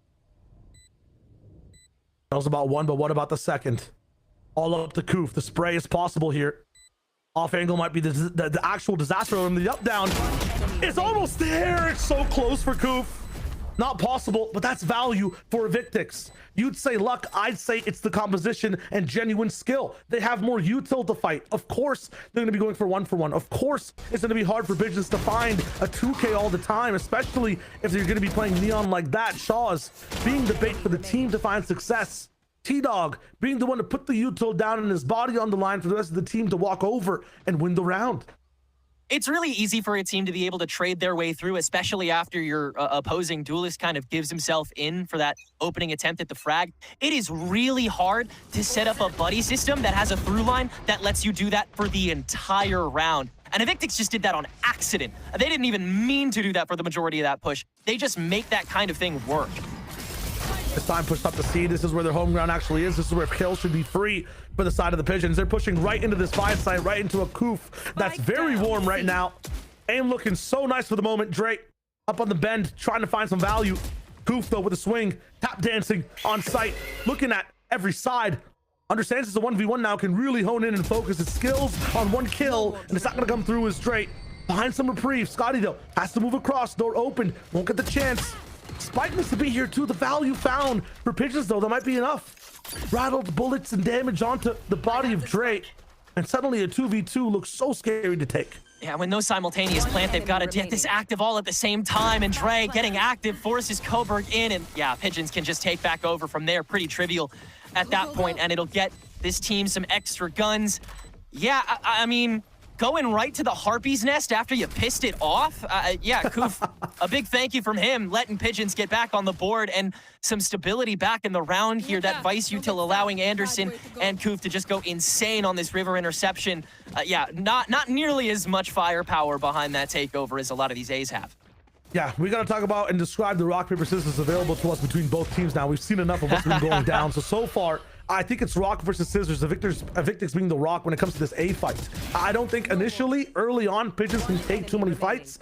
Their answer in this RPS will be the mid-round decision. How do we retake that site fast? We talked about the pre-takes in that last map. They're going to have to be able to do the same thing.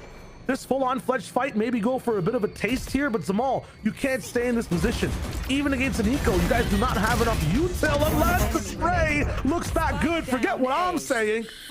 Spray, pray, and win the fights. What? I mean, Evictics played that one a bit slow, man. I think if they were going crazy with it, they might have had the chaos to win that. That was just 2 players up close. They let themselves get sprayed. They're waiting for something, and I'm guessing it's for Pigeons to win the round. They're just standing there ready to get shot at between the orb that got set, between the orb that they set up to be able to loot rubble, by the way. Their smoke. Yeah, look, hey, I don't know about that one, man. No. It's a good adjustment for Pigeons, though, right? Before, you saw Zamal running straight deep into A main. This time, he tempers himself. So I think that Pigeons or Evictics were expecting that same level of aggression. Right now, it's calm aggression almost. It's taking the space like these guys are a little bit, but then waiting afterwards. Yeah, They're not taking that direct fight anymore. Yeah.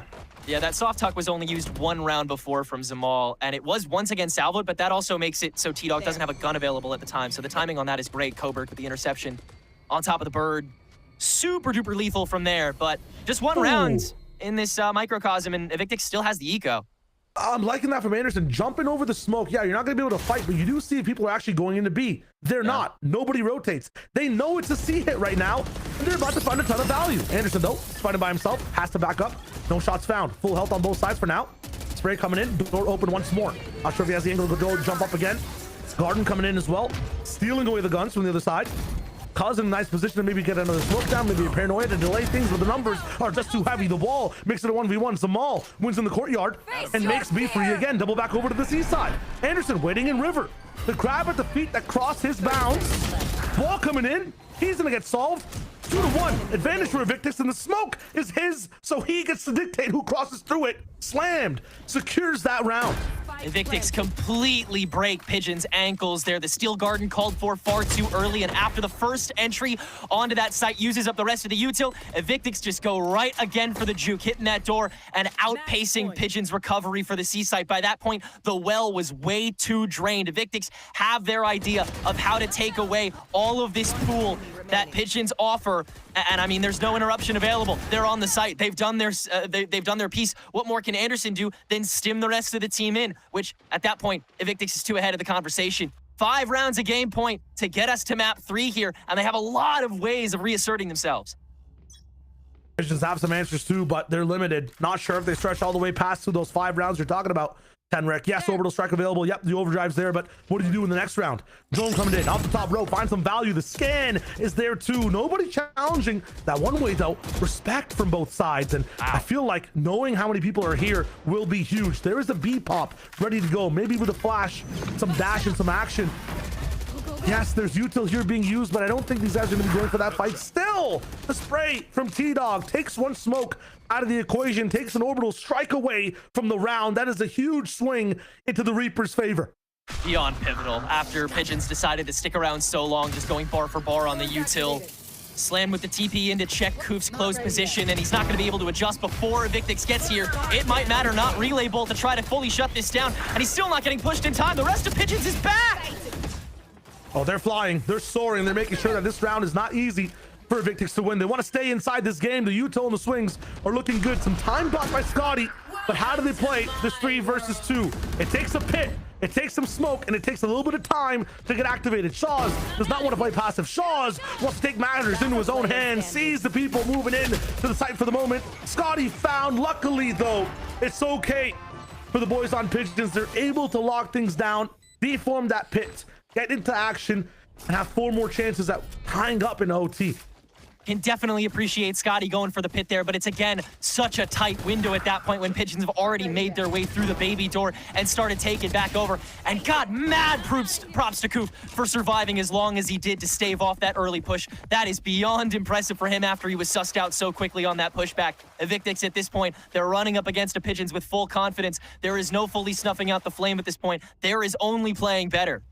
Yeah, they realized that A fight was going so bad for them. They've pushed over Koof towards A now completely. Fight C instead. Use those new mound changes. Use the advantage you have at being the ones to receive the pressure rather than fight over neutral ground. Jumping up again. That door opens, pedals. If anything happens on A, more damage. You might want to pivot to B, but Coburg is online. Stop Shaws entirely. Paranoia to buy themselves even more time. Yes, you have less for the retake, but Pigeons reset the round, forcing Evictics into this garden filled with thorns of vibes. Using that salvo to immediately try to open up the neon play is just so telegraphed. Pigeons have had that angle to intercept this whole game. Koof once again, yeah, I mean, still just chilling. Hey, difference this round. No time bot for the rest of the team to move over. This time that spike is coming down fast. Send a wolf in to see what it can find. Not much for the moment, but one player staying straggling in the smoke. Slammed, pushed back. Armageddon up top with more satellite gameplay coming in. Orbital strike in the way, slammed back into the smoke. Into home territory. Shorty, not gonna find him. Slammed. Kind of teeters this over towards the side of Evictics. Scotty, though, moving back around with some timing. These guys are in devious, diabolical positions in this post plant. Scotty is going to be able to find the round and find the game. What a way to end this one. Such impressive timing from Scotty on that last round, and really throughout the entire game, his ability to basically solely control C-site for so many of those rounds, pace out the recovery and retake for this team across the board. So tough to do on a big map like this against the comp switch, where you knew you were walking into a team that had something completely different to offer here, but really well managed by Evictics, maintaining composure and taking us to map 3. I really loved how they were able to manage themselves the whole way through that. Just, I think really out game planning Pigeons across the board there as well. Yeah, I think the comm switch as well, making sure that Teo's up in the business, having a chance to, be the bigger voice in a lot of these fights was really good for them in this one. The question is, we saw a little bit of a lack of that in the first map and a lot of good portions of that in this one. How does it lean for the final map coming up here after this? We'll have to figure it out. You guys stay tuned. It's coming soon.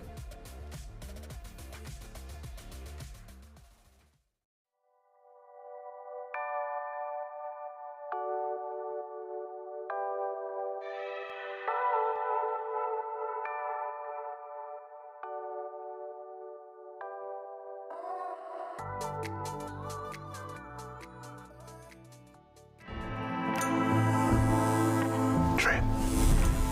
Edge.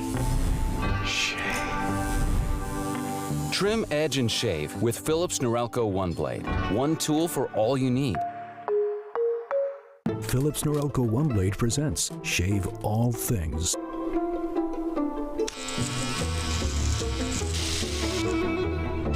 Your style made simple with Philips Norelco One Blade 360.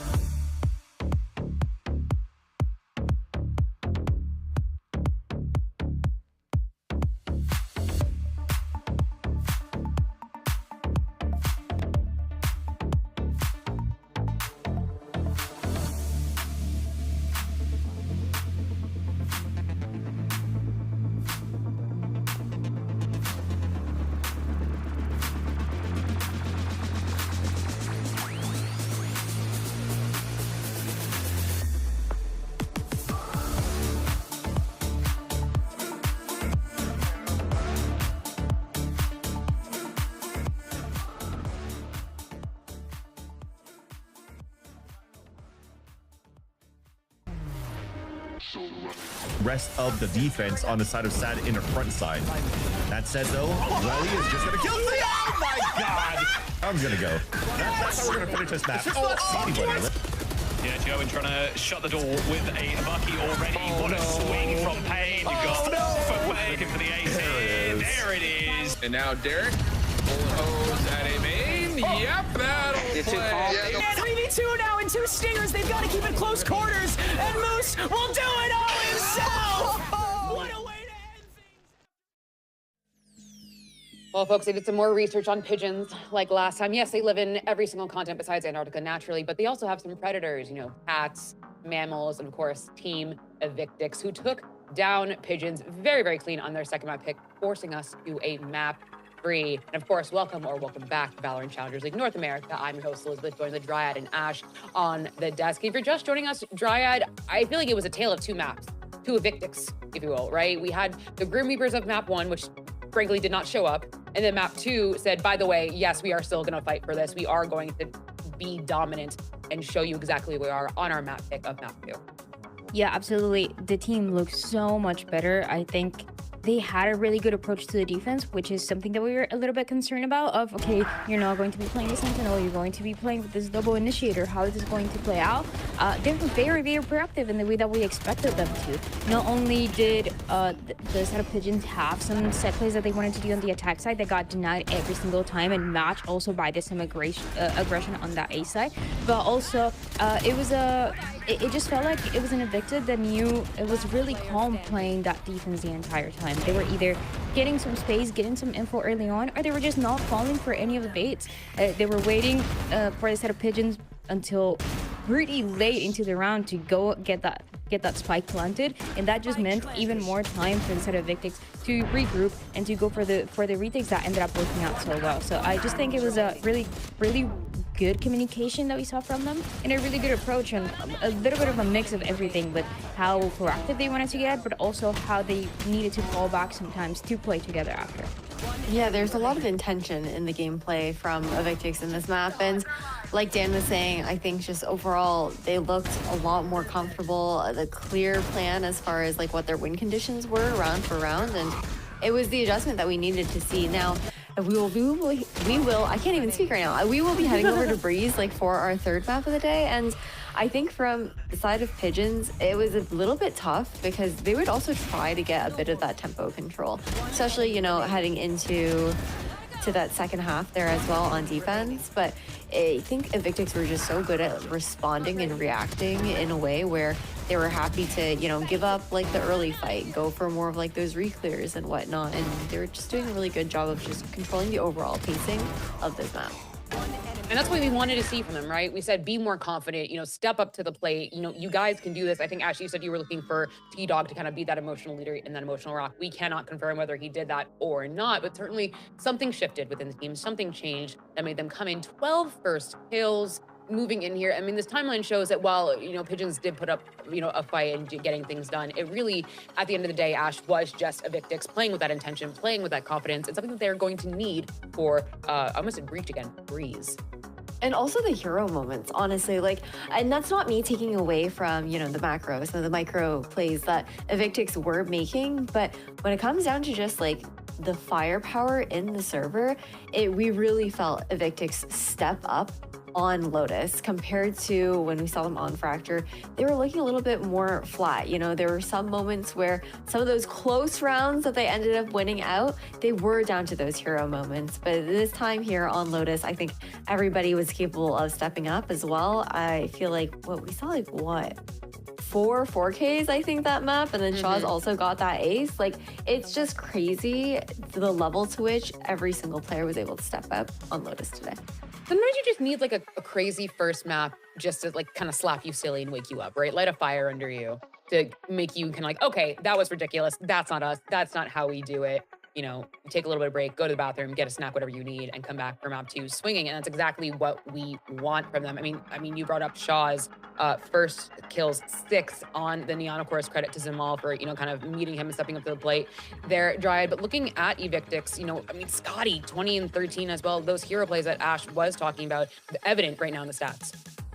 Yeah, absolutely. And one of the players that we talked about, for example, was Slam, and he had such a massive impact in this win once again, playing with his Omen, playing with his double controller.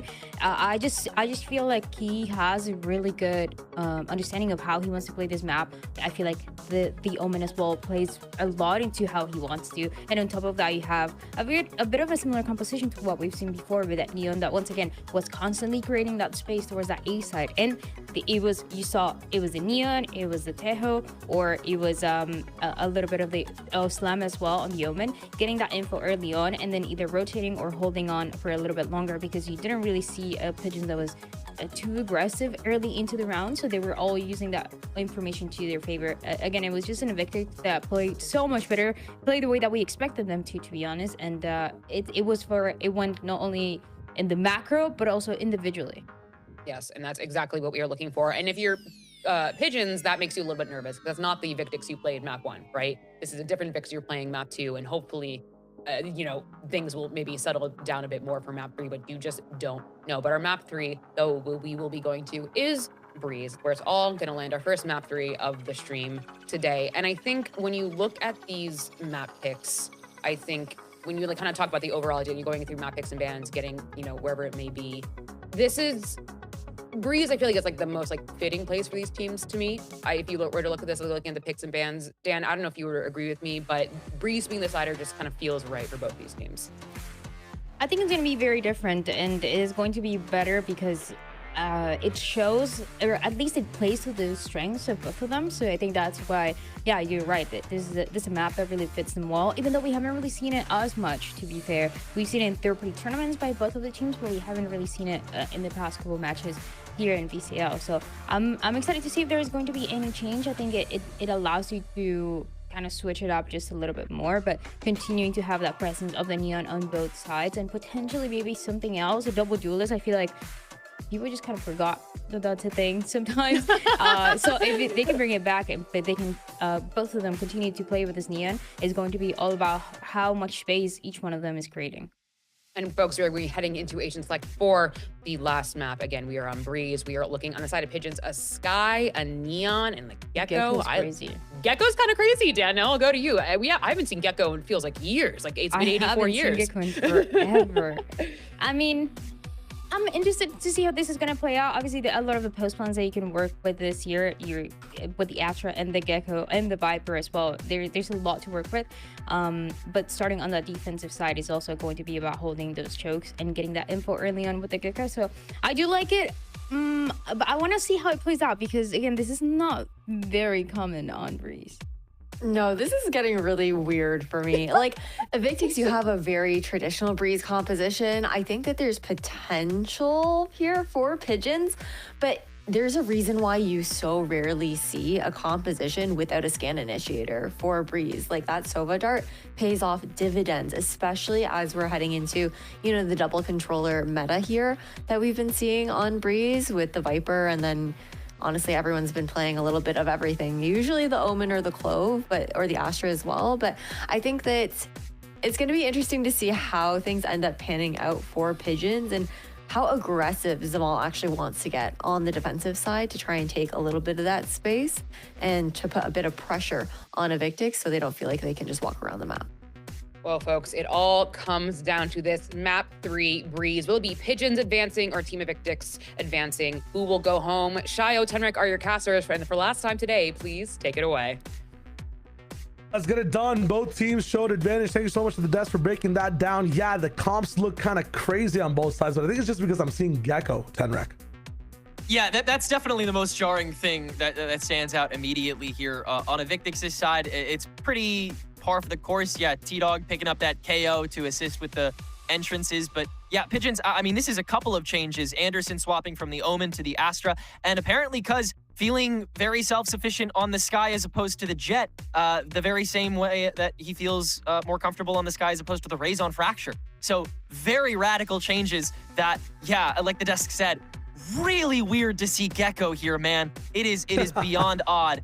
And look, the change was evidently necessary to them after the loss they took to Core earlier here in the stage. But is that enough? On the defensive side, they've appeared far more confident in the previous stage as well. So I think they have the potential to get off to a good start. But Evictics, I mean, they have the blueprint and also all the momentum at the moment. So all eyes are on them to get this off hot. Yeah. So far in Pistol, they'll move up.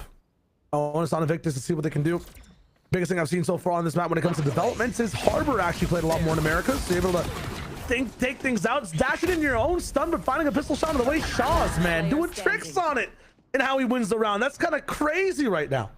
Yeah, and then spinning back the second they know Pigeons is going to try and re-engage out the door, and then just driving the knife in by doubling down on that very same A site. Anderson's going to get left on an island quick, and Evictics are already showing the pace that they're capable of on this map. The last map that one of these teams will play this stage, be forced down a relegation to fight for their spot again. Oh, I was about to set Anderson up for maybe a few picks that could happen there, but not possible whatsoever. Yeah, Evictics will have lots of options moving into this one in terms of just being able to, you know, with the double initiator with a knife, know what's going down on the map, at least in the very initial parts on the extremities. It'll be huge to send Shaws in. Again, we saw the ideas of this available on Fracture, but the execution not come through. This time though, less solver in your iPads, more so just throwing darts and knives, and the drone's a bit more reliable. It will all be on Shaws to find that value afterwards. The control early on though is huge. Look at that knife again, pushing people back. You're not gonna be able to fight with the util. It's nuts from Evictics.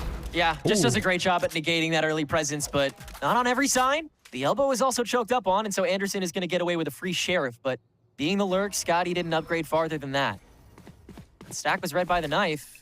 Does Evictics want the smoke out the gate here? They know they have better guns. They understand that these guys are still over here at the moment. Pigeons will not move. And one of the big reasons for that too is exactly where Koof is for the moment.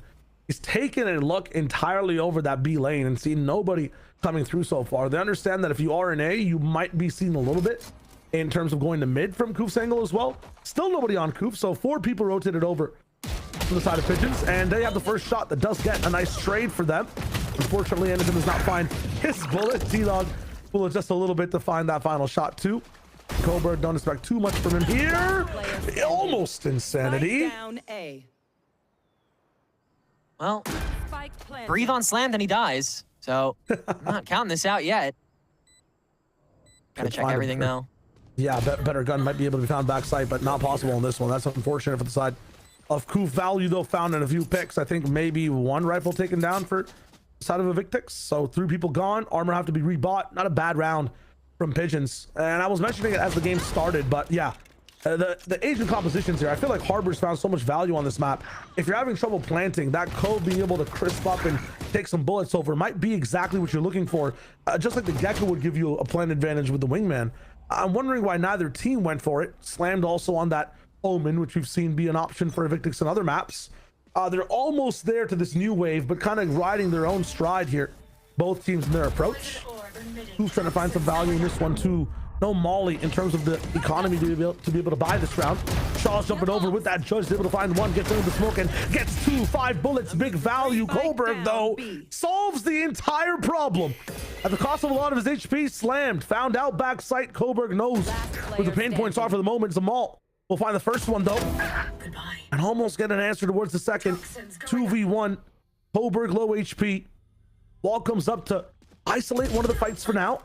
Coburg swings at the perfect time. How does he find the 3K to translate it into 4? That is just insane. Yeah, the timing from him alone on every single one of those Evictics entries was just spectacular. Shaw's had given himself away a decent bit by that point with the judge entry, which I got so much more than I expected to, but for Coburg to be able to turn back onto all of it with this reaction from the post, yeah, I mean, he's still running back in this position. He has to stop Dre on the doorstep and then just spams through that screen, man. That's just great sense. Clearing the board again, letting the rest of Pigeons get in. But yeah, I mean, a lot of guns lost that round. It's a little bit of a touchy eco. You got some bad armor buys on the side of Pigeons. Shaw's was just an overdrive as well, trying to just save on the money. This time though, snakebite available. Scanned up a little bit, but it's fine. Reverse scan coming in again to Koof. I mean, the initiator scaling with the util is amazing. Molly to trap over half wall, slam to find even more after the fact. They have such a nice setup to give themselves easy peaks to kills. Evictics. Yeah, they can really carve out any corner of the site that they want. Koof looked so isolated in those couple seconds. Coburg, yet again, better position, and at least stick a fork in this. They'll double back. Ooh, have to answer the Wingman. The fast lane coming in with as well. Coburg might be able to find a little bit of this round. Shaw's seen now. They know exactly where he is, and they understand there's a person on the right side. Dropping down. A hard kill to get, but Shaws makes it happen. Wrap around all the way towards the backside of window. Coburg now stuck between a rock and a hard place. Solves the hard place. About to cover paper with rock, but no, gets cut down by Shaws on the backside. Huge for Evictics, but messy again from both with just one player alive. Yeah, really tough round to recover, but Coburg, damn, he almost does it, doesn't he? Once again, coming through with the lurk, and Evictics just so caught up in how successful everything else is on that W keying that they cannot look behind them in time to mitigate that damage that's done. From there, winning a couple individualized fights. That's all that the rest of Pigeons need to do to have a more stabilized round here. It's just gotta, it is inches away from coming together here, man, but they've got to wait again with these pistols now.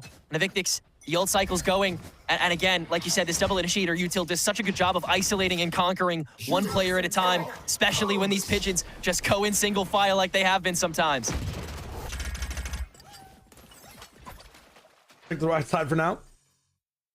Was a mid crunch that didn't find much, but you're close enough to be able to flood retake for this one. Just no firepower. T-Dog going through a play from the smoke with a flash, but no one's there for the moment. I guess it's the turn for Pigeons. When do they want to take this retake? Because the positions are correct here for the side of Evictics. The goading in these plays, flash comes in, and yeah, the big spray will be here from Shaw's. Just a Spectre. It'll do enough damage. First time Eco's not finding too much value. Yeah, this is not going to be able to get much more out of the bank. Evictics have a really good round that they're able to just launch themselves off of. It used that null command, so cycle is still getting worked on, but the security that they just gave themselves with finalizing that eco round, forcing Koof to go and save. Again, the rhythm is a little messed up here for Pigeons, and feels like they're even more prompted to have to use the thrash in a round like this just to secure a foothold. This time though, that thrash hopefully won't have to be used if their initial fight is nice. They understand the knife is coming in every time here. I'm not sure if there's an angle to be able to clasp it down before it actually procs. They don't have a shock dart to be able to respond to it either in terms of prep. Flash them in from the backside. It's huge to catch a few people off guard, but Shaw's is not ready with the gun. Double scan, they know on the left, they're on the left side. Pop flash out again, solved by Zamal. Zamal! Go, go, go! It's huge from the player. 4K to stop aggression. I think Evictics had a bit of a smooth brain moment where they just kept walking in despite the fact that the trap had already kind of sprung. The dash, I mean, this dash in from Zamal to start to bait all of that attention after the knife got thrown. It's incredible. But Kohlberg's timing on the thrash, it is, I mean, there is a pinpoint before that knife procced in which he was able to land that. Able to, again, cause enough of a distraction where Zamal could just start spraying it down. And Evictics, they don't leave the choke. It's tough. They have the tools. They need to be able to actually respond with them too, though. Lots of segmented plays. The ball is found an angle again. He's not being stopped. Stop is there as well. Slide available, but actually canceled out by that knife. That knife, though, is not going to be there for the execute. Zamal's gained so much value. The king of A is able to control this site 1v5. That is insane. Is he not a mark? I think they just burned it, I assume. But okay. Yeah, not able to kill him. Yeah, good frag back. So Evictics can make some decent space, but they're going to know that Koof has already cleared the entirety of B, so the pinch is inevitable here. This is all from the action from Zamal as well, to be able to see that many players. Koof's confident enough to call for that push through elbow. The way that Pigeons are working across the map right now with their players is amazing. Push on one side, pull on the other. Zamal in another angle as well, understands where the pressure's coming from. Smoke on A, he's not cut to look at it, he gets to fight over here. No one crossing him just yet. 30 seconds and no stoppage in util here either. Anderson with a little bit of a gap, stretches it by a mile, wins in the smoke as well. Koof is on flank. This round is wrapped as a present, a package for Pigeons to win. And you have to shout out Zamal in the start of that for just stopping so much of the early conditioning that Evictics was still trying to hammer in. After that previous round, it really seemed like they wouldn't want to do that again, and yet they know that front line can still be so vulnerable if they find the timing window for that knife to be able to proc and get its due process. But they don't throw that knife immediately. They try to get the trap set up. Instead, Zamal just takes the initiative, gets right in front of the boxes, takes the first fight, and doesn't get refract. He gets out after the knife is tossed. And from there, Pigeons have a full reign over the rhythm once again. Evictics, I mean, the economy is practically falling apart. Shaw's once again has to overdrive to try to save it, and Kohlberg digs a heel right into it. It's insane. 3 rounds now, we've seen individual pushes. Segmented gameplay from Evictics. Kohlberg filling the gap. Zamal stopping gameplay. Slam, though. Talk about hero moments. If you let all 5 players go for it, sometimes you might just find one here. all down to Cuz. Slammed and Dre able to win this one and swing things Evictics' way. Cuz, first fight found. Backside 1 HP. Flick, not going to find it for now. Playing around wall. Haphazardly on both sides. Tough to commit to one or the other. It's a drastic fight on two fronts. The Flick again. Shot it away. Cuz getting these two fights. They're fighting individually again. This time, those slams kind of walked up. Gets the timing, and it's a nice adjustment from the man that starts the round. Is able to fix things over to finish it too. Really tough going there for Evictics the whole way through after Coburg can get the individual shutdowns. But for Slam yet again to take stock on the centering and be able to get that distance. He's been creeping really well on this B site this entire half. And he's been able to make a mountain out of that molehill, resuscitating the team regardless of the spike being down or not. After Coburg goes on another warpath, dude has a 2-0 KD with a 3-5 scoreline. It's out of this world.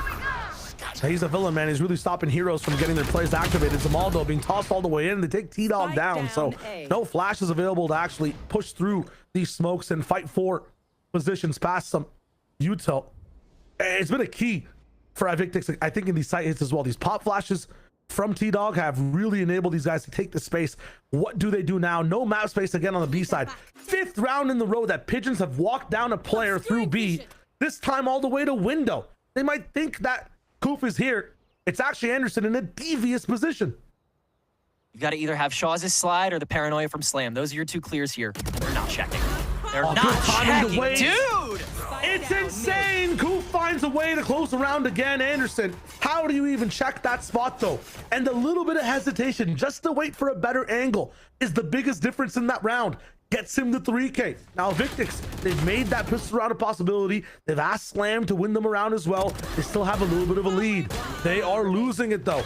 This is a battle of momentum, and if on the half that momentum does switch towards the Pigeon side, we might see things lost for these guys when it comes to the side switch. That way, a timeout being called is perfect right now. Look at the disparity on the scoreboard right now for Evictics. Screw Coburg's high gap after Zamala started to clear that. Slammed and Shaw's getting 21, rest of the team with 8 at the moment. It just goes to show how much this front line matters to Evictics' bottom line. And they're the ones doing a lot of the enabling aside from T-Dog. I mean, he's the one that's throwing basically everything into the wind to get these guys online. And it's starting to wear thin. Pigeons are starting to get tired of it, and they're getting more and more tools to be able to either deal with it or just wait it out. I mean, Anderson's got the Cosmic Divide now. They could just let them take over the site and have a really solid takeback, especially with the flashes out from Cousin Coburg here. You have so many ways into these corners that Evictics is already kind of content with plopping themselves into at this point. They know they're going to back themselves into a wall. They're just learning how to play better off of that.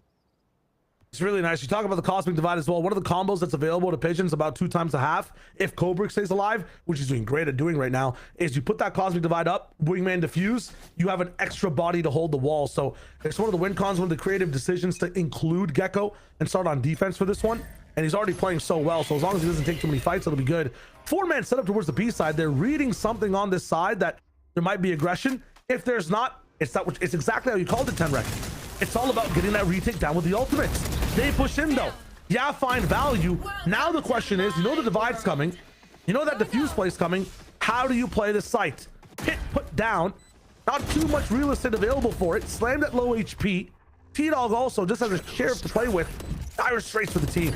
Evictics is able to cash back in on a lot of these positions, but Slam gets found out, sprayed down, and now they can invade the pit. Molly finds one as well. Stun coming in. Scotty affected by his aim. Crosshair's gonna be able to find one person in there. Zamal will push past his own team's Mollies to break Crosshairs. There's that Wingman coming in. Spike will start to be diffused. It's a 1v1 though.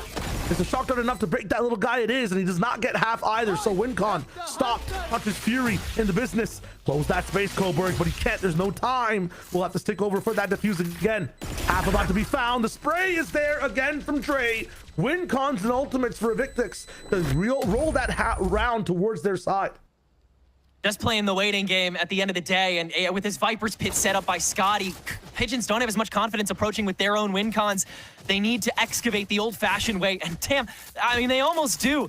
After all is said and done, it does require so many ultis here from Evictics to get it done. And I mean, you really have to hope that Cuz gets one on the way down there. He did so much chip, but couldn't find a body, and that left 5 open to be able to dance around this pit for so damn long. You saw the anti-conditioning that Pigeons was going for there too. They had 3 bodies in front of that A barrier for so many of these rounds, and we're ready to let Evictics use so much on top of it, but no kill means no connection there on the retake. Now a Viper's pit on Pigeon's side to make sure that that A main is not an immediate option, but we're already putting some grease into the elbow here in round 11. Pushed up elbow with a teammate this time. Shaw's has been so individual and trying to find some space. Sticking with his team, and yeah, a lot of the times in rounds like this, B space is gained for free at a cost. The Evictics challenge it this time towards Pigeons. Really appreciate that patience there from T-Dog, knowing that it would be either Anderson or Koof, and one of those guys is kind of in the middle of something right now, so good eye, good patience. Still 50 on the clock. Pick of the litter on where they can enter as these smokes will fade out. And Coburg will decide to step up to the plate yet again to find an extra piece. Ooh, wow, that's less chip than I imagined he'd get. And that's Dizzy thrown into the fray. You stop things down, but yeah, about 40 seconds burn here from the Evictics. They're letting Pigeons simmer, waiting for these guys to be just a little bit more confused about what's going down. They try to go for a fake on the other side with the null command. Unfortunately, it's read completely by Pigeons, finding lots of value. I'm not sure if they know exactly where Cuz is for the moment. Drone, I'd be timing through the wall as well. It stops on his body. He's tagged in trouble. 13 seconds. Flank on site. Really nice crunch there, but Samal active again. Stun in the way. Where's the teammate? Smoke down. Goaded out a few of the shots. Koof is by his side. 2v2. War through B main. Slammed in a perfect spot. Can he be found? Paranoia not an option. It's just the rifle. We don't see him just yet. Koof finally gets that first contact. Kamal gets his. Shorty in fray. 1v1. The fake teleport in the end. The pressure gets to his brain. Koof wins that fight 6-5. Fist fights go Pigeon's way. That's just the kind of thing Slam does when he runs out of options. you know he's just throwing up his shoulders at that point. He's like, what else can I do at that point, man? And honestly, I can't blame him. He really is giving it his all here when tucking into these chokes. But I mean, that is a fantastic war of endurance played out by Pigeons. These shots by Cousin Cobra got the Gator fantastic. But the run back from the buddy system here from Zamal and Koof, just not expected in the early bit of that round, necessitates running back over to backside to get the plant with like 3 seconds on the clock. Such a tight window, and that's where Pigeons thrives. One more round to try to go for that punish game, and they've got 2 integral ults on the table to do it. Lock lineup for that main smoke. Fast action and lots of hope for the side of Evictics, dodging that thrash. Not gonna be able to pick that one back up too. I mean, I'm even flabbergasted by it. My words won't come out. Usually be able to play some info with that one and take it away, but I really like the fact that Pigeons are playing to just gain this early space, gain information, and thwart Evictics. They've had the best setups when their early round goes well, and now they're stuck in main, mid, and elbow. They would rather both teams have basically a lack of intel because it forces Evictics to make more coin flips and guesses. And that is the kind of chaos that some of these North American teams just live to thrive in. Pigeons trying to find comfort one last time here. Cuz with the early choke up. Koof making sure Slammed doesn't infect again. Too big for his britches that round, I fear. He's going to be a bad option if picked for the moment. Koof's kill here early on in spawn really just breaks apart the round entirely. Angled towards the A side, it looked like this would be a callback going to A as a team for the side of Evictics. As a result, if things go badly, if it's found out, it might be a B pivot back. I like this late trailblazer for the side of Cuz as well. He gets so much information that guarantees this early rotate all the way over to A. Coburg's position is great as well. Zamal will always find value through a smoke, and the round is pretty much done now as the clock has run out as well. No players, no time. Things are not looking fine for the team unless you give this over to Dre. It's not possible with the 3 alive. 6.5. Yeah, just trying to tear some bodies on the way down. Just stat padding at that point, but yeah, even Stevens on the scoreboard here. One more half for one of these teams. Neck and neck after 2 real mood shifts across this matchup. Good to see the emotional roller coaster that these teams have been on be managed by the players individually who are all just stepping up to the plate. I'm so surprised Scotty has 3 kills right now. It feels like he's been so omnipresent this map so far. He's been there, but he's not been shooting, I think. And at the same time, I was going to answer as to why it's been like this. We were questioning the biggest thing on this map, Coburg. Like, what is the Gecko going to look like? He didn't pick Gecko. He picked Coburg, which is, he literally just stays in mid. The util doesn't matter. He just shoots. He just shoots. Thrives. Yeah, like, the Thrash didn't even find that much value in that game or in that half. It's insane. So, it's Coburg as an agent, you know, that's what's been played right now, and he's playing really well. Like this exploration from Evictics down elbow though, looking nice, finding the first pick, kind of thwarting the way that Pigeons now want to move into this one. Cuz low HP as well, he can heal himself back up. That'll be permanent damage. There's already a bit of a slowdown here, but Anderson has managed to sneak his way in the door with all that distraction. Pigeons taking the back step with a lot of time left. See if this lurk goes well. Could activate one more time off the screen because Evictics is a little bit fractured, but peeking is going to be impossible here. Yeah. Don't have Neon, but they do have a chance to maybe get that Viper wall up for a peek here. Stopping all the tools in the trade. So much util to deal with. Shaw's getting active on the pistol. Now just Anderson, 40 seconds left. 3 players to find, and he's going to get timings.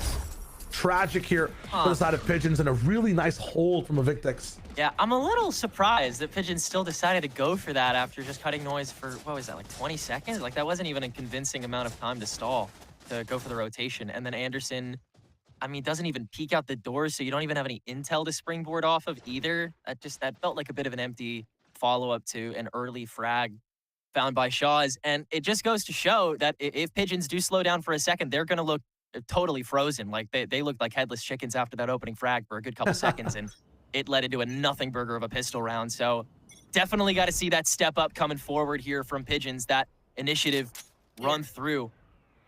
Definitely want to give a shout out to Evictics in that one. I feel like just playing that passive, not giving away any information, is the reason as to why the end of that pistol went so well. I'm liking the call from the team to just completely cut noise just like Pigeons did as a response. You look at this one though, eco for the side of Pigeons. They're going to look towards A. They were already scouted and are facing a few scouts of their own with this Marshall and these scopes in mid doors. The Outlaw Shaw is getting more value here. Jumping right in, Dome Smokes used T-Dog, winning the lottery a little bit. It happens sometimes. You got to let it happen. You got to these things happen. Rest of the round though, explored a bit more further throughout yellow. It's going to be denied. No chance here. No value really gained from the side of Pigeons. Can't expect much when you've got absolutely nothing and T-Dog is just hitting shots on a round like that. Yeah. I mean, Pigeons don't really have a way in after all of that. They don't have the resources on a site as big as A when Evictics has time to come back, and T-Dog is able to intercept with the knife, followed by the flash, followed by the molly. You just have so many ways to play keep away individually here, and it'll let Evictics have their pick of who can take that orb for the defuse, set up shop to try to take this half by storm. It's not even like the ability to be responsive that's making this composition look so scary on this half. It's just the ability that each player has to kind of just hold their own momentarily when Pigeons build like so much of their backbone for Breeze on top of that. So if the individuality isn't going to shine through on this attack half, what's left for these guys? Like, the synergy is still thrown into question with this new composition.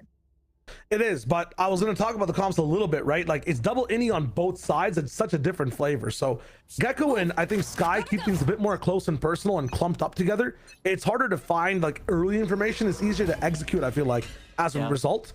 You'd notice that early knife coming in on the attack side for Evictics 24/7. The flash is not going to give you as much information. The knife will tell you there's so many people there. It lets you have a bit of action with, you know, abilities down on the enemy's team. But right now with these agents on the side of Pigeons, the work for them is actually getting into a position to hit the site. When they're hitting the site, it'll be so much stronger with this double flash coming in. You have to look at Geckos, but look away from Skies. Like, it's a really cool synergy. The question is, do you find the right size? Do you get to the right places, not having as much guaranteed information with like a Sova drone or a KO knife? Yeah. Similar vibes to the previous map where they want to hold on to so much because they know their post plan is... Yeah, sure. You know, maybe sometimes you just win the lottery twice, and sometimes that just happens. Going by fast. Molly as an answer as well. Or little It's guys really get nice. bullied, dude.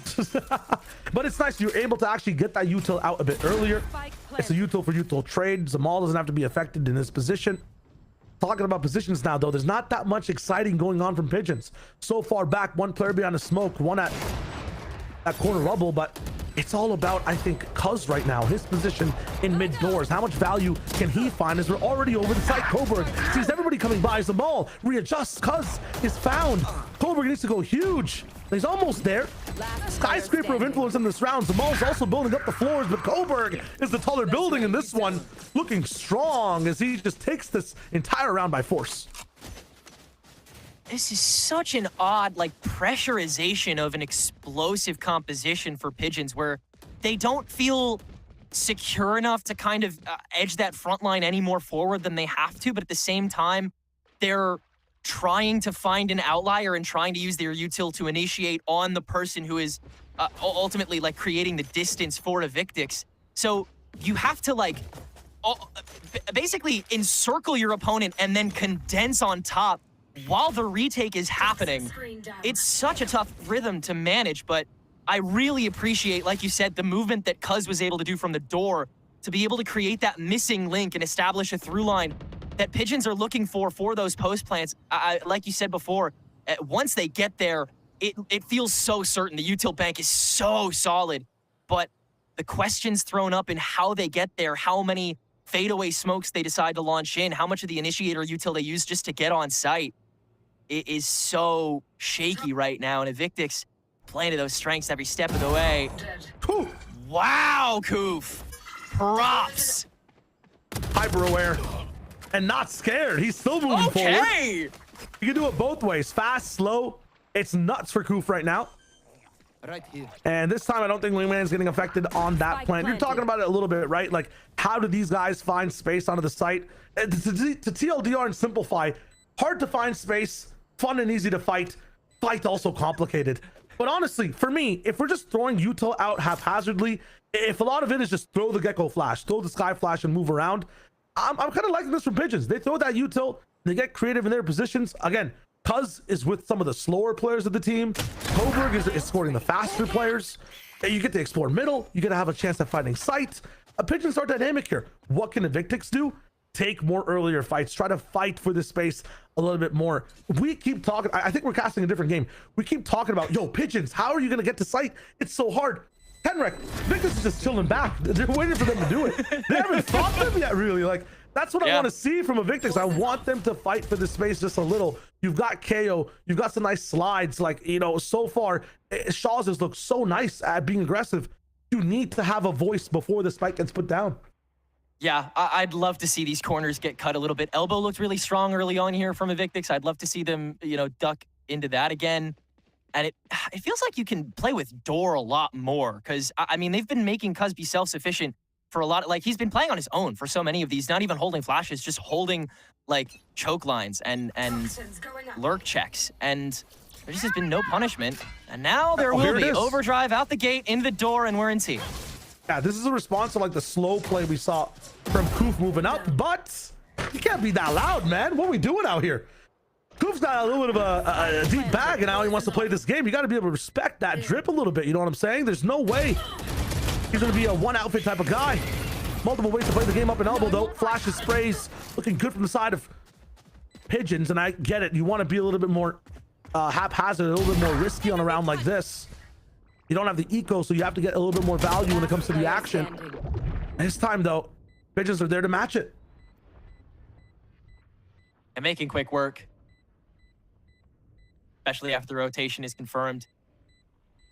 I'm really liking the adjustment, though, that, you know, we actually went for an early fight. I don't want it to just be ecos where we goes for, you know, this team goes for those fights, though. I need to see this happen on an attack round. For an example, we saw slammed in that little corner position. Was it slammed with the KO? I don't remember, with the judge. I'd love it if there was another player there playing with the judge. If the judge gets seen, we have a second swing after the fact, right? Things like that. Some small trap plays. Give something else up on the map. You were mentioning mid door. Give up a main. Play for mid a bit more. You were saying Cuz is there. Find Cuz. Pinpoint one person. Koof's the target that round. Let's not pick the king of the game right now. Let's go for somebody else on the side. Pick a weaker link. 100%. Yeah, Evictics, the proactivity is definitely something that could... Look at this. Yeah, no, sorry. Not to interrupt. No, you're fine. Look at the positions. We're so far back. No one's fighting for anything. Again, Pigeons kind of have free space. There's one guy, A main pretty much, but the rest of the map is theirs. If pincered Shaw's in the cave, yeah, they've already forced the rotation from Scotty. This is, yeah, so much of the BE space already given over, and Zamal, timing. Yeah, I'm not saying this round's unwinnable. Oh, it might be if things like that happen. Poor timing. It's just so much work for these guys to come in on this retake and be able to win. You have free spams coming in, control for Pigeons. You're asking Evictics to do triple the work to win the round. Use ultimates. Zamal stays active and under the electricity and just finds Slammed coming in on the timing. I mean, Pigeons are being so disrespectful right now. You're giving them the game, Evictics. It seems like even in the moments where Evictics do want to activate first, like with that Hunter's Fury to try to flush, Pigeons are just keen to it. They understand that someone is going to be ready and watching that. I know exactly where that's going to be. Let's just take it back. Shaw's, once again, got a spear tip. Dre, able to facilitate. It's just cuz. V2, I said it was not impossible. It just takes a lot of work. Not found this time. They might think that he's on site. Flash coming in. Peer from the other side. No, you're playing against the Neon. Tap dancing towards the backside of Pillar here. Cuz finds the pick on the right side. I was going to say the spray, but the dude just looks so good, man. He's just an ooter like that. That is insane, bro. Oh my God, cuz. Able to wrap that up in a nice little bow after all of the interruption that happened there. Again, the rhythm that Dre and Shaw's are able to create when they are stacked themselves, the buddy system there is so lethal, man. Dre's got such good eyes for Shaw's entries. But just the rest of this, like you said, so much space was created after that initial pincer on the A main. Shaw's was trapped for a century in that cavern, and it caused the rest of the team to entirely lean over towards the A site. You hand over the back end, and you start trading your way through it. Good on T-Dog to be able to at least get some damage done, slow that down, put a pin in it, make it a little dicey. But it doesn't matter when the bottom line is still reached, and Pigeons still have 3 ultimates to hold on to at the moment. The win cons are all in their hands now. Good for timeout. Good for the timeout to be called by Evictics, because you're not going to get another opportunity at this point too. And there is a skyrocket potential for Pigeons to take the last 3, send Evictics into relegation, call it a day. Yeah, that's what's online right now, by the way. We've already seen 2 maps be played. 10-8 on this one for the side of Pigeons. Whoever loses this one is up into relegations. Whoever wins has a chance to keep playing over, push forward towards the playoffs. I mean, this one's going a little bit crazy, though. Again, we talk about the theme of this game. If it was a 100-meter race between these 2 teams, Pigeons is starting 50 meters ahead of Evictics every time, being able to play how they want to every single round. And don't get me wrong, Evictics could run really fast, make up that gap. You just saw in that last round, Pigeons can do the same. Cuz could start to break into a sprint as well and win the 1v2. Every hero play Evictics make, it has to be double the value. If Pigeons even make one, they're already so far in the lead, and now they're playing positions on the map, it'll be fine. Now, you can't blame these guys in this round. Eco, so it's going to be harder to fight for some space. But again, I'm liking these forward positions, actually moving down mid, having a crossfire, 3rd person up in window on the side of Dre. This is a really good spot for Evictics on an Eco. Yeah, Shaw's got mad chutzpah for holding it down this close.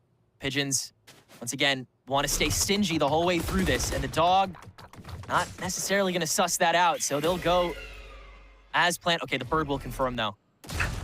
Hey, but this is a really good spot, again, just to leave Shaw's in the moment. You know there's always a mid lurk coming in. They've actually gone for an earlier peek on these fights for now. Smokes them up, the domes are on, but the push is not in yet. Zamal kind of found for the moment. Slow lurk and creep, though, moving forward. T-Dog doesn't know. Again, good value from Shaw's. Playing forward on a few lines. Coburg's found a big gap, but he's been found out as well. Not enough. Double spray comes in. Yellow's also found out, and another one. A 3K for Coburg. I know it's an anti-eco, but it's just that exciting when Evictics are finally looking alive in their positions. A chance there, a nice gap found, and the round comes tumbling down. Koof puts that pit up just because he can, I guess. And they end up winning the round. Just an ultimate showcase at this point because they have so many to spare. But again, massive respect to Evictics. Like you said, not much more they could do at that point, and T-Dog had some massive shots necessitating the heal up from Cuz. And then Pigeons, oddly enough, double down into the A take in the immediacy of that. And I mean, Evictics, once again, props to them. They're very ready for that fight. They have a lot of angles wrapped up, except Coburg's. And that's kind of all you need. This guy is so singular this map. And against the anti-eco, God, the sky's the limit. On the verge of a 2.0 KD this late in the game, beyond impressive stuff. Again, not playing Gecko. He picked Coburg on Breeze, the only agent we've ever seen a one pick of so far. I haven't seen anything great from Gecko. I've just seen really good shots in good positions. This guy's playing natural Valorant. Past that, a few picks. I'm liking this from Evictics to stay up here and fight. But again, it's just Sova. There's no second punishing position. Nobody on the cross to watch the dash come in to punish the Sova position. Now, though, we'll see T-Dog come in. It's an Astro Wall. Disrespected a little bit by the side of Dre. He's able to know that nobody's coming in. It's patient though. Okay, nice. Molly on the backside. How much value is there? I'm liking this from Dre. Tucked in. Is T-Dog supporting him once again? Pushovers again. Might have to disrupt your own wall here. This is going to fade. And Koof can at least cover, but they're still not making any space. And Slam has a high ground now. This off angle is perfect. Now T-Dog just subbing in the position. That should be enough. Yeah, we're fine. It's okay. It's tight. Yeah, don't complain. Don't complain. We're fine. All right, so... Sorry, yeah, I mean, that was, again, good tempo control from Evictics there, able to stall and then stop. I'm really impressed by Dre's just committal to that spot. The first shot into the flush on the pit, on the bite, you know exactly what you have to do, and then overdrive is coming your way, and the shot lineup is perfect there. Very good discipline, very good practice coming through from Dre. Works out in the end. All about the setup this time. One of the few rounds we see no ultimates online whatsoever. A new flavor from Shaw's as well. The operator might be peered into if more of a mid take comes through early. Ooh, it's Elbow actually has a pivot, and now stakes have changed. I think Pigeons realize what's at stake here, where this op could be. I don't have a Yoru active anymore in the meta, but Neon is just good enough with that operator to be able to reposition, get into another sneaky angle. Might swap positions here with T-Dog. He goes for a knife. Ooh, Coop denies the information. Flash in the way. There's that Gecko play. Shaw's still temporarily blocked off. T-Dog steps up into this. He's so close to the fight. No one else is, but Slam finds the opening, starts shooting. Zamal ends up countering that, but Evictics, they have to get fully back here before they can fight it out. Spike's going to keep ticking down, though. Two on the backside. Smoke will die, and after that, the chances will start to come alive for Pigeons to have a say on this. No one speaking Shaw's. 3v3, the clock, it's ticking. Gears are turning. That Spike will explode. High gear. Gonna be in tow, but the fast lane won't be. Dropping over to the backside. Everybody in better positions now. Shaw's defuse. Scotty might not be able to have the chance to find this one. No 2K at the end either. I mean, that is just tough. Unfortunate way for Evictics to lose towards match point. Pigeons, though, good temperance, good read overall in the round to be able to stay on that backside, not peek whatsoever, and trust every single angle. Yeah, after losing that first blood, they definitely had to recoup and do it fast, but their ability to get back on that site and lock that down, good rhythm in taking the fights against T-Dog, and then slammed to be able to hold on to the gap. That fast lane fading out from Shaw's after no one would peek him on the op. So much lost time and resources. 3 rounds of match point now here for Pigeons. Oh, and Thrash is coming in. Gonna be able to go through mid, actually, so we'll be picked up. Might be a bit of a risk. Trailblazer kind of looking at backside as well, able to see that nobody's on this for now. They're not in yet either, so that retake flood might be a possibility. Scotty's already in. Snakebite to just deter anyone coming in from Arches. Zamal found out. Gonna be weak now in the post lane here, 4v5. Any special positions over towards the cheeky flanks? No, everybody's on site. One person kind of watching the through line through main. T-Dog is able to find a big spray, understands exactly where Pigeons want to play. Now he's hitting a pulse, a read on the round, dictating exactly how this team should retake and come in. Match points on the board, but it's not going to be found out this time. Bull might be there for the moment. Doesn't get hit then. It's not enough for Anderson to be able to clutch. A nice round from Evictics, a nice retake, and good time bought from Scotty. 100%, yeah, Scotty was integral to making sure that the rest of Evictics could recover that site after they were forced pretty damn far back again with the help of those Nebulas and the Snakebite as well. But Scotty making sure he skates all of that, stays on the inskirts, and finding the timing on the jump up there as well from Zamal. Huge windows of opportunity that lets the rest of the team get in scot-free and take over that fight, keep all of their guns, have all of their ultis. They have a really solid trail that they can blaze to 12 here. Yeah, that trail being blazed with taking over are really good words to use their 10 rec, because that Hunter's Fury lets you stay on that takeover. Overdrive after the fact is going to be able to make you blaze that trail even better. Scotty on this retake, or even at the start of the round on B, could just Viper's pit now and make sure it's not going to be that much of a problem for you to have trouble inside the round. Elects not to go for the pit for the moment. They might just go there for the last round. They're confident in this one with the setup that they have. Hunter's Fury starting immediately, though. What? It's kind of crazy when you know these guys are slow all across the map. Not too much info there. I'm not sure if the knife saw something, but that ult being down might be huge. Door play available. Knife gonna be able to come in. No dash. 4 players detected. Oh, that's where they were. Oh, they still pushed in though. No command to stop the abilities even more so. Gunfight's over towards the site. Coburg is gonna find the first spray.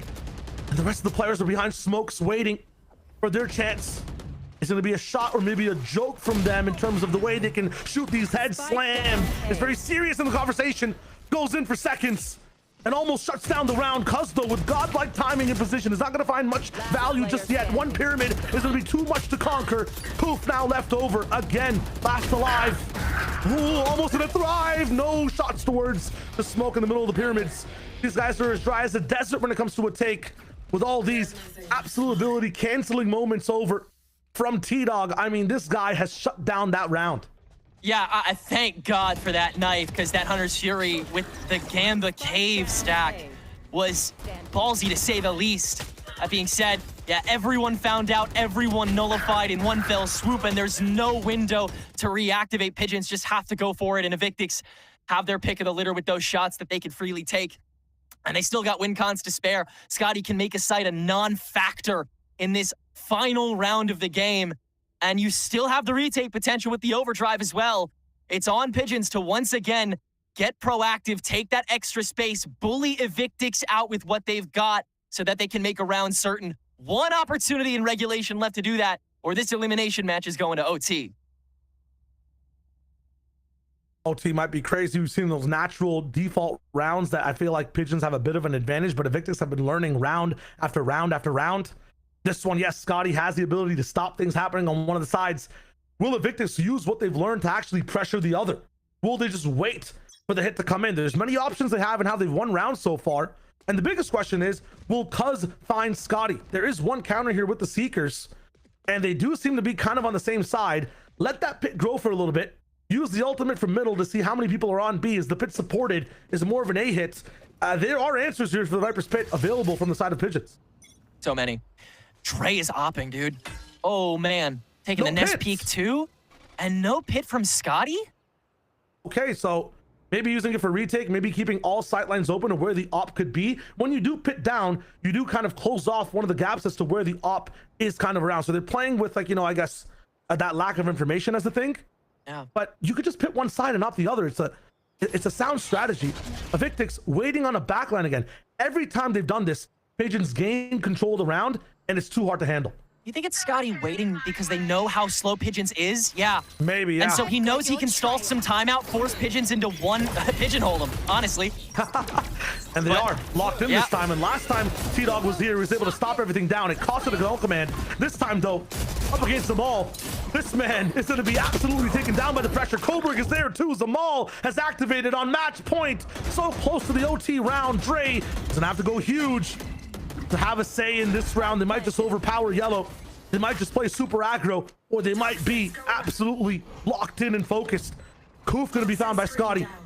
2v4 for the moment. Plus that low HP. A challenge at door as it's halfway closed, almost locked. Dre has the key at yellow, but it's brittle. Ooh, it finds a lock a turn. A moment, but Samal closes the door. A huge round for Pigeons, a huge match today, and they come out on top. While confident, Pigeons must remain vigilant. Matches continue to be close across the board, and they still sit at sudden death, but at sudden death, they will remain seated. They have eliminated Evictics from the Swiss stage by the skin of their teeth. It came at the most crucial times. It came in the tiniest of windows, but they made it work, and they will continue to try to do so. Big congratulations to them. It seems they're really starting to figure out a lot of their identity after showing so much potential and promise in the previous stage. Yeah, last time I was here, they were doing crazy stuff like having the mix intel, right? Like doing some crazy creative things overall. This time, though, I'm liking a little bit more their cohesion. Their firepower as a stack 10 rec is so much fun to watch. 100%. It's been amazing to see this team develop over the course of the stage. Their individual factors was what made them so intimidating and scary in the previous stage, and seeing that have its own renaissance era on top of the game knowledge that this base of players already has, the potential is so unlimited, but they've got a long way to go, Shayo. Lots more action on a few more days. That was just the start of the week for us here. Thank you for listening. We'll be right back after this for some more post stuff on the game.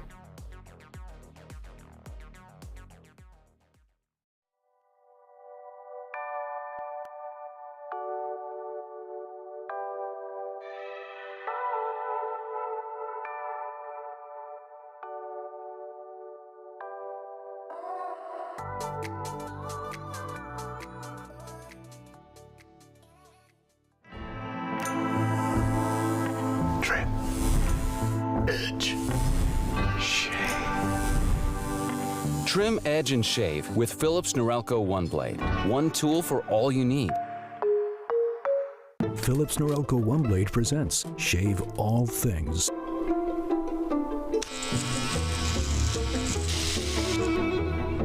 Your style made simple with Philips Norelco One Blade 360.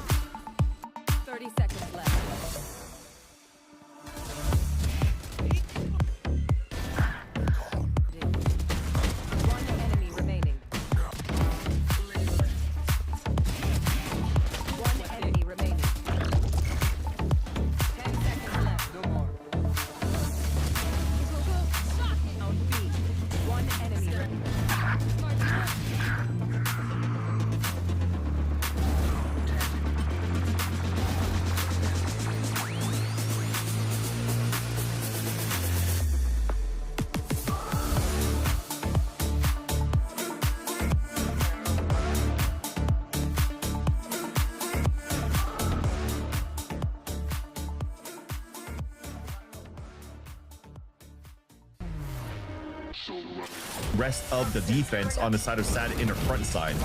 That said, though, Welly is just gonna kill me. Oh my god! I'm gonna go. That's how we're gonna finish this match. Anybody. Yeah, Joe trying to shut the door with a Bucky already. What a swing from Pain. You've got for looking for the ace. There it is. And now Derek, bullet hose at a main. Yep, that'll play. And 3v2 now and 2 stingers. They've got to keep it close quarters. And Moose will do it all himself. What a way to end things. Well, folks, I think we can call the Pigeons apex predators of Challengers, staying alive, defeating Team Evictics 2-1, taking them down Breeze 13-11. Welcome back for the final time to VALORANT Challengers League North America. I'm your host, Elizabeth, joined with Dryad and Ash on the desk. And if you're just joining us, you missed a slobber knocker, as our dear friend Golden Boy likes to call it sometimes, because that was I'm gonna go to you first, Dan. That was a back and forth. We saw, Pigeons pulling ahead and Evictics bringing it back. We were sitting here being like, okay, we're probably gonna go to overtime at this point. But Pigeons managed to pull it out in the end. Yeah, that was really fun. That was kind of the map that we were expecting from the beginning when we went into the series. And you mentioned it, Liz, how this was going to be a good map for both of the teams. It was, like you said, very back and forth, and we were kind of wondering how all of that, how the composition that we saw on the set of Pigeons was going to change, or how it was going to play out with the Gecko. And I mean, it was pretty good. 27 kills as well. The Gecko, the util, the kills, everything was going according to plan. And on top of that, I mean, for Evictics, it does suck because they do get eliminated. They don't have the chance to go to playoffs anymore. But I really liked what I saw from them as well. I mentioned how I wanted to see a bit more productivity going into that second and that third map, and that is exactly something that they were able to do because of Shaw's. So I would love to see more of this team in the future. I think they have a lot of potential as well on maps like this one, where they seem to have things figured out a lot more. Yeah, I think that getting to see them back into a form that we expect to see from Evictics is definitely nice, and unfortunate that it wasn't enough to take them over the line in this series. Overall, though, I think that I definitely got to agree with Dan. Honestly, I feel like the Gecko was not even that like crazy mind-blowing. I think Shai was like calling that out on the cast as well.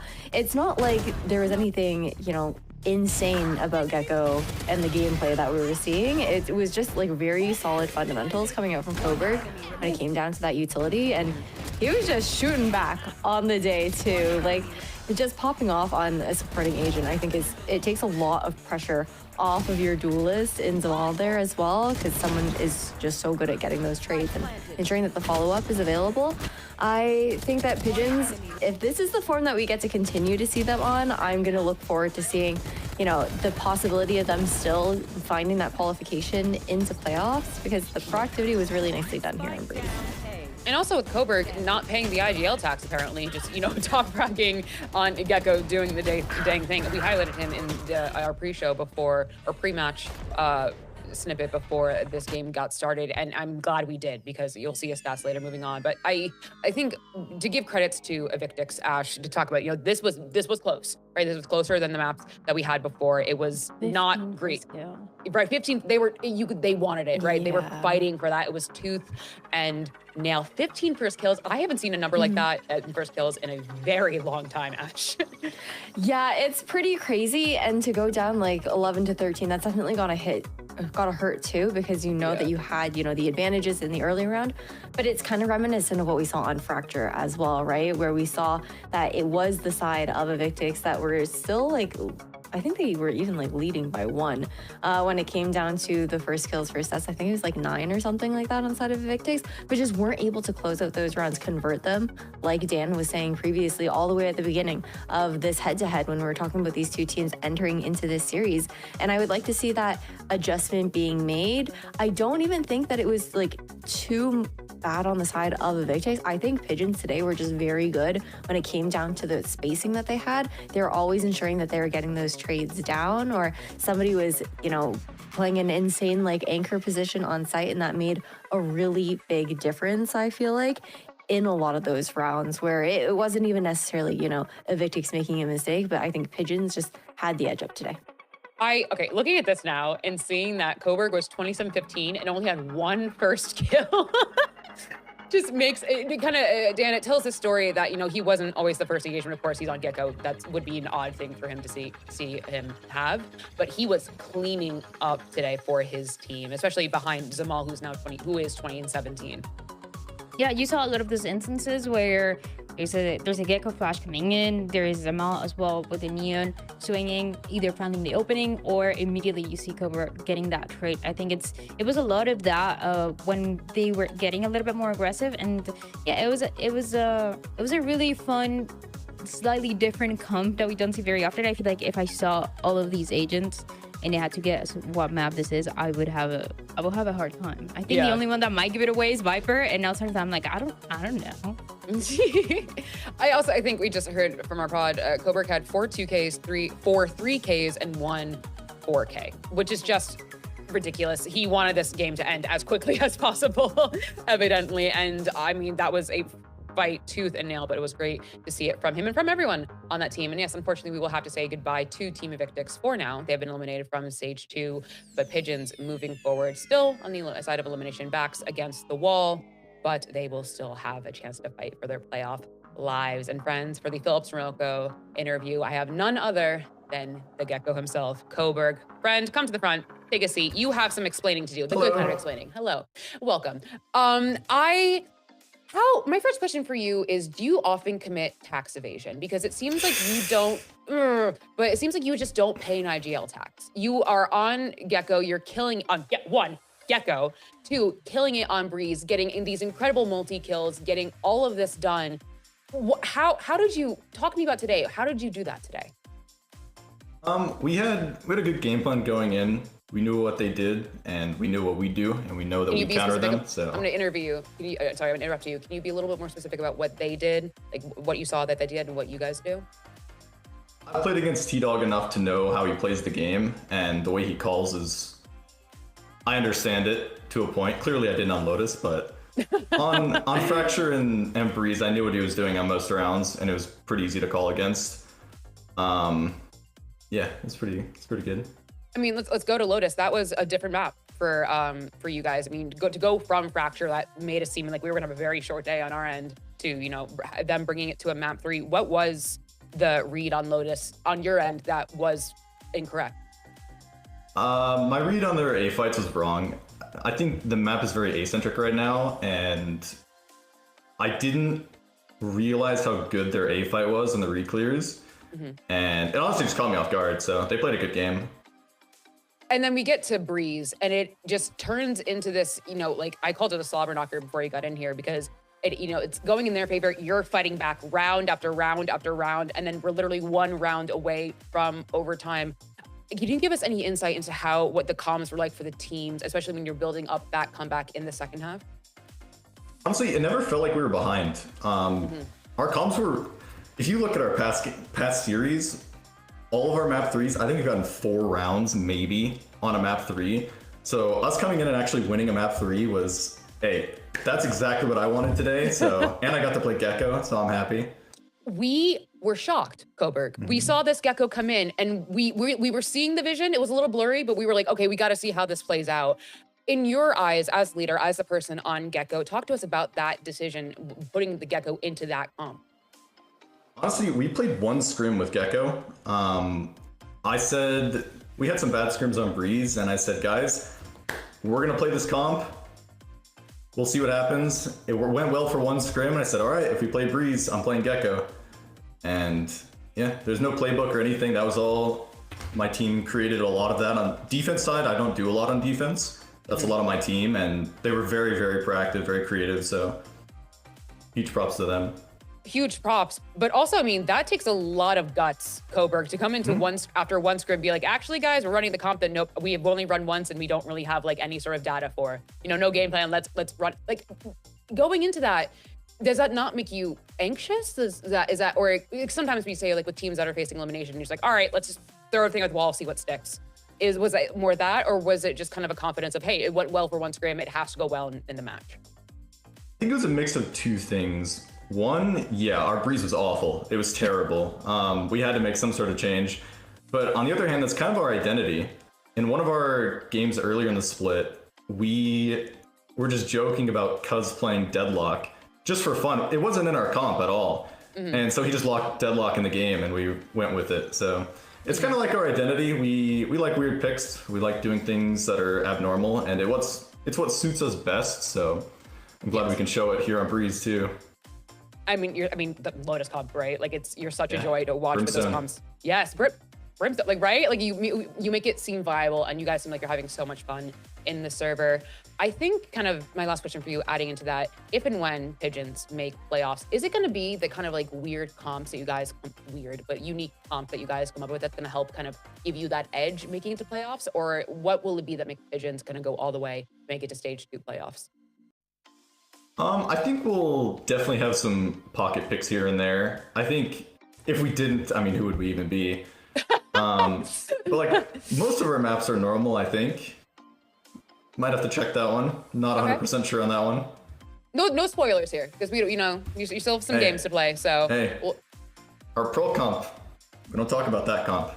Okay, write that down, y'all. Write that down. Pearl comp. Well, friend, I'm gonna let you go. I'm gonna let you fly away like the great pigeon you are. But congratulations. Thank you. Of course. Bye.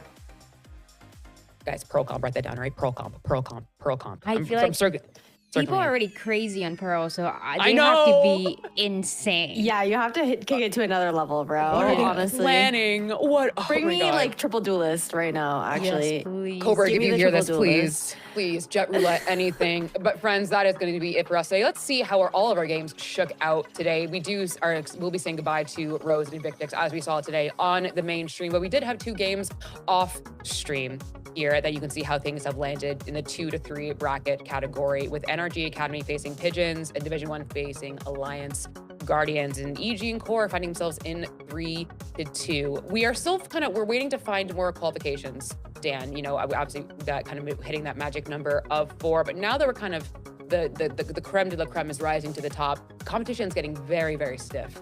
Yeah, I'm very excited to see who are going to be the next teams that make it to playoffs after YFP was able to make it first. Also, this is the first time that I work on this stage, and I want to say, FlyQuest, I'm so biased. I am so biased. They're winning it all. I'm saying it now. I'm gonna wear my jersey. I'm ready. You guys you know what? Not put me on the days that FlyQuest is playing. I think we should, and I think you should wear like literally everything you own from them. Like literally everything. I think that's the only thing that makes sense. Raw mono for them. What? And what about it, Tenrek? You wish you did. Anyways, but I think looking at this bracket, I think, you know, we're finding our teams for playoffs, which is so exciting. We had an incredible playoff stage 1, and our winners of who they turned into. In stage 2, literally anything can happen. But friends, that's going to be it for us today. On behalf of production, casters, the desk, everyone in between and beyond, thank you so much for joining us. Have fun, be safe, make good decisions, and drink a little extra water today and text someone that you love them, right? See you tomorrow. With so much being dumped. Ignoring the pressure coming in, Carrot's looking for a pick on one of the sides. Boomy, double back, easy pick off the top rope, and Calamity doesn't even care if there's a smoke, spray through it, get that easy dub again. I like the approach from Rose against the try to get some things taken down, but this pressure from B1 just pushing every single side, sometimes looking right. It's just a bit too much to handle. And Blue Rose gets hit a couple of times, but this time looking for some dynamic. Marshall coming in. Bit of a ball still ready to with the rest of the weapons, and the head's out there ready. True. I mean, Retro down. His entry's gone now. No dash for space and no smoke to hide in. I mean, this is gonna be a tough one. 3. 4 is not gonna be the gym score here for Dynamic. Found out though. Karon gets 2 now, evening things down. A bit of greed from Boomy. Really trying to drive the elbow in on top of. God, that's one of the best things I've seen this stage, man. that first kill, I was like, that's the kind of thing you expect Dynamic to do at this. If no one's tower, no one's underpass, it's an A-hit. And Anderson might be there in time in one of the god spots. Has these most of them already to deal with. He's gonna be looking at you with the dish drop. Such a good choice from him, by the way. God tier off angle, and Slam doesn't know where it's coming from. He has no idea. 8-1 in dominant fact. You want to make sure that a 4v3 is a 4v3. Those 4 rifles are active. Initiation again. Chaos on the site. Lane, stuns, walls all across, and it's going to be Evictics the ones to actually find this chance, this burial site of an 8 fight. It's 4K for Shaws right now. Who's trying to jump up to play his own game? Boom! In the mode right now, but Shaws with an ace of a round. Just put yourself on, Rob. Working Cristo moving forward. P-Dog doesn't know. Again, good value from Star. Trying forward on a few lines. Cobra found a big gap, but he's been found out as well. Not enough. Double play comes in yellow. Both of them down, and another one. A 3K for Cobra. I know it's an anti-eco, but it's just that exciting when Evictics are finally losing the lines in that position.